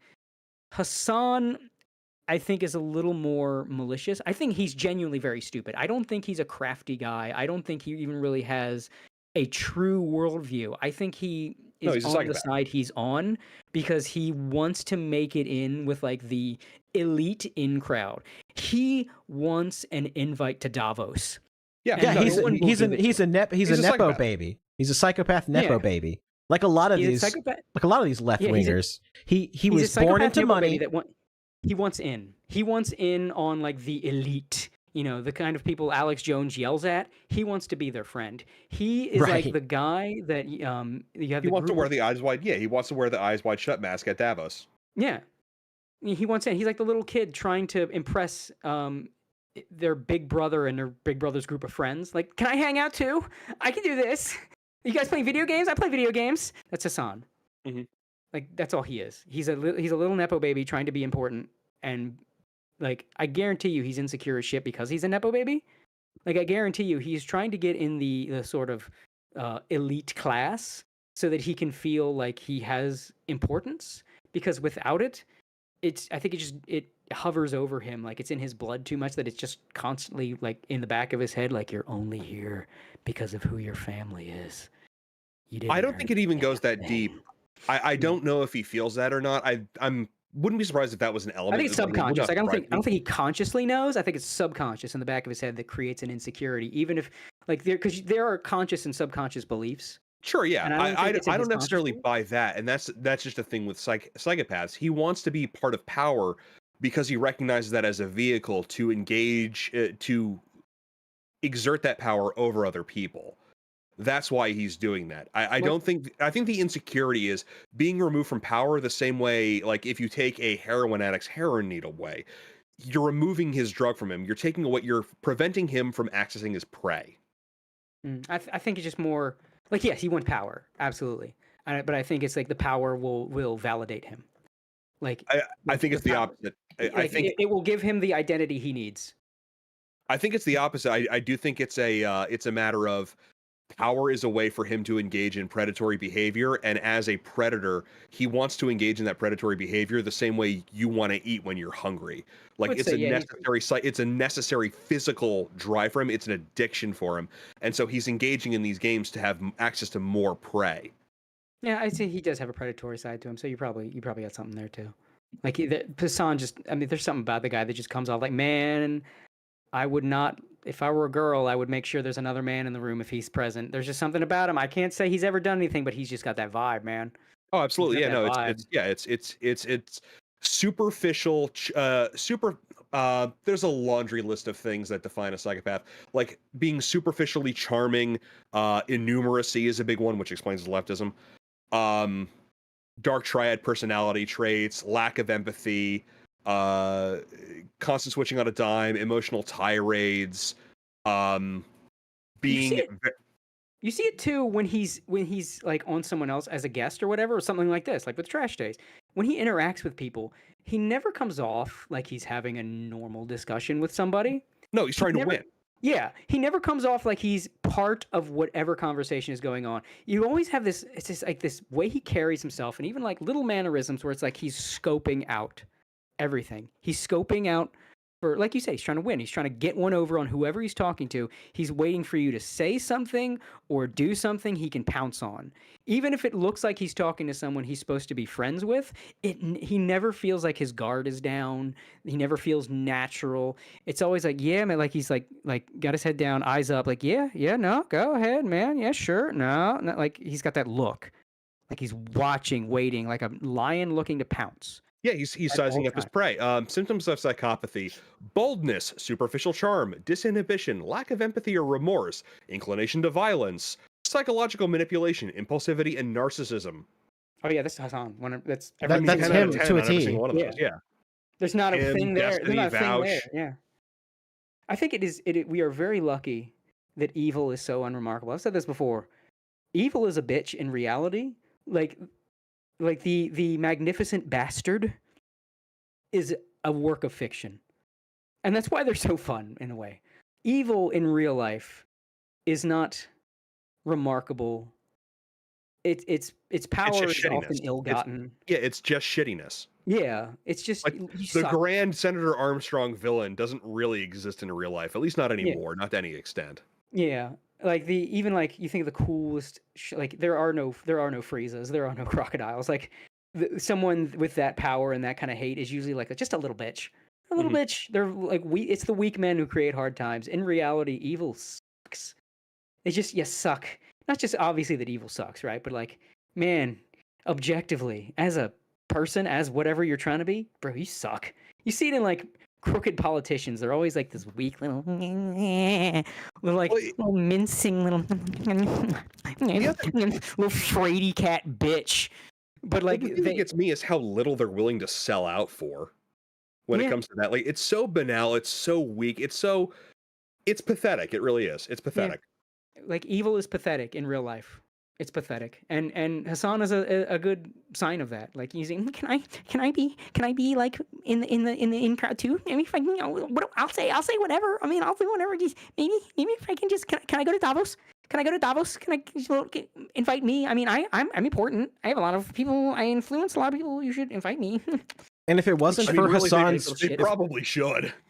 If it wasn't for Hassan's, lineage, no one would even care or listen to what he had to say. The only reason he has a career is because because his uncle Chink Weiger put him up there. Honestly, I think if someone like Hassan came out of nowhere, I think it would have been the same thing. Like, assuming he was still the same person, I think they can just take whoever is doing a better than average job at pushing the message and just start sending traffic their way. Like, I don't necessarily think it would have been him, but I think he would have actually had a pretty good shot, assuming he came out of nowhere and did the same things. Well, it's like Vosh, right? Like Vosh came from a very affluent family, tried to pretend money. Yeah, and of course, Hassan did the same thing. They always try to pretend that they're, from the people, from humble means. Affluent, came from a rich family. I think the only one that you could somewhat say came from, like a regular background was sort of Destiny, but even then, like, he didn't come from like a completely destitute family either. Well, it doesn't need to be destitute. It just needs to be an unconnected family. It's the consistency of being like rich kids and connected people. That's why I think a lot of it is the insecurity, because you have these rich kids born into wealth and have everything, and then there is such an emphasis in the world around them of earning and accomplishing, and to have without accomplishment creates a void.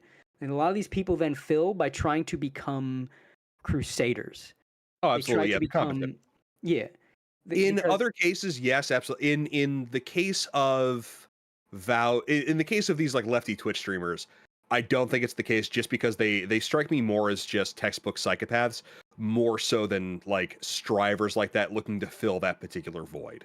What it is the look to fill the void is what gets them started. And then when a lot of these guys get astroturfed. I mean, with USAID, we just found out. I mean, it's crazy. Literally after, yeah. I don't think anyone. If you had said to me that Vaush was possibly receiving federal funding, I'd have thought you were a conspiracy theorist. I thought, okay, man, that's a little far. And then, no, man, the amount of or maybe one of those things like, they probably gave some money to Soros for some development project, and some of that filtered on back. Nope, direct payments. Yeah, and like so these guys get started in this, looking for purpose and looking for like meaning and earning it and all that stuff. And basically, I'm important like my rich daddy, because they see their rich parent that's super important and got all this money. And what are they? They just sit in the important person's house. That's a bruise to the ego. Then you have the way that a lot of these rich kids are raised, where that it's sort of it cultivates psychopathy with the way that they're spoiled and they have everything and they don't. Oh, certainly, yeah. So you have the psychopathy mixed with the insecurity of basically living in the important person's house without being important yourself.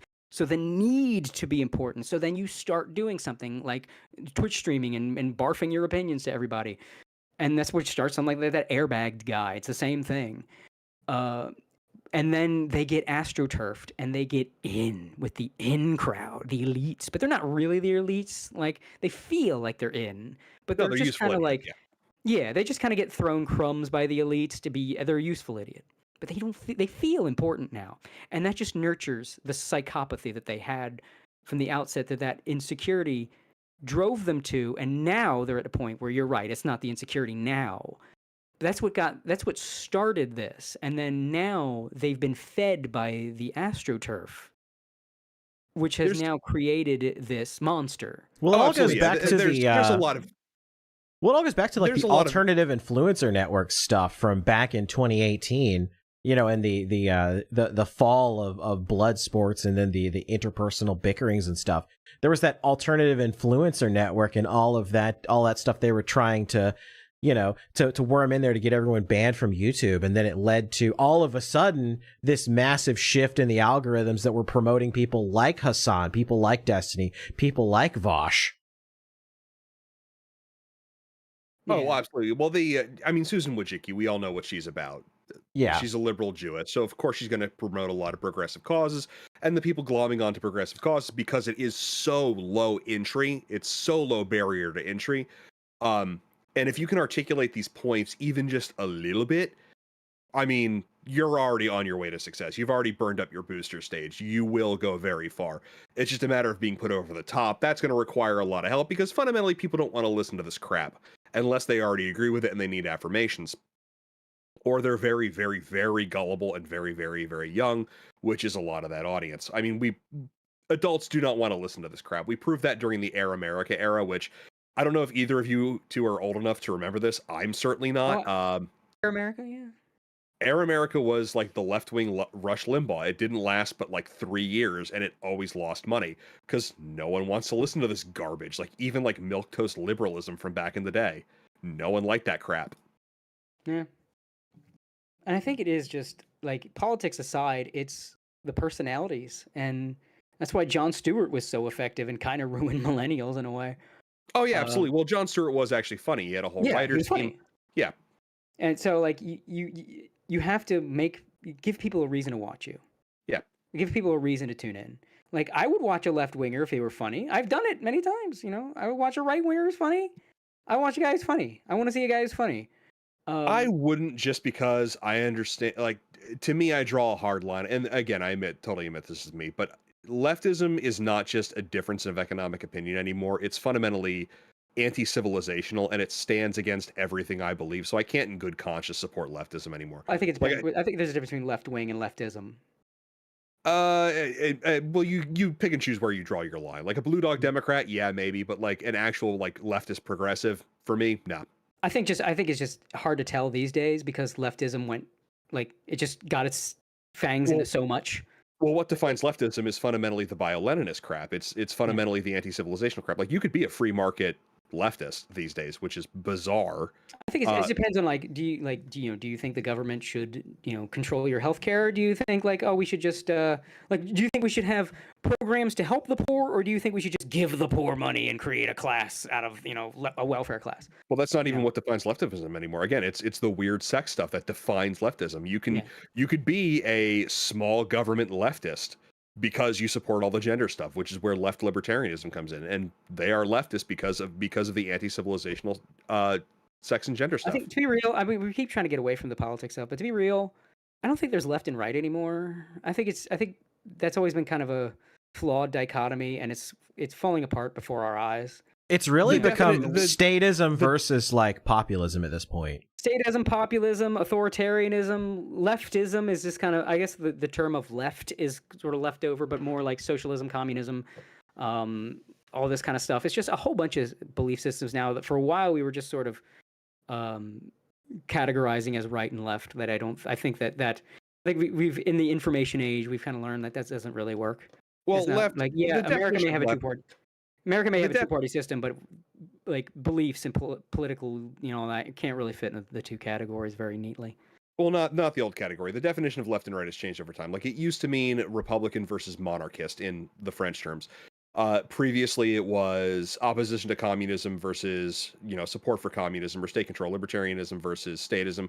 Nowadays, the primary defining things between left and right are globalism on the left and the deconstruction of sexual norms versus localism or nationalism and respect for gender norms. That's the current paradigm of left versus right. Yeah, I think it's left. I think it's less that it's a left-wing person, a right-wing person, and more of just like the how to phrase this, like the issues of the day, where you fall in, and where do the issues of the day fall in with your general belief system. Like you have your center left, center right, far left, far right.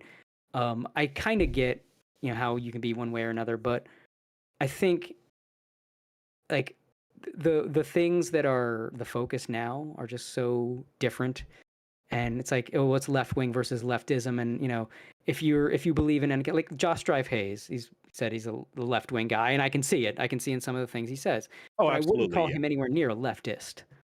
Well, fundamentally, it's again, it goes back to what I was saying before about like the respectable aspect of that. It's sort of the Trojan horse for the more extreme version of that, where unless you're actively opposing those anti-civilizational forces, you're supporting them. That's my take. You may disagree, but I see where this stuff goes. I see where you're coming from with some things, but I do disagree on the whole, because I do think like, it's a spectrum, autism joke here. Yeah. And it's just how much do you go in with this worldview of like, it's oversimplifying it to say it's collectivism versus every man for himself. But well, that's not the argument. That's not the argument I'm making. In my opinion, it's good. But that's more of when people say left or right. I'm a little left wing. I'm a little right wing. You know, is it like, do you think there should be social programs, or do you say fuck them? You know, well, that's a very dated definition. But it still exists, like that. Oh, sure, it does. Yeah, beliefs, and it's just not. That's not the fight that's happening right now. Yeah, it's no longer the relevant axis upon which left and right are currently divided. Like there are. So there when are liberals I say who support social programs, there are conservatives who right wingers who support social programs. I think when we're saying left and right, we're you and I are saying two different things. I'm talking about that dichotomy of collectivism versus individualism versus the dichotomy of the left fight and the right fight, and that's I don't know how else to phrase it. So when I'm saying like I could watch a guy who's funny if he's left wing, I mean from that larger like collectivism v individual. If someone, I can watch a guy that is very funny that thinks that some degree of welfare is good even if I don't, and we can disagree on that and I can still enjoy your content. But usually if you're the kind of person that wants a full-on crazy-ass welfare state, you're probably not going to be that funny anyway, because it will only be a matter of time before your beliefs will seep in, because your belief system is so radical that you yourself have to be mentally in a certain place to even have it, at which point you will not be able to control yourself. That's why, like, there's this thing I really like. Have you heard of neural viz? Like this AI generated. So it's AI generated. This guy does AI generated videos of like a world where Earth is now occupied by weird aliens, and it's really funny. But there was this one. Oh, I know you're talking about. You're talking about the Who Man thing. Yes, the Who Man. Yes, I know what you're talking about. Yep. Oh so my god. Yes. Yeah, I love that thing. There was this one joke he did though that was a dig at Trump, and it was just a blatant dig at Trump supporters. And it was like, it wasn't even like, yeah, you can make fun of Trump as Trump supporter. No, this guy clearly hates Trump and Trump supporters. But it was like one joke at the end of a video, and it was one video that kind of had a couple cringy jokes, and that was one of them. And as funny as the rest of it is, I can also recognize, oh, this guy is like, he's a left wing guy. But if he had to throw that in there, then it's only a matter of time before this series goes off the rails. And that's where I come in too. It's like, no, I can't in good conscience support that because I know what it means. You know what I mean? I'm enjoying his videos, but I know now after he made that joke, this has an expiration date. Yep. Because eventually he will collapse in on himself and start just doing long Trump allegories, and that's going to take over it. And it always happens. Whenever you have someone funny that expresses that they have very certain beliefs, they're watershed, right? Like hating Trump, not disliking him, not supporting him, hating him. That's one where it's like, once you make a certain kind of dig at Trump and in a medium I otherwise like, that tells me eventually this will collapse. Now, I'm going to enjoy it while it's still good. But now I know, I have been told. You know what it is? I have now bought a food I know has an expiration date. Like, I didn't buy something that's going to last me for months and months and months. Like, oh, shit, this is going to last me like a week. I better enjoy this now before it goes bad. And that's kind of how I feel with something like that. Like, oh, I better enjoy neural viz before it goes bad, because it's going to go bad eventually. So that's kind of the thing where it's like, I can still fuck with something that if I know I disagree with the creator. But at the same time, if it's a certain kind of creator, even if I'm currently enjoying it, that is like, don't get too attached. Yeah, it's all a matter of where you draw the line. Like Drawstrife Hayes, he doesn't talk about politics at all in any of his videos. Like the closest he came was the Mirror's Edge video that I mentioned earlier. And that's, you know what, I disagree with this take. Like, no, as a straight white man, I don't feel comfortable talking about this. Like, no, you can have an opinion on race. Like, that's fine. You should feel comfortable. You can just have an objective opinion, like you said. White is a race too. You know what I mean? Yeah. It's not like you're some outsider. And also, like you said, the easy conveyance of like, this is strong, this is weak. So if weak, and that's the point he was making in that whole thing. Yeah. And that's just an objective observation. But, or an analysis of media tropes or what have you. Yeah, I think like if you are too far politically crazy, I think you probably won't be able to make something entertaining, because it's like no one in a crazy cult ever made an objectively entertaining thing. Like if you're in a crazy cult, it infects your mind, so it's all you can think about. So it's all you can express yourself through. This is also with like very very religious people, even people that aren't very very religious, but that's still such a part of them, like Tolkien. I mean, Lord of the Rings is mythology. At the end of the day, it's Christianity with the numbers filed off. Mhm. Like, I mean, the race that Gandalf comes from is just angels. Yes. It's like it's so much. It's just it's still based in Christianity because he is so Christian, and there's nothing wrong with that. But that is an example of when something is so a part of you, you really can't have an expression that doesn't involve itself in. So when Well, you're yeah, of course, but that kind of refutes the idea that if you're part of something or if something weighs very heavily in your consciousness, that it can't be good. I mean, Lord of the Rings is inarguably great, and it is a deeply Christian work per Tolkien himself. I mean, And even something like Star Trek. I mean, Star Trek would accidentally be based, but I mean, it was rooted in a lot of. Gene Roddenberry was for the time extremely liberal, and the Yeah. Federation was sort of like the ideal liberal, like post-scarcity liberal society. Yeah. Yeah. Now that very quickly got undermined with the reality of just having to generate conflict in the story, and post-scarcity utopia is not very interesting. Yeah, absolutely. But it worked. Like, yeah, this is basically the hippie could still make his hippy dippy future and produce good content. Like it's possible. But when you have, I think there are certain political craziness that it's impossible to create good content because you are so crazy and it is so imbued in your craziness. People can't connect with it because it's so detached from reality and so fucking weird. Sure, So, yeah. like, Well, I would say that the issue is that you have certain types of personalities, people who are, psychopathic, people who are resentful, weak, spite-filled mutants. Thultide has done a lot of really good research on this, where leftism is effectively just a mental disorder and the politics are just set dressing. Yeah. It's psychopathic masking. I definitely feel like that's true for Hassan because like you look at his tendencies and you look at like the stuff that he does and he wants to do and he's a psychopath. He just picked the political party that matches his psychopathy. Yes, that will actually give him access to power because again, it's a matter of just assuming certain stances and it's seeming rather than being, and Hassan seems. That's what psychopaths do. They seem. But when it comes to that, it's a person problem. It's not a system problem. I abhor leftist politics for what they are.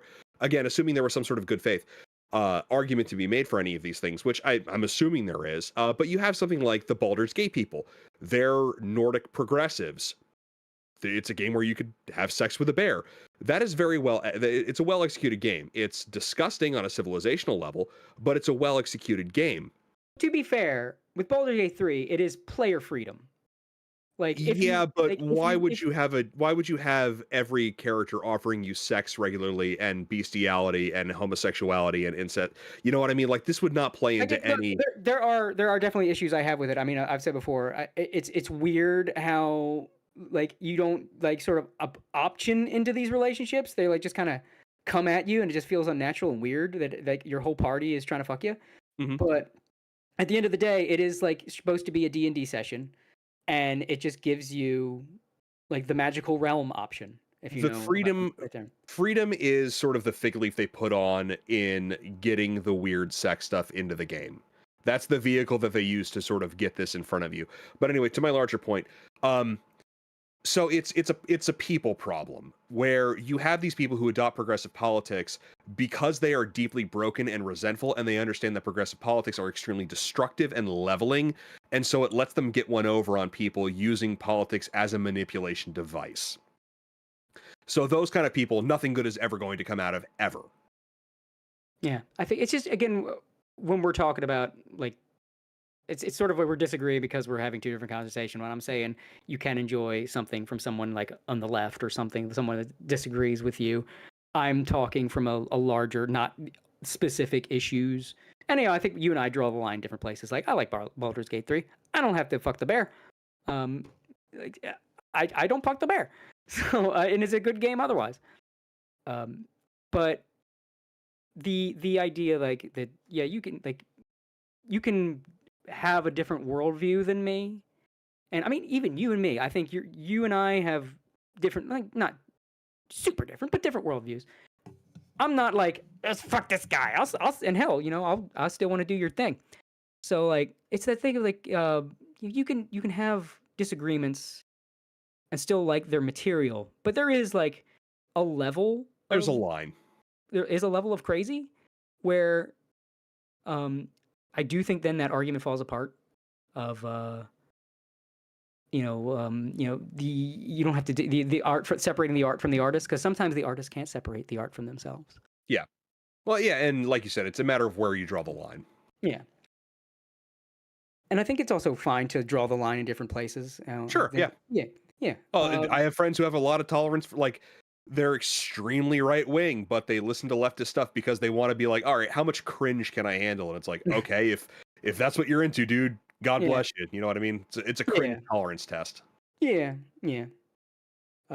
And we have a whole different Pippa. places. Yeah, I was going to say, it was a nice conversation. It was a good conversation. I think that's probably a good point to start wrapping up. I just want to tell everybody that Pippa, Hina, Chromo, and Mari are researching whether or not Ray William Johnson is black enough to say the gamer word. Yes, he is. Absolutely. Isn't he Italian? I'm not sure, actually. But... Oh. Oh god, I gotta watch that VOD later. I do too. That sounds amazing. Let's see. Did you ever watch the VOD? Because I poked in. Oh, I didn't. I need to do that. I need to watch the Pippa VOD from the other day. I want to tell you what it was she found to get you to watch it, but that will ruin it. But you just have to know Pippa's last stream where she was doing. There's a thing where you could just hit a button and it brings up a random YouTube video, like a completely random YouTube video. And what she found at the end of that, it has been a long time since I laughed that hard. And it's like, for those who've seen Red Letter Media, that one where Mike just started losing his mind laughing when an old woman in one video they were watching was listing off all her like 10,000 ailments, and he just started cry laughing. That was me. You just have to. You don't even have to watch the whole VOD. Just the last 20, 30, 40 minutes. You can see by the little thumbnail when you scroll at the bottom when things change, and then you'll find the last thing that she's looking at. So just get to the beginning of that. But you need to see it. You fucking need to see it. And the fact that 30 clips of it have not already popped in my timeline is a travesty. A travesty and admonishment of clippers. Like, how do you watch that and not think like, I need to clip this now because this is the funniest thing that has ever been streamed in a long time. I can't think of a time. I can't think of the last time I laughed that hard at a stream. I know I have, but it's been a while. I've laughed, but that was like the kind of like my body is. I'm having a seizure. This laugh is so powerful, and it's just like it's the culmination of things. I know I'm probably overselling it, and now people are like, it wasn't that funny. It was that funny to me, and that's why I'm like, you gotta watch that shit. Okay, I'm gonna watch this when we're done with the stream here. It was this button generates a random YouTube video. Yes, I will. Yes, I will watch this. It ended gloriously. It like, cause you want something like that to end on the best shit. It ended glorious. Also, she stumbled upon some weird shit too. Oh, I bet she did. Did she fall into the Spider-Man Elsa rabbit hole? No, but there was like there was some weird brain rot shorts of like, most people can't get this, and it's like a line up the two pictures really fast or something. And then there was like random movie trailers, a shitload of stuff from like India. Oh yeah, I'm not surprised by that. India, India and Pakistan stuff. Where the one where she accidentally laughs at a funeral was fantastic. Like, she was just laughing at how weird this. Can't understand was. What I mean. Well, you soon will. You say that was the first thing that went through my head, and I posted that on TVA. I said, Pippa is the incarnation of 1 week from Bare Naked Ladies, because she's the kind of girl that laughs at a funeral, and anime babes make her think the wrong things. I'm thinking she might be a little lesbian. They all are. I was like, she's a VTuber. That's like, throwing a rock in a pond. No, but not only that, during that random thing, she got enamored by a women's volleyball game. So like, wait, she's getting super into women's volleyball. She screams sex when she gets a big titted girl in a gotcha game. Tell me she's not a lesbian again. Yeah, it was that whole stream was gold, but the end, man, I've not laughed that hard at a stream in a long time.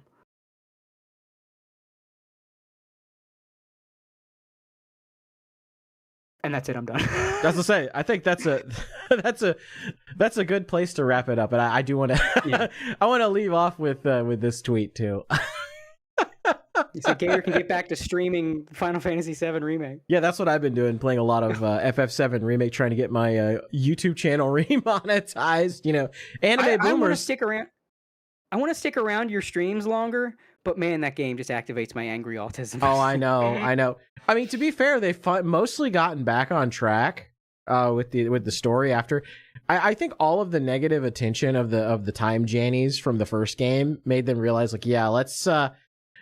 It's still going to be there. We're not going to totally retcon it, but we've just kind of like shoved it to the side for the most part. And I'm sure I haven't gotten far enough to see like, you know, the ending of Disc 1 or whatever, but I'm sure they're probably gonna stay on like the same general path from the original story. And I think the third game is where they're going to like towards the end shit's gonna get weird. Yeah, We'll see how it goes. I'm too much of a Final Fantasy nerd, and just the changes. And normally I'm fine with changes, but the Kingdom Hearts shit, I don't know. I spurred about this already. I'm gonna get started. Yeah, we're not gonna. I need to watch a 40-hour video analysis of the Kingdom Hearts lore before I even begin to comment on any of this. Oh, dude. Because I don't think anyone understands what's going on with that, and I think that's by design. They just like halfway through, they're like, I don't know what's going on, and then someone's like, yeah, let's lean into it. No, it's because the fucking what's his name? The guy behind it. How do I forget it? Belts and Zippers man. How do I fucking forget his name? Xehanort. No, the creator, the man behind it. Oh, How the fuck Tetsuya did his name Nomura. leave my brain? Thank you. Why the fuck did that name? It was like a stroke. I had a stroke. Tetsuya Nomura. He's got that problem that like a lot of like TV, like modern day writers do, not with the modern audience shit, but like, ooh, mystery boxes. Ooh, I'll introduce the new mystery. Ooh, what could this mean? And they won't answer it. They just put in another one, and they put in another one. What could this mean? Who's this mysterious fellow? Ooh, what could this cryptic thing they said mean? What could this be the meaning behind this? Ooh, like, why don't you fucking explain some of it? Like, at least, like, Blaze Blue went fucking ape shit with that, but then explained that shit. By the end of Blaze Blue's story, wrapped up in a nice little bow, it might have had a lot of terminology, but guys like me, I could explain it to you. It wrapped that shit up. There you go. It was all leading up to this. Everything is nice and neat, and all our playing. We only left enough plot threads to make more stories in this universe, and wrapped everything else in a nice, neat fucking bow. And Kingdom Hearts is just like, ooh, here's this new guy. Who could this be? I don't know. You got like 5 other people you asked me, who could this be? Who the fuck are they? Ooh, you'll just have to find out in the next game. It's like trying to track all of the time travel in God, what was that movie called with the time travel, and they like had to climb into the cardboard box, and if they stayed in there they would time travel to like a certain amount of time that they waited in there. That sounds familiar, and I can't remember. Wasn't that a subplot of a SpongeBob episode? I mean, yes, but it was like riffing off the movie. Yeah, I that sounds familiar, but that also sounds insane.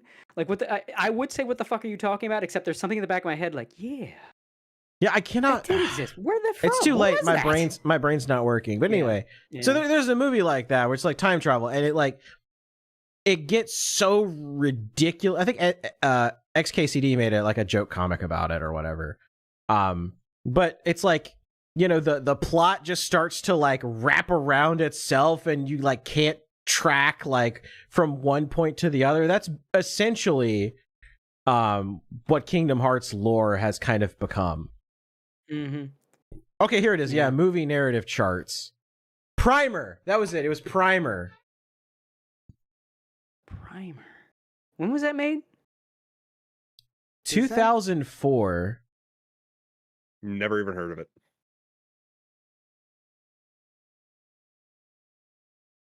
I keep wanting to confuse it with Looper.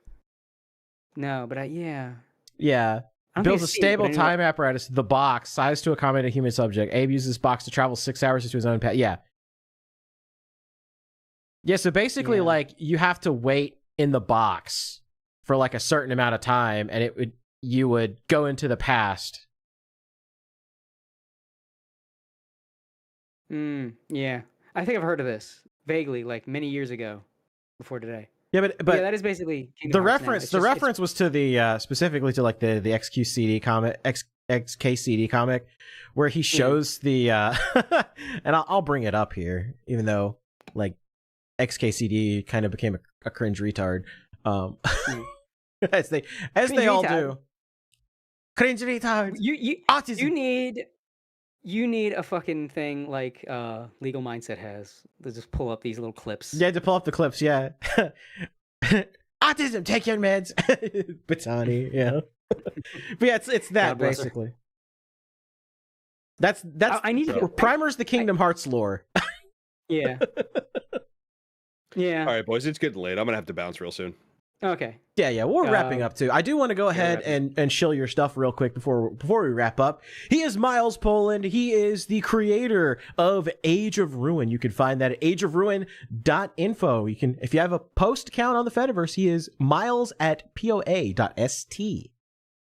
On Twitter, Age of Ruin Books. Yep. Yeah, if you guys ever thought about writing any sci-fi, hit me up. Absolutely. All right, well, Gator, gentlemen, thank you very much for having me on. I really do appreciate the opportunity to come on, chat with you guys, shoot the shit, you know, Yeah, ruin your anime podcast with politics and That's okay. It wouldn't be the first time. Every guest brings a little something to the table. That I just try. happens to be yours. All right, I'm out, guys. Have a good night. You Thanks, too, man. buddy. Bye. All right. And I would be remiss if I didn't shill Cody of Yes. Buyerworks at Buyerworks on Twitter. And here, I'll even bring up the Stream Elements thing on here. Look at this. Look at this. Follow Cody on social media. x.com/Buyerworks and x.com/Anime Outsiders. He's also Lord Schmecky, which I don't have on here because I think I ran That's out just of my room. casual. This that's is my casual shit posting account. barfing of thoughts and shit posts and VTuber stuff and just that's you know, the Buyerworks is the professional, Anime Outsiders is the little, I don't know, it's my bonsai tree of a brand, I guess. Like, oh, you want to make Anime Outsiders and do the thing with that or whatever. I don't know how to even describe that. And then make my little anime oasis for the lesser weeb anime fans. And then the @Lord Schmecky is just me. What my, you know, he's just, I'm home from work kind of Twitter account, I guess. He's also the author of the webcomic Cloud Scratcher, which you can read at cloudscratcher.com. If you missed the era of Darkwing Duck and Tailspin and all those fun cartoons from yesteryear, that's the kind of vibe that Cody's bringing. It's the fun cartoons from yesteryear with a story and lore. So you can activate your autism on levels. Someone chat said, I can't read. Well, I can't help you. Sorry, I blame No Child Left Behind for that one. You, in fact, were left behind. You were the one left behind, unfortunately. I am, of course, Gator. I stream youtube.com/thegatorgamer. In fact, that's where I'm going to redirect everybody to. I'm going to be playing Final Fantasy VII Rebirth tomorrow. Oh, I am at Costa del Sol. I blame Common Core. I do too. We will see you 2 weeks from today, where I actually, for the first time ever, have 2 guests already booked back to back. And you know who the guest for next week is? Ooh, snap. Tell me. I'll tell everybody right now. It's Elfpire Eva, the legal elf from Legal Mindset stream. She is also a VTuber. Oh. Now I'm wondering who number 2 is. I have a full house. Yeah, I have to restrain myself.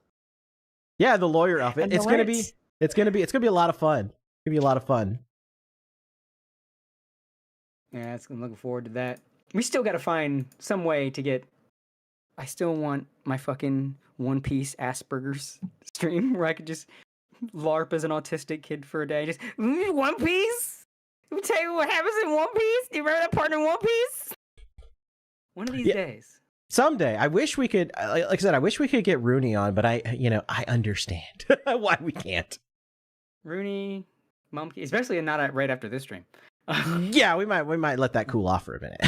Yeah, a little buffer. Yeah. Rooney, Mumkey. Mumkey seems like he'd be really fun to talk One Piece with. He just seems like that. He's got that vibe. Oh yeah, dude. Yeah, we were on. It was like me, Spooky, Mumkey, and Flamenco, and that we had like a whole like One Piece autist discussion. That was like 2022. It's been a long time. Yeah, I would love if we can make that happen again. It's like, wouldn't Elbaf? Isn't it cool? The fucking the five elders, and then the guy and with the tall crown and the Skypia mural, and you got the thing. Oh my god! And then oh my so cool. autism taking meds. Yeah, exactly. So all right. I can't let the autistic kids have all the fun. Exactly. All right. Well, thank you guys for tuning in. Thanks for the support. Thanks for the super chats. I, of course, cannot get super chats on my personal channel anymore, but I will get back there. Soon. Eventually. I've got to make up like 1,500 watch hours, which sounds like a lot, and it kind of is, but, you know, if I can get rated at least once or twice by one of the many people that I follow, I might get lucky, but we'll see. I'm back at the content grind, back at the wheel. God. And maybe I'll do some more like non-gaming streams over there too if I just feel like I want to talk about something, or, you know, just quick hit videos if it's like I can't really stream but I just want to, like, you know, be the old man shouting at Cloud. You know, stuff like that. All right. It's been a lot of fun. I want to thank Myles Poland for coming on the show and talking about Age of Ruin. I want to thank Cody, as always, for being the anchor here at keeping this ship steady and from floating out into the wild blue yonder. I try. All right, we will see you guys 2 weeks from now, where we'll have Elfpire Eva on as our special guest. Until then, I'm Gator, he's Cody. Peace.